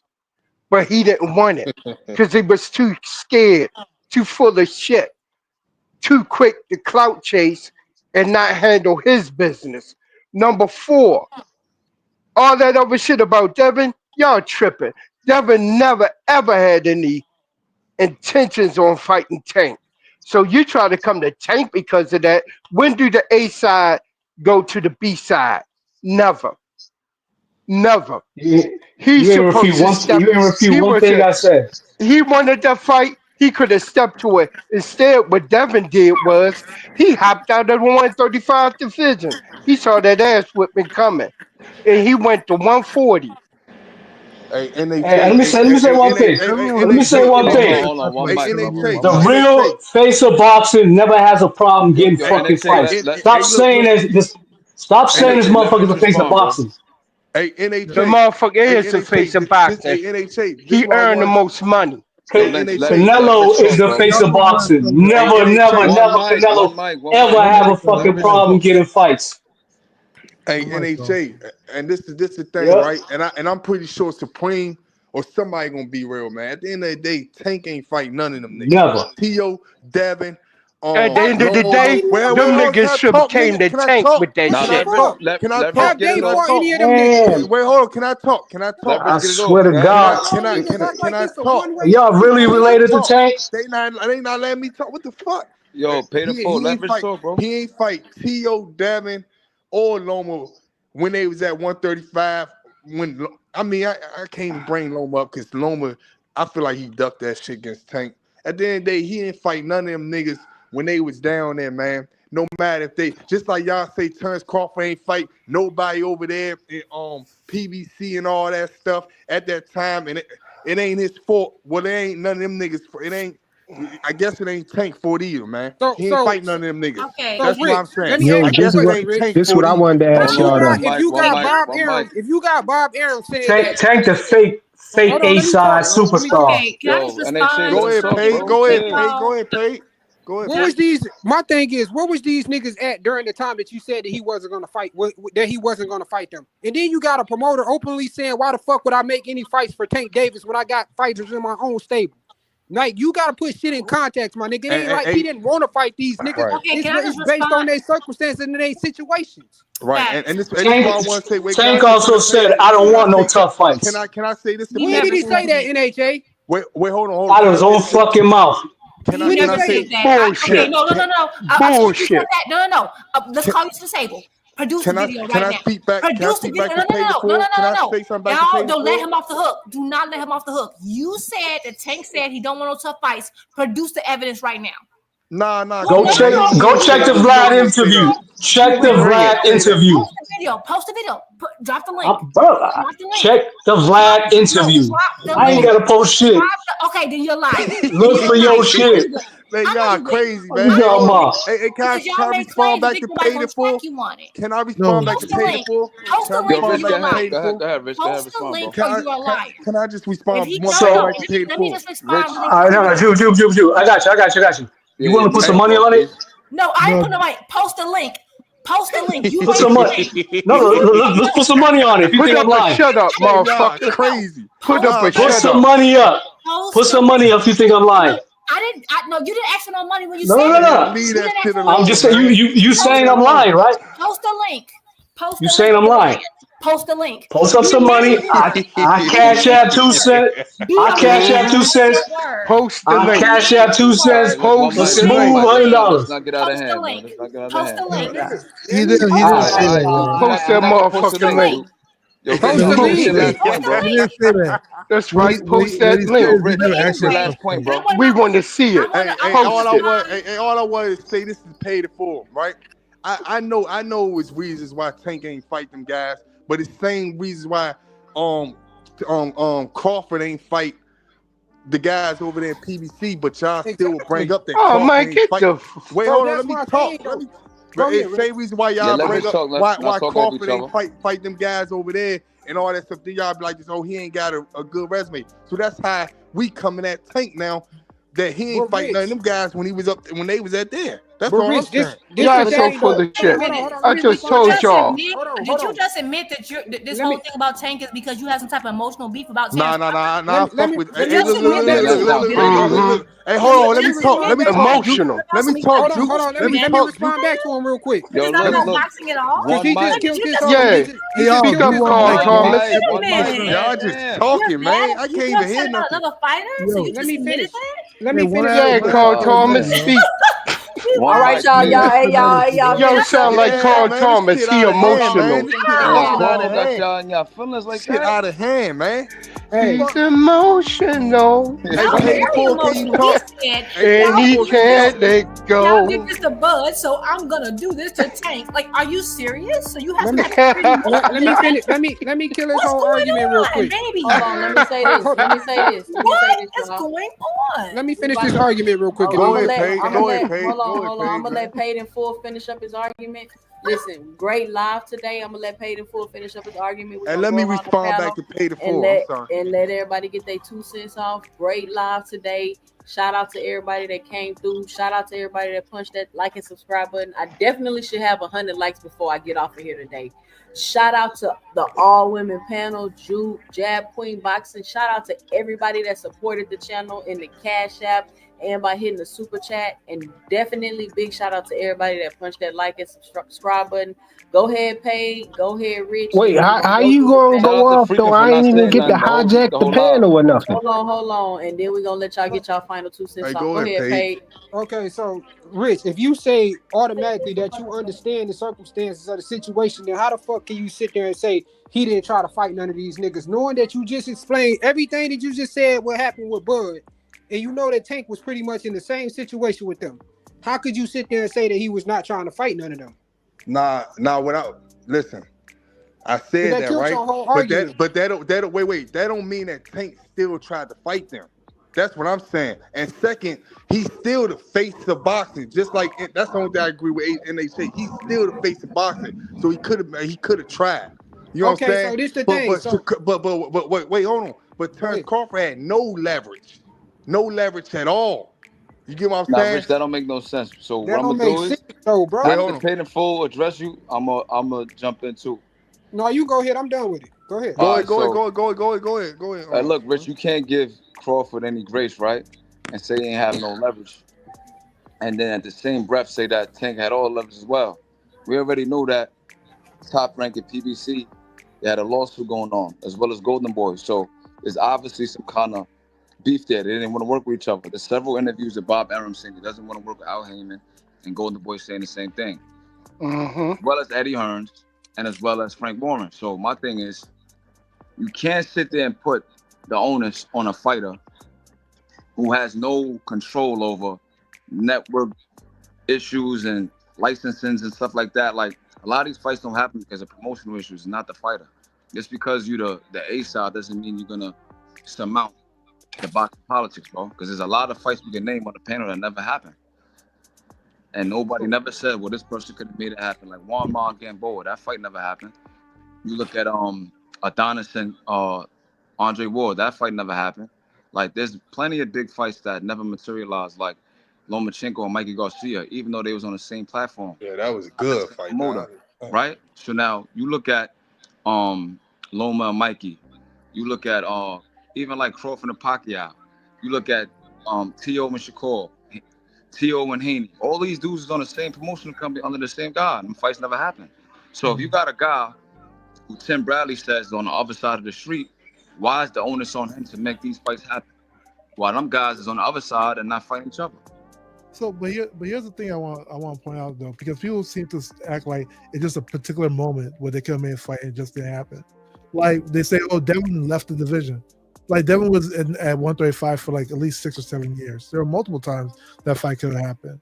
When it comes to the whole Lomachenko situation, I hear you guys. You know, Loma ended up retiring. They were supposed to fight at the end, but there was also a time when Floyd said he wanted to make that fight, and it was actually Tank that said no. So like those like, people. Yo, bro, I don't understand my That don't point, even brother. make sense, bro. I always, Hacker, I have you don't understand my point. evidence. Like I The have reason the why I evidence. say you don't understand my point, Hacker, is Yeah. even if hypothetically, Tank said no to the fight, right? Yeah. That doesn't mean the fight was gonna happen. You know why? Because if you go down boxing history, like you say, right? Yeah. Floyd Mayweather, Simmons Crawford, Pacquiao, Mikey Garcia. You got Oscar De La Hoya, James Toney. All of these big pound-for-pound fighters never got fights made under Bob Arum, where they had to sue him and they had to leave. You look at T.O., he wasn't happy. Shakur went on Twitter and said that top-ranked fighters are matchmake and giving easy fights to look better than they are, even though he was on top rank. So if you got multiple fighters saying that Bob Arum blocked fights, gave this person soft touches, but gave this person tough fights, said this person was racist and he wanted the Latinos to win, how could you blame Tank? So here, but here's when the you difference. have 15 plus fighters saying that fights were blocked, Bob Arum. Here's the difference though. When Floyd said it, he said he was already in talks.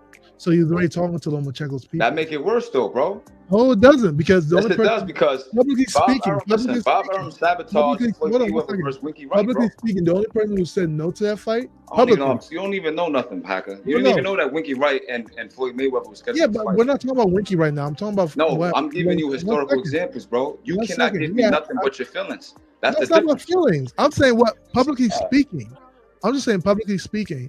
The only person that we know that said no during that moment in time was Tank.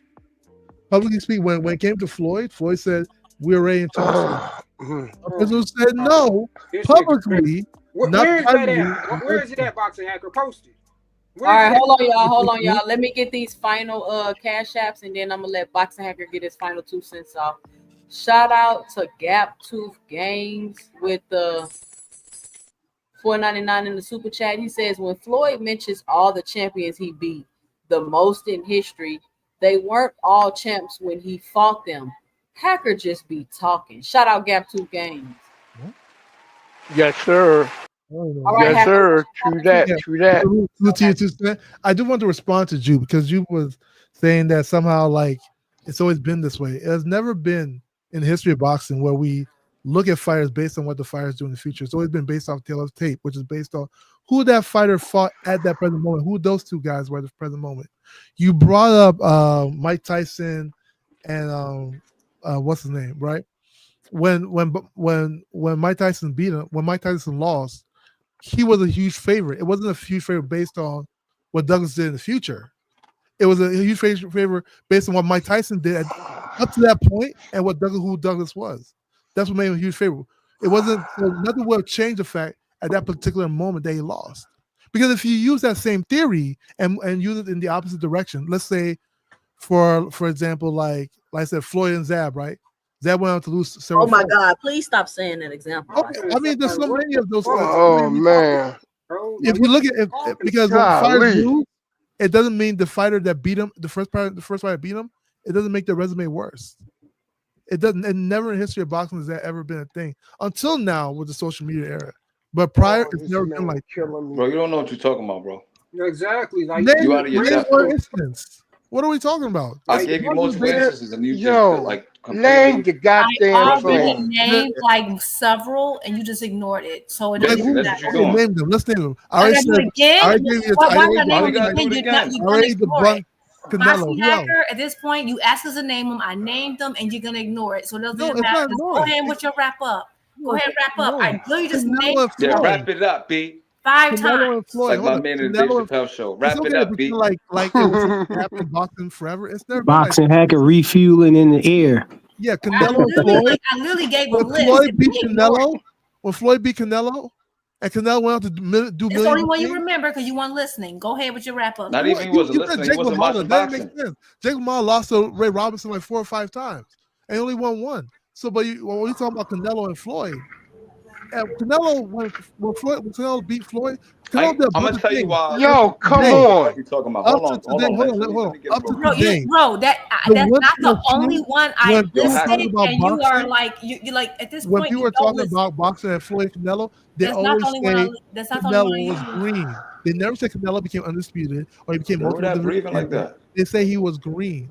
That's what they say about Canelo. That's Because false, it was bro. See, based this on the this why color of this the why they tape. They said. say he was Yeah. green This why Drew say you don't know what after you're talking he about. lost because Exactly. people make excuses The after concept they of lose. giving- Exactly. of We giving know. saying attributes because what his opponents did in the future doesn't make Okay, sense. let's let him just talk so And- he can get off the Niggas, screen. you're a hacker. He's What's And up also with you, because one thing y'all don't do, y'all don't take away accolades when what's the name? Pitbull lost the fight. Y'all didn't say, oh, maybe Tank wasn't as good as we thought he was because Pitbull lost the fight. Yo, look, I'm And gonna give you Rolly one beat example, Ryan. right? Rolly and Ryan both won. Let me give you an example, Hacker, since Literally, you want everyone mean said that. Ryan. Everyone But said other that. Oh my losses God, doesn't make Pitbull sense. lost. Tank Right. resume isn't as good. They literally said that about him, and they just recently said it about Barrios It's when not he had a it's draw not a real with Pacquiao. concept. Matter It's of fact, not a a real lot of Haney concept. fans did the It exact doesn't same even make thing. Which is sense. why you're doing it. It's Yo, not even Hacker, let me doesn't make sense. give you one example since you brought up Sugar Ray Robinson, right? Yeah. Do you know who Joey Maxim is? No. Of course you don't. All right. So he was a light heavyweight Okay. in the 50s and the 60s, right? Okay. He's in the Hall of Who the Fame. fuck would know that? His only win or notable win was against Sugar Ray Robinson. If you know, Sugar Ray Robinson is a natural welterweight. He moved up to middleweight. He went up to 175 Okay. and got beat and knocked out by Joey Maxim. He's in the Hall of Fame just because of that. Because he knocked out Understand? Sugar Ray Robinson. Well, I don't know much about Sugar Ray the brother. Robinson was like washed, well beyond his prime, well out of his weight range, and he's still in the Hall of Fame, bro. You So understand? what about Jake? So let me when ask you you that. say- Let me ask you a So question. what was his record? What was his Joey record? Maxim? All right, so Yeah. Joey Maxim, his record is not all that good, but he's What was known his for record? like fighting great fighters and losing. He fought Archie Moore, I believe he got knocked out. He fought Ezra Charles, I think he got knocked out. He fought They don't know who half Jersey these Joe people are. Wolcott, like he fought these guys and lost. So his major win was against Sugar Ray Robinson, and he's in the Hall of Fame just because of that. So what does that mean for Jake Ooh. LaMotta then? Say it again? Rocky's in the Hall of Fame. Beat Robinson one. Does that diminish his win against Robinson? Like, what It does that kind of mean? does. If I fight you 5 times, you win once. No, but Like, I mean, that based make you on the look- fact that Robinson lost to this guy, what does it mean for Jake LaMotta? All right, so I don't get your point. What you trying to So say? because people want to give props only one. I'm saying I can hear the And song. the fight, Floyd fought a lot of fighters that started losing. No, and stick to Jake LaMotta. You're talking about Floyd. people aren't taking away Floyd's accolades.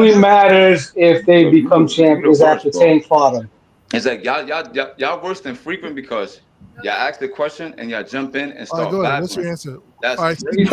Ricky Hatton. Yeah, Speak to Ricky Hatton. Go ahead, speak to that's Ricky. Let me get crazy. this one. And you jump from topic to topic, bro. Chill. No, it's still the same topic. But Hey, yo, speaking of fight, they go to after they lost You to gotta put Floyd. this nigga Yeah, on. I don't give a fuck This nigga's the worst. what belt Rolly or Barrios got. They still bums. No, I won't say all that. This shit can never change. I can never unsee Rolly getting his ass beat by somebody that could be my Yo, did y'all fucking text each other grandfather. to And come I'm on the old as channel and shit. fuck this shit up? I'm just saying. What's Y'all up sitting with there trying y'all? to big up Rolly. Y'all trying to big up Rolly and fucking Barrios Why are you talking about for the Rolly? sake You of talking about Tank. Mayweather, bro? I don't understand what's going on. It's all, but this is all it's all relevant. I big up Rolly based on his performance Jesus against. Yeah, fuck Rolly. Okay, and that's fine. Nah, Again, you man. can say, Rolly's a good fighter. you know what? You can say Yeah. that you're emotional, and I'm not emotional. I don't know. It's not that serious for me. It's more serious for you. You need to go ahead and talk to your therapist about why that is. It's not my problem. I say that I respect what Rolly did. I like that Rolly stuck to a game plan. I like that he kept that left hand, that hand up, and he guarded his chin the whole way. I think that he was disciplined. I think that he kept that jab smooth. I think that he punched when Ryan punched. I think he made Ryan think twice. He showed aggression, but he also respected Ryan's power. He showed a complete game plan to defeat Ryan. Yeah. Which there's another fighter who everybody says so great who was not able to do the same thing. But Ryan So we cheated. can say- Other fighter. But we can say he cheated, but guess what? Until you show me evidence that a particular PD prevents your opponent from moving their head. Now, I agree. He cheated, and Ryan deserved it. Right? Let me finish. Stop. Listen. You have two ears and one mouth for a reason. Please just listen. I understand that, which is why I believe that Ryan win should have been taken away from him, and it was. However, until you show me some scientific studies that I can take a pill that will prevent you from moving your head from the one punch that you know I have, I cannot say that that whole entire win is based on that on that medicine or whatever drug he took. I'm sorry, but you don't know what percentage I've is. seen people lose on the same. I've seen what's his name? I can't think of his name. Khan lose off the same PD. So should it be legal? I think that you're not listening. I understand that. Also, I don't know what Ryan would have or would not been on. You know why? Because Rolly didn't allow a single hook to connect. Rolly's defense was so tight that Ryan couldn't even connect, which is what I expected from Devin. Ryan did connect. That's how tight Rolly was. Ryan connected. And I'm sorry, too, but we Rolly have to did give better. credit where it's due. But can we say Ryan had an off night too? Give credit where it's due. He could have had a hard night. That's absolutely true. He could have. No, he had zero Should I just- PEDs and it Hey, just never happened. Hold on. So Rolly Romero getting all this praise. Okay. We forget. You guys have to show some type Y'all of gotta let her respect. talk, bro. Come on. That's true. Let me go 2 cents when you're Can I saying. go after her? Can I go right after her, please? Two Y'all witches have next. y'all too emotional. Y'all need to simmer down. Yes, is it possible that Ryan wasn't 100%? Absolutely. It's absolutely possible. It's possible on any day that no one's 100%.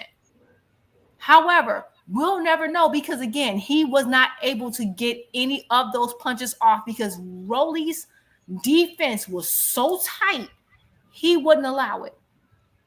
And so I do give Rolly a lot of freaking credit, and I'm gonna give credit because at the end of the day, Rolly, he's not responsible for how his opponent shows up. That's why I think there's some weird stuff going on with Spence when he fought Bud, but that's not Bud's problem. Bud did what he was supposed to do, and I give Bud full credit at the end of the day. So all I'm saying is that at the end of the day, Rolly showed a better game plan than someone that everyone considers as pound for pound and all that. So you're like, oh, he ain't all that good. Well, dang, why can't the pound for pound guy that y'all claim is so great do the same thing? Because he only has one punch, right?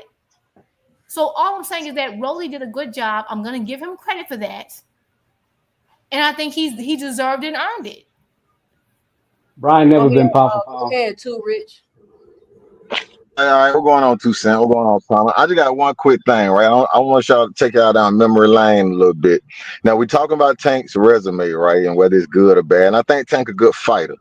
But we leaving out what Tank had to say. So I'm gonna take you back to an interview that he had with, I can't remember the guy's name, but a black guy on Showtime. He interviewed with him. The guy asked him, they saying you been coddled and you been kind of cared for. What do you have to say about that? About basically about your resume? Tank said, I'm not the only one not fighting nobody. So my point is, how come Tank can defend his own resume? Rich, Because ain't no defending it. bro. I don't know what He knew he wasn't fighting I don't nobody. know if you watched the whole What the show, fuck? but that He don't said, got I ain't the only one who ain't fighting. God damn, that nigga loud. You loud as fuck in HA. Why are y'all so rude? Like seriously, it has to stop. It's getting annoying. Just wait your turn to talk, bro. Too Rich. I don't know what you saying, but that don't got nothing to do with the facts that I just mentioned about Tank's resume. So No, what I'm saying is he should be able to defend his own resume. He didn't. He said, I'm not the only one not fighting. Y'all only complaining about me. That was his exact statements. Y'all only complain about me, but ain't nobody fighting nobody. He didn't say I'm fighting these great fights You know that what y'all that meant? saying he's fighting. You know what that meant? I ain't fighting nobody. That's what He, you Exactly. know It meant I what ain't it fighting meant. nobody. Nah, it ain't so saying he hold ain't on, fight nobody. So What it meant was did y'all Nah, see we what that gonna those two other let motherfuckers the tank that y'all want to see, apologists go. hold on, NHA? the other two Did y'all see what motherfuckers you y'all just want to did? see Tank fight. Hold on, David. Do y'all see what y'all just did? Y'all just took all the facts and everything that I presented to y'all and just made up some straw man argument. None of that has to do with any criteria that I just listed for Tank's resume to compare to his contemporaries to see what those numbers look like. Because they don't want to talk about that 2 cent. They don't want Nope. to talk about that. They don't want to go over it. But even if we were to indulge them, what year did he say that? Like what year? Was it like I think the That was Romero recent. fight. Yeah, I think which the fight was it? Romero fight. He said before the Roach too. He said something like that before the Roach fight too. Name the episode. You guys just Name the It's episode. on my wait a channel. minute. It's on my Wait a minute. channel if you want to Relax. see the short. Episode Wait a 23. minute. I've asked you guys if you're gonna put a quote what they Somebody said. got a mute. They got nasty feedback. Right. First of all, if that's what he said, fine. That's not even an argument because the argument, like you, 2 cents had a complete discussion going on, and you guys have done your best to avoid the criteria that she laid.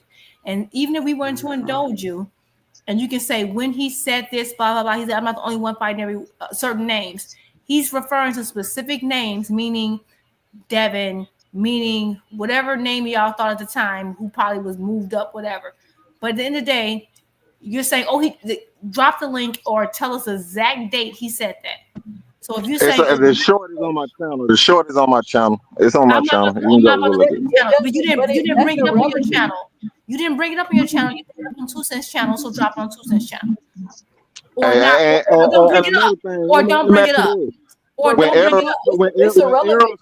Or it is irrelevant. You Okay. can't drop the if you're trying to cite some evidence and you can't bring it up on her I'll channel, drop then the don't link. even cite it on. I'll paste it in there when I get off. But when Errol No, not Spence, when you get off. Do it now. Well, we're on okay, now. the Do it first now. thing, the first No, do dig it that now. Errol Spence said to Tank No, you Davis don't was, get "You ain't no. fought Okay. nobody. Who you fought?" He That's the talked. first dig that Errol Spence said to Tank Davis, and he's in the same stable. So that lets you know what they think about what Explain he been that doing. evidence. You're not getting that out here. That has Drop nothing the to do with evidence what we're now, talking or about. don't bring it up. That If has you nothing can't to do drop with what it, we're talking about. don't disrespect this woman's channel. She had a particular topic going on. You guys are trying to derail that conversation, and not only trying to derail the conversation, you're bringing up stuff and not dropping the evidence in her chat. I don't care what's on your chat. We're not on your We're page. just having a conversation. No, we're not. If you're gonna change the Yes, we are. conversation, if you are going to change the conversation and you put that information on her page, if not, shut up. We don't want to hear about it. Yo, And respect her hold on, channel. real quick, hold on. Respect Yo, her salute channel. everybody. No. Salute everybody that came on the platform today. You did. I'm about to. It's my birthday tomorrow, so you know what I mean. I'm gonna tap in with everybody. You know what I mean. Salute everybody. Happy birthday, Band Up. How old you gonna be? 18? All right, Band Up. No, Band Up about to be 29. I'm on my way to 30. All Wow. right. All right, Band Happy Up. born Yo, day. Band Happy Up. born day. Thank you. Salute. All right, Boxing Hacker, did you get your final 2 cents off, bro? I sure did. Yes, I All did. right, Thank all you. right. All right, thanks for coming up. Yeah, salute to y'all, man. What's your final 2 cents? What you got for the show, NHA? All right, so like I said, Tank's resume ain't bad. It ain't horrible, but it ain't fucking. You know what I'm saying? It ain't that good either.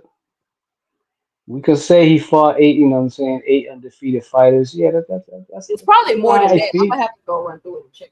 Nah, it's that. It's eight. But you know what I'm saying? An undefeated fighter, fighting undefeated fighters don't mean shit. You could be fucking 30-0 and shit, and then fought in number of tomato cans. Does that give credence to your your accomplishment? Nah.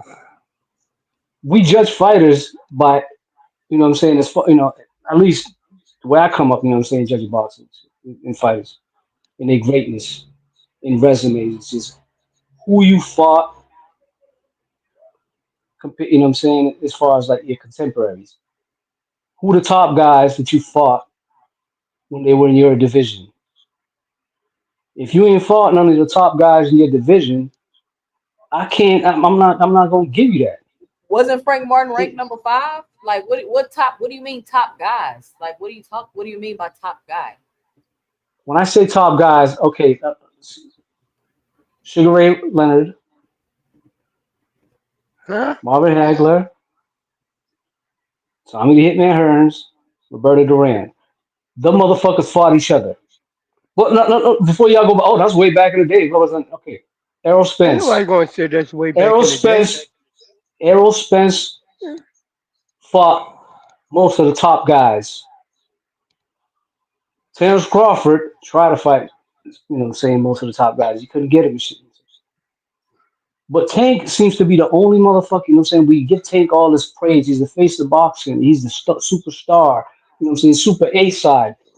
But at the same time, he's the only motherfucking A side in the superstar boxing that, struggles to get these other top guys to fight him and shit. We always put the onus on the other fighters. We put the onus on the quote unquote B side. Mayweather never had those problems. Oscar De La Hoya never had those problems. Canelo never had no fucking problems and shit. Canelo at 30 and shit was already undisputed. And he's still getting that bag and shit. You know what I'm saying? And I still think Canelo's resume is fucking not that great. But goddamn, comparatively speaking, the Tank, who y'all claim is the face of boxing and shit, and he should be able to get, as a face of boxing, you should be able to get anybody in the ring. You either entice them with bread or whatnot, or whatever the fuck it is that the mother faces of boxers is doing and shit. So my thing is, this is like, unless he's fighting, the top guys in his division or up and around his weight class, then I don't want to hear shit about his resume. So far, right now, his resume is kind of garbage. It's not bad. No, actually, it's not garbage. Let me take that back. It's alright, but it ain't as great as y'all. Making it seem like it is and shit. And citing Barrios and fucking Romero and shit is just doing him disservice because them motherfuckers is trash. I'm sorry, but I still fucks with him. All right, y'all have a blessed one. All right, NHA, thank you for coming up. David, what's your final 2 cents? What you got for the show? All I want to go ahead and state is this. For the past half hour, you have been, for those who are out there listening, have bear witness to the delusion, which is the conspiracy of hate that exists within men's heart against Gervonta Tank Davis. A young man who come up from nothing, put his city on his back, and stand tall, 10 toes down on it, because that's the B1 way. And he has defeated everyone they placed in front of him, except for one draw, because the secret seasoning and the sauce wasn't all there. But now he's going through this little thing. And these clowns are out here stating facts from a known liar, Rick Glazer, that he is retiring, which is bullshit. And from that and Timothy the Coon Bradley, this whole retirement conspiracy blows up. And then it gets funded, and cats start getting paychecks in order to go ahead and make their channel all about the hate of Tank Davis. It's funny. Coach Calvin always say, I want somebody to push that button. I'm waiting for somebody to come push that button. Keep playing with my youngin'. Yeah, you gonna push that button. And seriously, all this bullshit right here, y'all gonna get Lamont Roach hurt. Seriously. Because the secret sauce is back. And what's going into that training right now, that he's training right now as we speak, he is about to unleash that on Lamont Roach. He's going to knock that man's dick strings loose. I kid you not. And it's going to be a release of energy from all of that bullshit that y'all putting on this man right now during this time in his life. It's going to be glorious to see the look on y'all faces and to hear it in y'all voices. Because all you do is go through this man's resume, who he fight, trying to find a way to find the chink in the armor to say that he's not the boxer that he is. He's a master classman right now in his prime. He sent out offers to these cats to fight. They don't want to fight him. Devin Haney, the Gump, he ran from him. Shakur Stevenson, the Frady Cat, about to run and sign another deal again with Eddie Hearn. He had no intentions on the world of fighting Tank Davis. And y'all want to say Tank should go to them, Tank should go to Turkey, Tank should go to this one. Man, Tank ain't got to go to nobody. When he put that offer out there and you don't come to the table and sign on the dotted line, you the one who ducked. When you go and jump 1, 2, 3 weight divisions to get away from him, you the duck. Plus you're a weight bully, Devin the Gump Haney. So come on. Those are the two cats right there who y'all saying Tank to the fort. Oh, I almost forgot. Lomachenko. In negotiations midway through, he's ready for it. All of a sudden, he decides he want to retire and back off from the negotiations. That's Tank's fault? Or could it be that Lomachenko is another duck, a legendary duck? All these duck niggas got different grades. Shakur, he a low range duck. He's not really a threat. He has no power. Brittle hands. Devin Haney, he can't take it. No matter what he do, he can't duck a left hook. Come on, man. Y'all think they going to defeat Tank? Y'all delusional. Face the facts. This Lamont Roach, y'all gonna see. Y'all gonna bear witness to the greatness that is at this point in time in boxing, and it's earned the face of boxing. Y'all gonna bear witness to it. And it's gonna be a glorious evening, a glorious night. I'm gonna sit back, smoke me a spliff, watch the fight, and just laugh.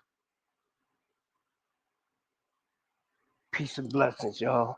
I'm out. All right, David, thank you for coming up. Frequent, what's your final 2 cents? What you got for the show? Jumbo, come in.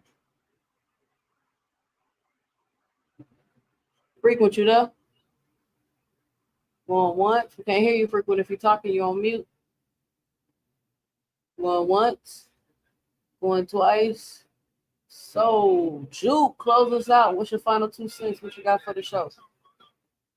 I don't have much. I was gonna say that, like, great show, 2 Cent, and I love like the you know, the ladies' night, I love it. Like, you know what I'm saying? Because I go out sometimes on Fridays, but when I'm in the house kicking it, I love to talk boxing with y'all. And it's so amazing to find other ladies who talk boxing and love boxing like I do. So thank you so much. I will say that, like, I do see that you're, you know, keeping the topic on like resumes. And I feel like in order to dodge that question, and I start to realize that clearer and clearer towards the end, that people don't want to talk about that topic because it would force them to acknowledge people that they don't want to acknowledge, which is Tank, which is crazy because it's not that serious. And I just want to clarify something. I feel like people kept saying like, oh, you know, it's about what the fighter did during that time, and that's it. Yes, I mean, that's a portion of it, right? Again, for the last time, it's who that fighter was at the time you fought them. But in order to look at a fighter's, when you're looking at a person's resume in totality, you have to look at who they are when you fought them, and then who they later became. Like, you look at them as a whole holistic group, because just like boxing hacker said himself, you can have a bad night. You can have a bad night that night.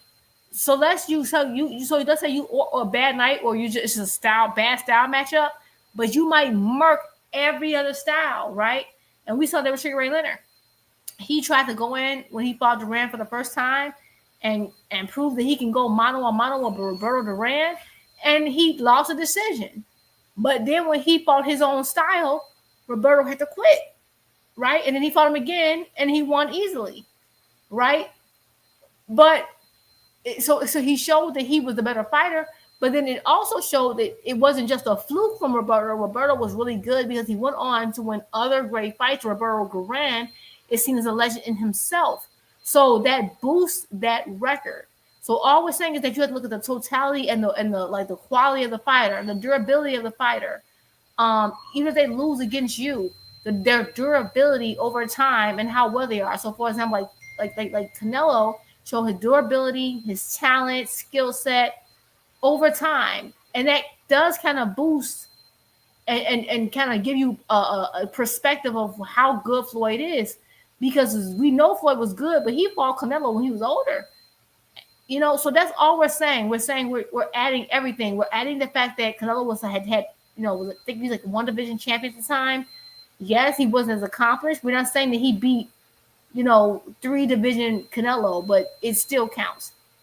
And then the other thing is, it's like, I feel like they're just trying to, I don't know, discredit Tank in a way. I don't know what, again, I'm going to say again, I don't know what Tank did to piss these guys off. But Tank does have a really good resume, and you can't claim this man's resume isn't good when all his contemporaries wants to fight every single person that he beat. If every time Tank steps in the ring with someone, and now they're the person that everyone wants to fight, win, lose, or draw, you then can't claim that they're trash. So that's all I'm gonna say. I'm gonna let y'all get some sleep, because, you know, we've been on a long time. And thank you, 2 Cent. Good show, and that's all I got. All right, shout out Juke. Well, y'all do not want to let me off this panel. Let me get these super chats, and I'm gonna let Frequent get his 2 cents, let Big Dog Willie get his 2 cents, and then I'm gonna let Big Supreme close us out.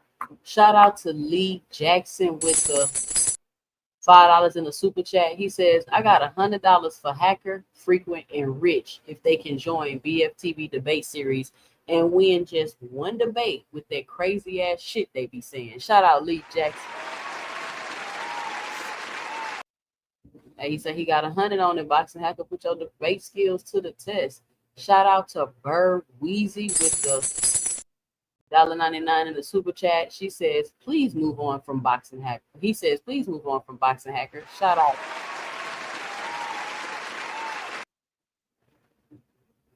All right. Oh, here we go. Shout out Bird Weezy with another $4.99 in the super chat. Says, remove Boxing Hacker. Frank Martin and David Morrell have both beat people on PEDs. Shout out Bird Weezy. Bird Weezy. All right, let me get another super chat. Shout out to Boxing Hacker with another $5 in the super chat. He says, Juke and Jab Queen sound very similar. Good job, ladies, today. Even though there was a lot of cap. LOL. Shout out Boxing Happy. He enjoyed the ladies on the panel. Boxing Happy enjoyed the show. I think you got cooked today, Boxing Happy. I ain't gonna lie to you. Shout out Kamani with another $5 in the super chat. She says, if I dropped out of high school but got a college degree, don't that make my resume better? Shout out Kamani. Shout out Kamani with the common sense logic. It's not that hard, y'all. Frequent, what's your final 2 cents? What you got for the show? Did you say me? Yes, Frequent, go ahead. Well, I wouldn't say that Tank resume is trash or nothing like that, nothing crazy. But I think that his resume could have been better.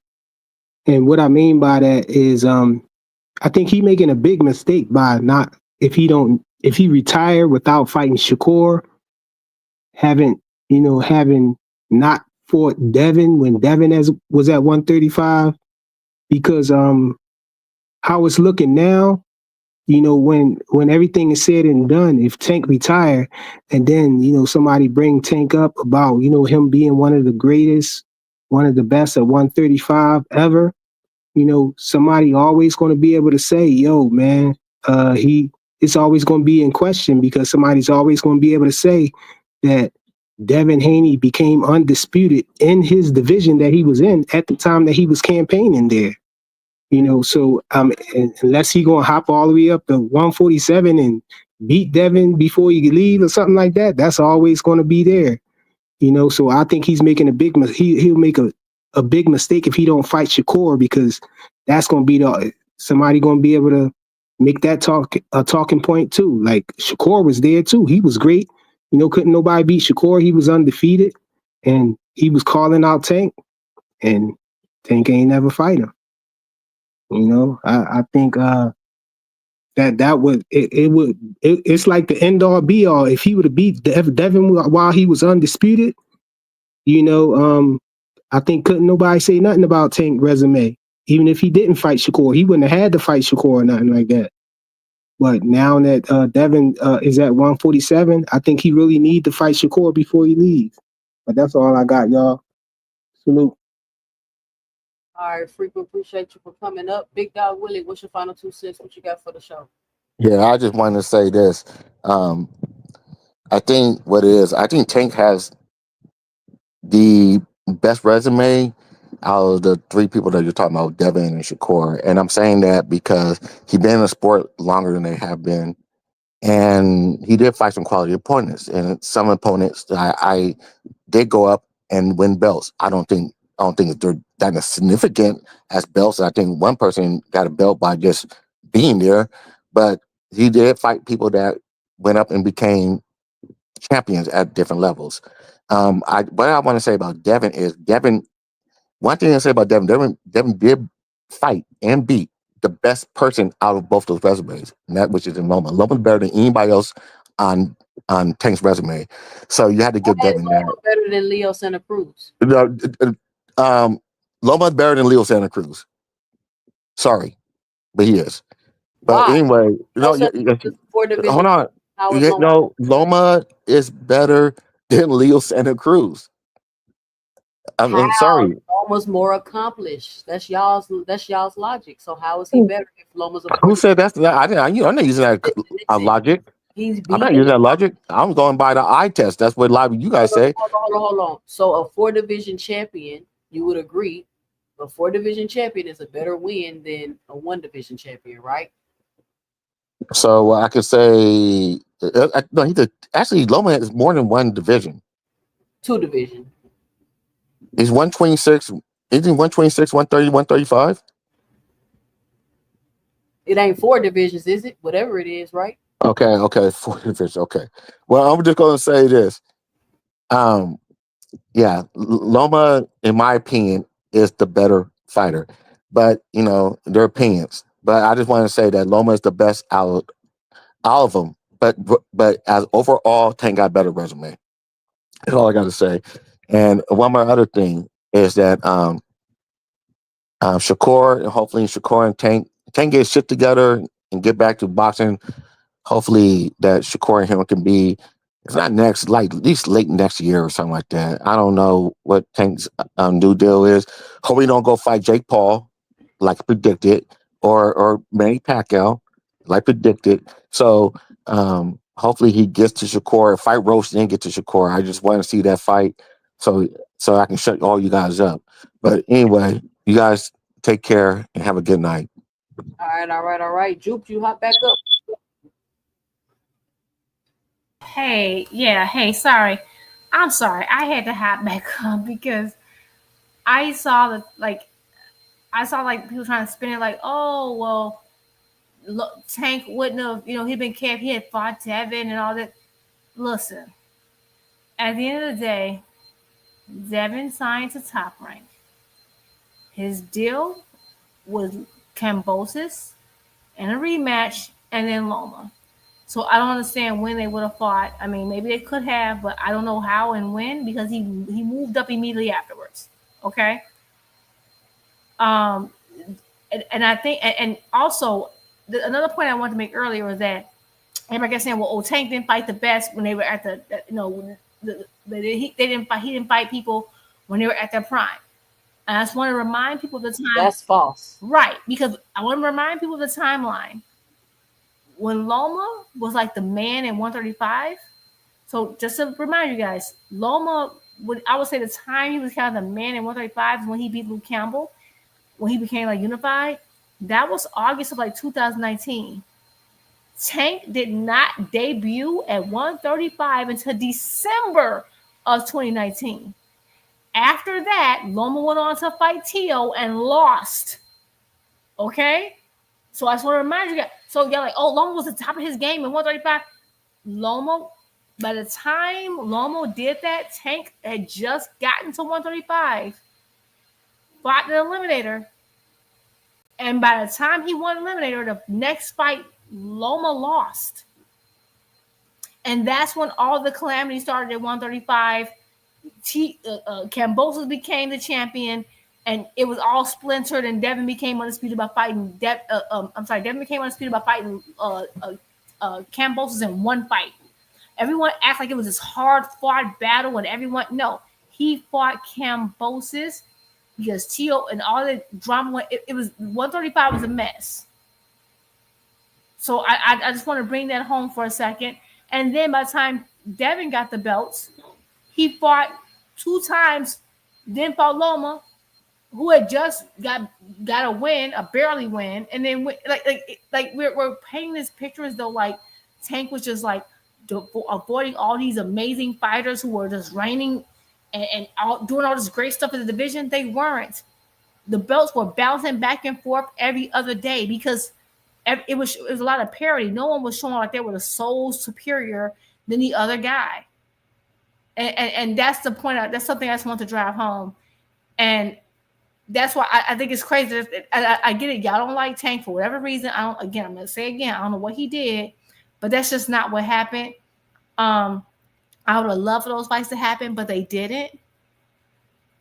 And when it comes to Shakur is a great fighter, but Shakur didn't, by the time Shakur got to the division, all that had kind of like, it was like it all dissipated, and that's when Tank was starting to take over in the division. So I like all your arguments don't make sense if you look at the time. If you look at the timeline, I just want to just check that little fact, and then I'm gonna let you go ahead and finish your thing, and I'm gonna go ahead and log off. Okay. Shout out to Juke coming up here, filleting y'all, souffling y'all, sauteing y'all, cooking y'all in different ways. Big Supreme, what's your final 2 cents? Chef Juke. Yo, where do I start? All right, so let me go to the side, you know. All right, so I got off the panel because Hacker clearly was like, I ain't gonna let this nigga talk.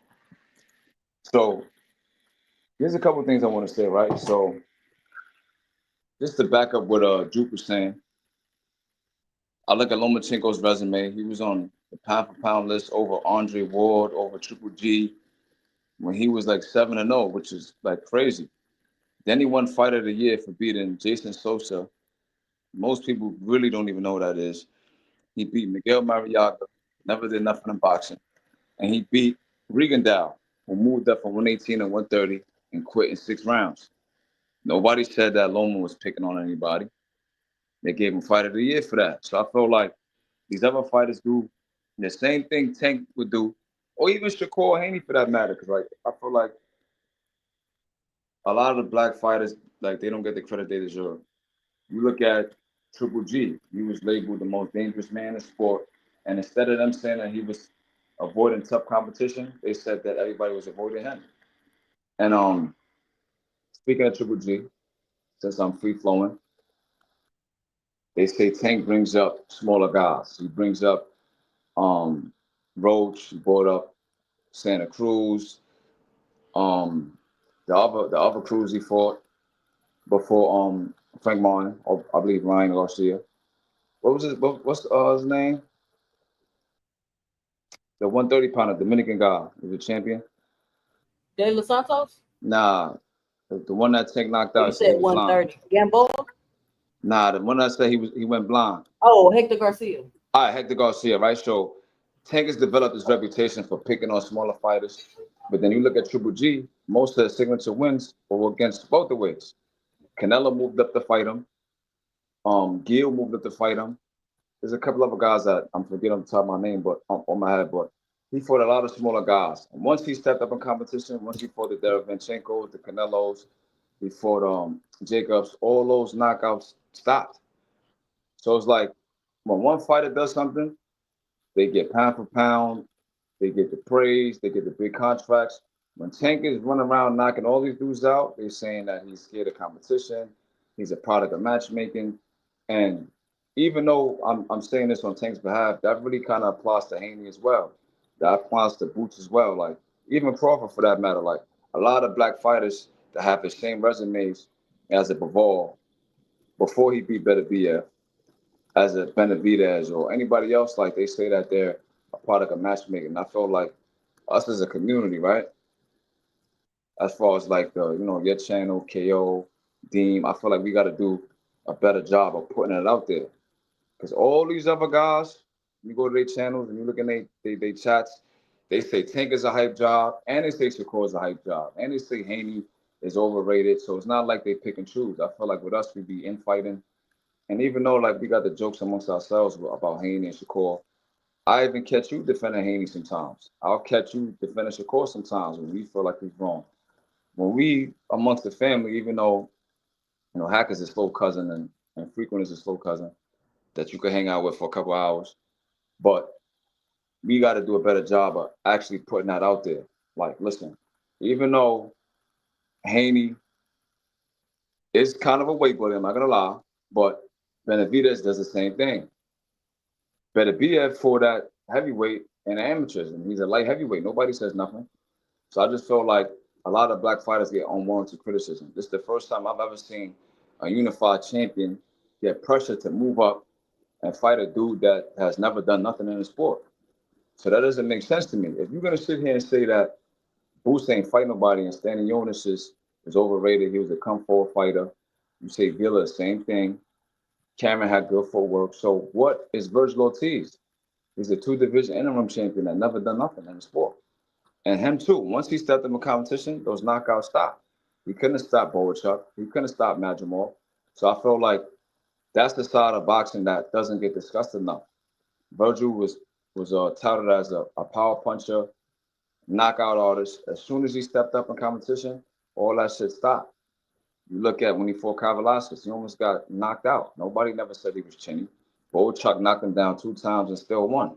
So it's like, you look at a Virgil Ortiz, he gets knocked down by Boachuk and walked down the whole fight. He has an interview. I guess the next time you go live, we could talk about that. He has an interview and they asked him, what do you think about Boachuk? He said, he's a good fighter. I don't think I'm going to be able to knock him out. That's what he said. Nobody said that he's a coward and he's scared. So when Tank gives Roach his credit, look, Roach is a good fighter. He got good skills. They say Tank, or he know he's going to lose. But then this dude gets knocked down 2 times, beat upside his head, walked down the whole fight, and he's the Mexican that was running from the Ukrainian. Nobody calls this dude a hype job. So I felt like that's what I wanted to talk on. That's what I wanted to end the show on. Even though we joke and laugh amongst each other, like I felt like we still got to keep bringing up the fact that Boots is the unified champion. He's a dangerous fighter. He's looking to accomplish great things in the sport. Even though Haney's fighting Norman, I get it. You're gonna pick sides, but moving forward in boxing, I still want Haney to be successful. You know what I'm saying? So I just wanted to land it on that. I'm done for the night. Salute to everybody, salute to you, and that's it. All right, Big Supreme. Shout out to Big Supreme coming on the panel. Listen, y'all, it's getting hot over here. Damn near had 100 people in the chat today. We got over 100 likes today. Listen, we growing over here. We growing over here. Make sure you send the link to somebody and let them know, hey, if you like boxing talk, if you like having a good time, if you like having a good conversation, come on over to 2 Cent Boxing. I've been trying to get, I was supposed to be off of here an hour and a half ago. Y'all wouldn't let me off. It took me a whole extra hour and a half to get off of here. But listen, I'm grateful. Shout out to the 2 Cent community. I'm so glad all of the support and respect we have over here. A plethora of different opinions that we have over here. We're not in no echo chamber. Everybody entitled to their own opinion over here. It's no right or wrong. We just want to debate our points and have a good discussion. I think we had a very good discussion today. And even though a lot of y'all didn't want to admit it, I can see that I've killed the narrative of Gervonta Tank Davis don't fight nobody.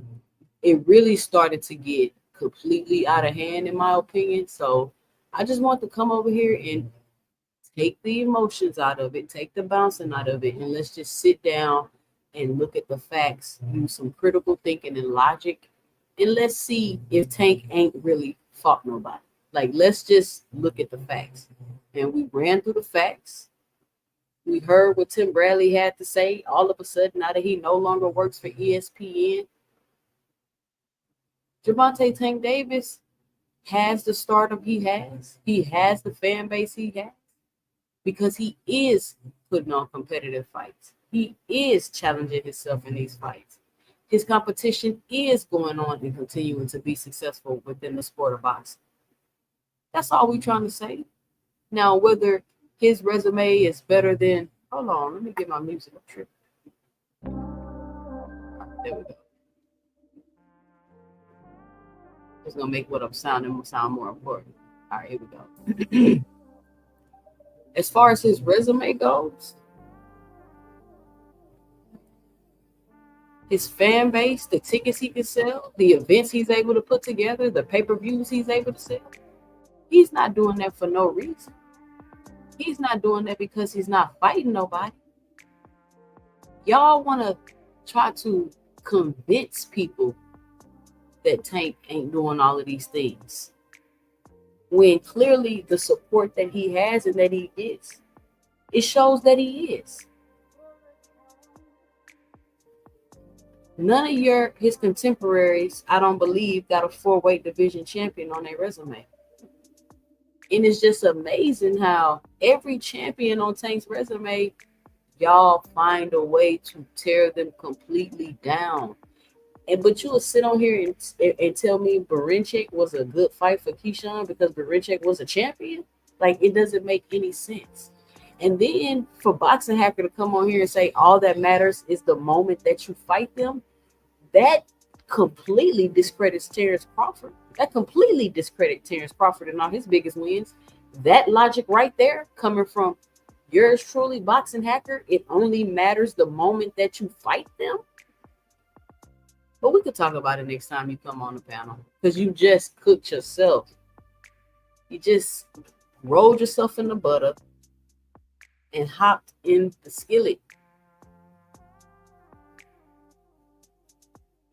But shout out to everybody that came through, that supported the channel in the Cash App or in the Super Chats. More importantly, I appreciate everybody that came by the channel and punched that like and subscribe button. And listen, if you don't want your host all in the videos, cussing you out, leaving you on the panel, leaving you in the background, timing you out the chat,